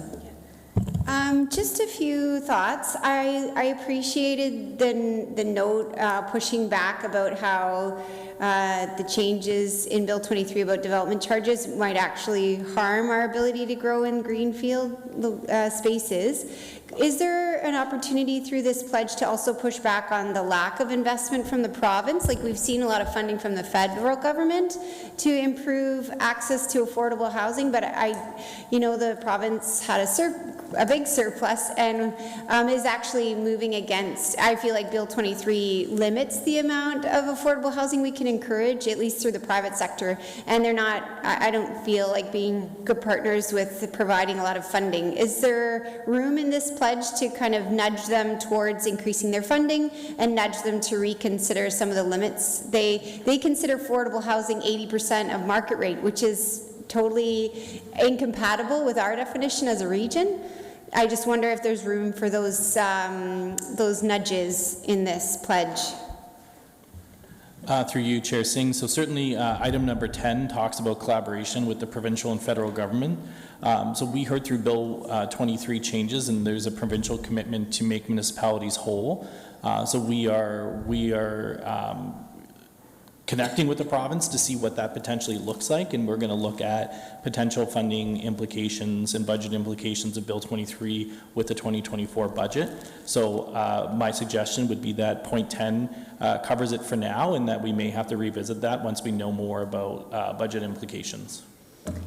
I guess my concern is that we are seeing a massive growth in encampments, and the province really has done little to respond to the concern of our city and other cities about that need for support and funding. I don't know, do you have any other experience with like their response to encampment and homelessness and affordable housing? Mr. Mayor? Yeah. She's looking at you though. Well, no, but you're chairing, so I'm trying to. Chair to Mr. Mayor.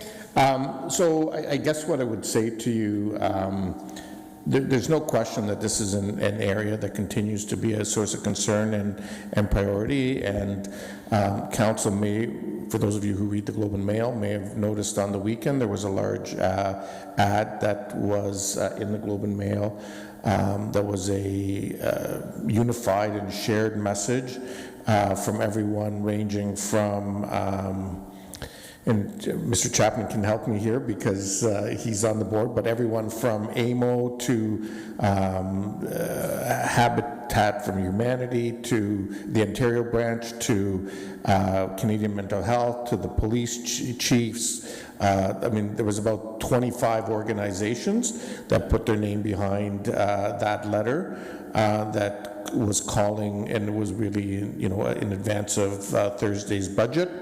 A provincial budget, really calling for prioritization and investments in the budget in that regard. I will say the last time I've seen that kind of coordinated push from the municipal sector with a large group of stakeholders was in 2010 when we were advocating with the federal government in that instance for a economic stimulus program in regards to the recession, the 2008 recession. So it'll be interesting to see how how that plays out in the coming days and weeks. Anything else, Councillor Clancy? So no nudge. Well, is there any room for any additional language in point 10? Mr. Mayor, do you want to address that? Yeah, I mean, I think Mr. Stevenson really, did address it. The point number 10 speaks to it. The commitment was there. The, as part of our budget submission to Minister Bethlen Falvey, in fact, it was a shared message from all of the local municipalities and the region that was, calling for funding in that regard. I think it's probably more helpful that we go, with the wording that staff has developed here.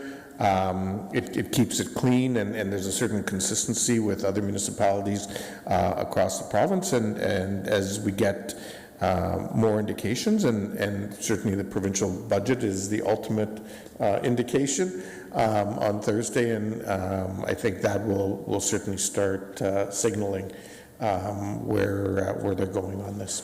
Thank you. And Councillor Clancy, as much as we would want to really specify key aspects of how we want to proceed forward, it's a very high level, right, as a general pledge. I think through the comments, and I have a lot to say when my turn comes, I think staff are listening as they are looking at the various studies as we approach this pledge. So any other questions? Councillor Ioannidis?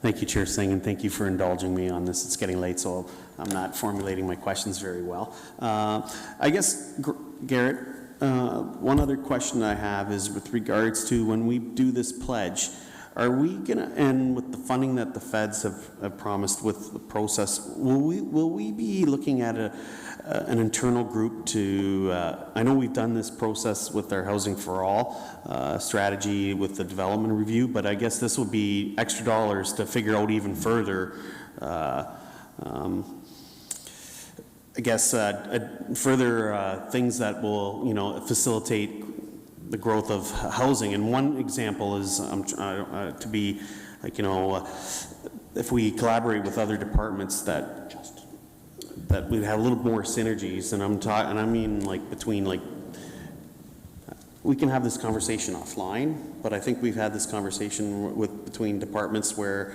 certain interpretations are different than in other departments, and I would like to see a more unified interpretation. Yep, Mr. Reedman, do you want to answer that? Yeah, through the chair. So through this council's vision and staff's implementation, we've had significant success in working together to improve our development services delivery. And so that we've capitalized on significant funding opportunities from the province to deliver this, including funding from our building enterprise to top up $1 million that we received from the province. And so we will continue to look for any opportunity and collaboration to make sure that our processes and across departments are working as effectively as possible. I'm really proud of the work that we've done collectively as an organization to really speed up our approval process, which resulted in highlights from the minister as well as the premier and the work that we've done already. And so we'll continue to capitalize on any opportunities for funding to continue to do that work. Okay, and that's great. We can talk offline with regards to some of the concerns that I have, that I think could be addressed through all of this. And then the other thing was, will we be looking at other types of like ownership models at all? Like fractional home ownership or something like that? That's something that's, that's not within Mr. Stevenson, Ms. Bell? Oh, hold on. Go ahead. So question is fractional ownership or even potentially easier process of condominiumizing smaller units? Yeah, so certainly as part of the shared accommodation work that we're going to be delivering with our colleagues in legislative services in Q3, we'll be looking at alternative rental accommodations. And I know that we're having ongoing discussions with cooperative housing providers and looking at that model as well. And certainly we're open to different funding models and different housing arrangements. So what's important to note is that our zoning bylaw doesn't preclude any certain type of housing accommodation. So we would be able to accommodate if there was a new model that we had not contemplated. And in fact, there are some shared ownership models that do exist. But we're the first aspect of that is looking at the shared accommodation in Q3. Okay. Right. I have no more questions. Thank you. Yeah, thanks, Councillor Ioannidis. And funding tends to be the biggest barrier in that. Even if we're willing, it's an aspect of qualifying for the mortgage. Any other questions? Okay, we're on to comments. Mr. Mayor? Thanks, Chair Singh. And I think there's been a lot of good questions around this, and I want to thank staff for the great work they did in putting this report together.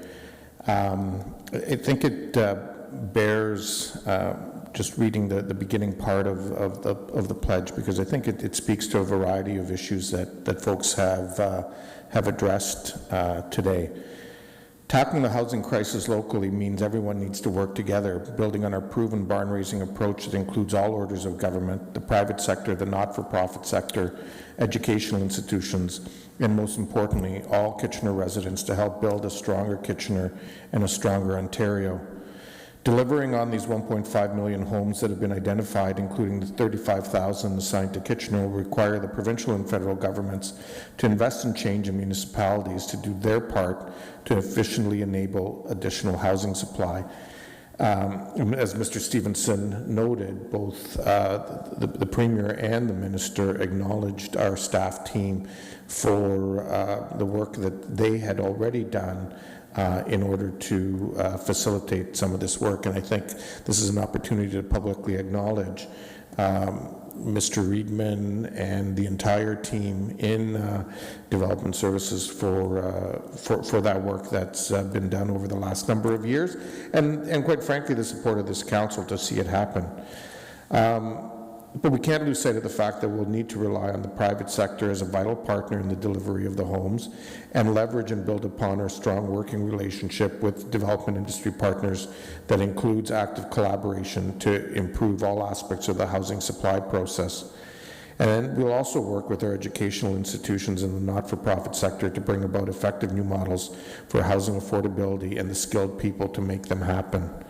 Our growing and vibrant community will continue to welcome new people in all neighborhoods in a variety of housing forms as we grow and change. By working together across the province, we can help Kitchener and Ontario's housing crisis, and we can get this done. I think what's important to note here, and if you look at the 11 things that have been referenced by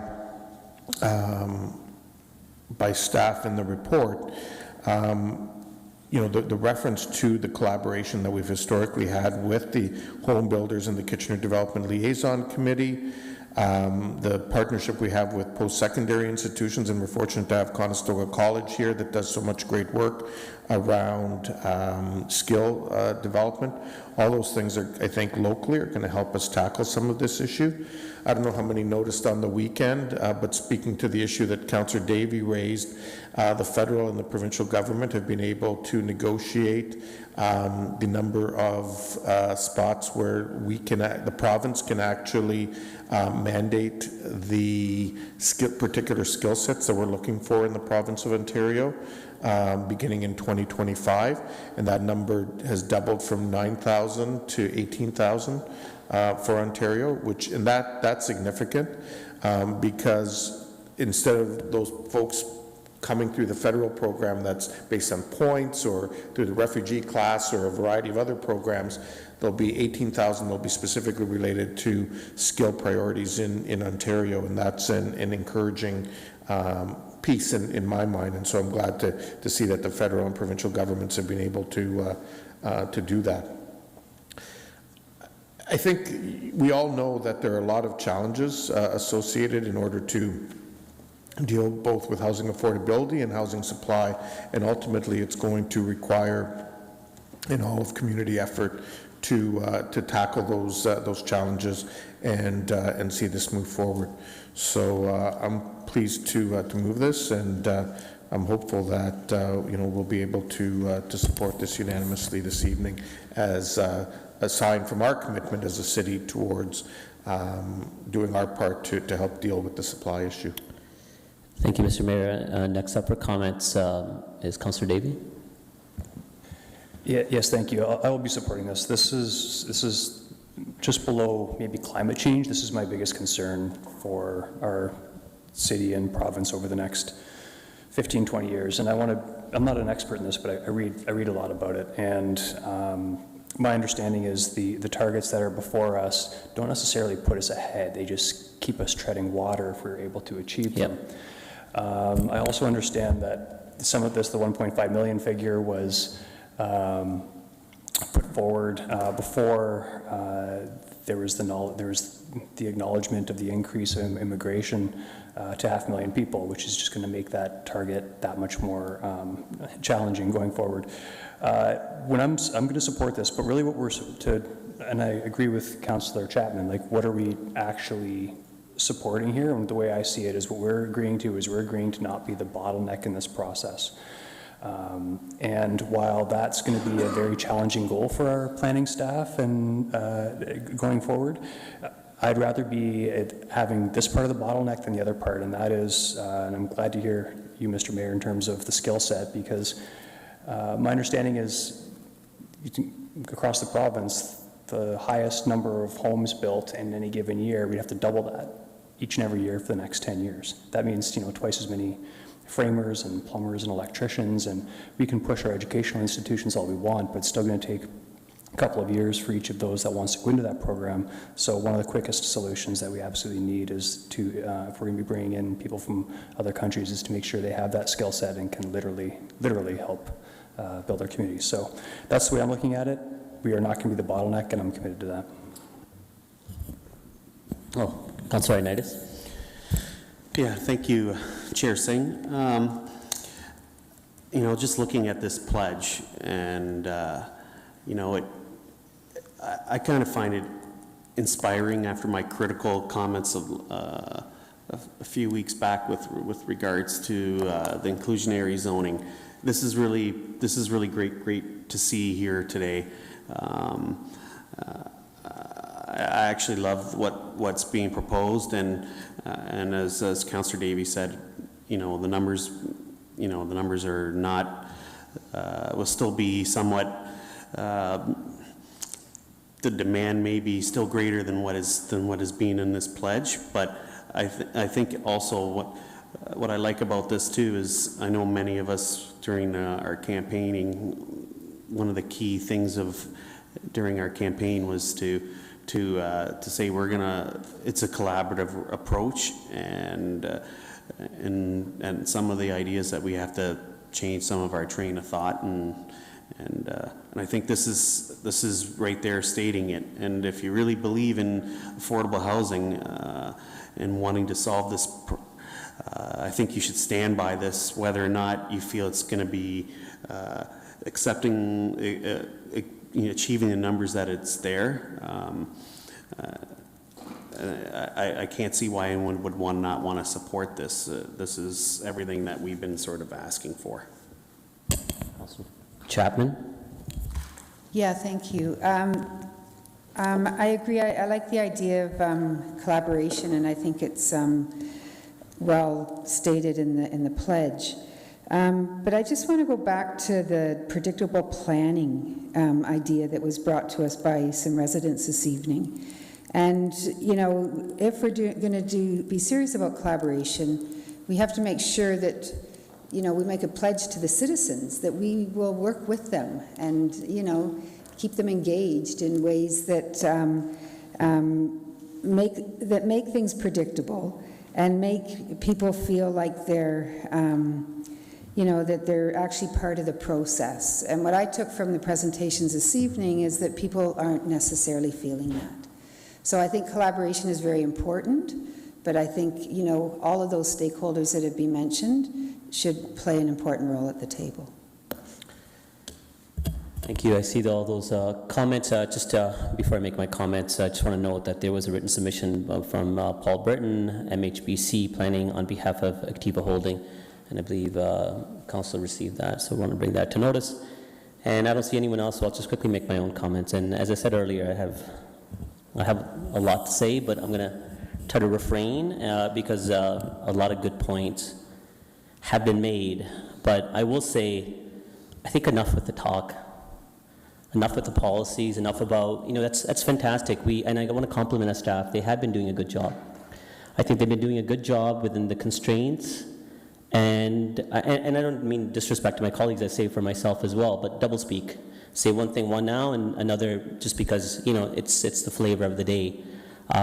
We have made strides with our development application review process, and our development community has recognized, yes, it's easier to bring applications, but it's not a matter of just how fast the applications go through, it's how many opportunities do you create. And that's about, opening up, and looking at all aspects of our community, especially in our built-up neighborhoods, especially when we talk about missing middle. It's not about the 8 stories. It takes a long time for an application to go through, for the pro forma to work, for the investment dollars to come together to build 50 units to 100 units. It's very quick to do a duplex, triplex, fourplex, or fiveplex. And I think those are the things that we can really expedite to make sure that we can meet the demands of housing today, not try to achieve those high endeavor goals from 10 years from now. And I think Councillor Davey has made a really valid point. The pressures are mounting. I think immigration obviously is a necessity for growth, for our future prosperity, but that also means that people that are coming, we got to house them. Otherwise, those costs are going to continue going up. And to add on a little bit further to what Councillor Davey has said, I think we need to advocate, of course, to make sure that we have the right type of talent that can accommodate that construction boom that should be coming, that I hope is coming, but also work with our institutional partners because there are a lot of students that are going in, and a lot of these programs are not 2, 3, 4-year programs.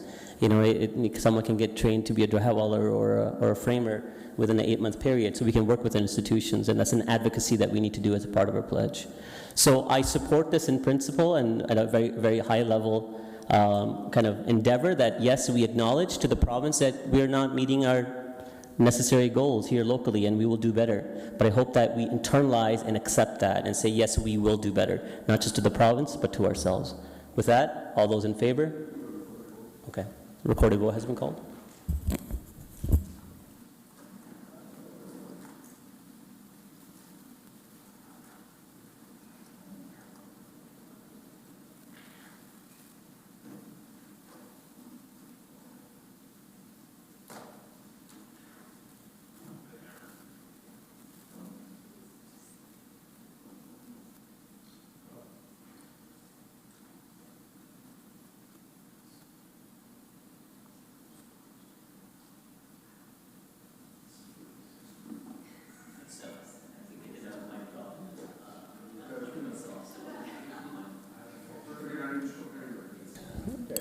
My apologies. Okay, that's been supported unanimously, so thank you. I think I skipped 12.1-E, dangerous dog designation appeal. Johnson, we did do that, so okay, all right, just want to reference that. And so we'll move on to, this is for information only, I suppose. Any questions or any concerns regarding information items? Oh, Councillor Davey? Yeah, just checking, I thought we were required to receive remuneration expenses for information. I'm not sure. I'm just checking on that. As a motion, no. Oh, okay, no worries. Okay, I see no comments or concerns related to that. In that case, Madam Clerk, are there any other items to consider from caucus? Through the chair, there is one motion arising from caucus earlier today. It will be on the screen. Excellent. Can I get a mover on this? Moved by Councillor Deneau. Any comments or questions? I see none. All those in favor? Opposed? Thank you. So it has been moved by myself and seconded by Councillor Davey that the proceedings and recording pecuniary interests and conflicts taken in the meeting of the Committee of the Whole held this date as attached hereto, forming part of these minutes, be the same and are hereby adopted and confirmed. All those in favor? All those in favor? Opposed? That's carried. I'm going to go to third reading of the bylaws. Madam Clerk, did we, for the third reading, are we adding the ones that we added earlier? So I will need a mover and seconder, but I'll deal with the one pertaining to Councillor Davies' conflict separately. Moved by Councillor Johnson, seconded by Councillor Chapman. All of them except for Sports World Drive. Those in favor? Opposed? That's carried. And the bylaw pertaining to Sports World Drive, those in favor, those opposed, that is carried with the noted conflict. And with that, we are adjourned. Thank you, everybody. Have a good evening. Well done.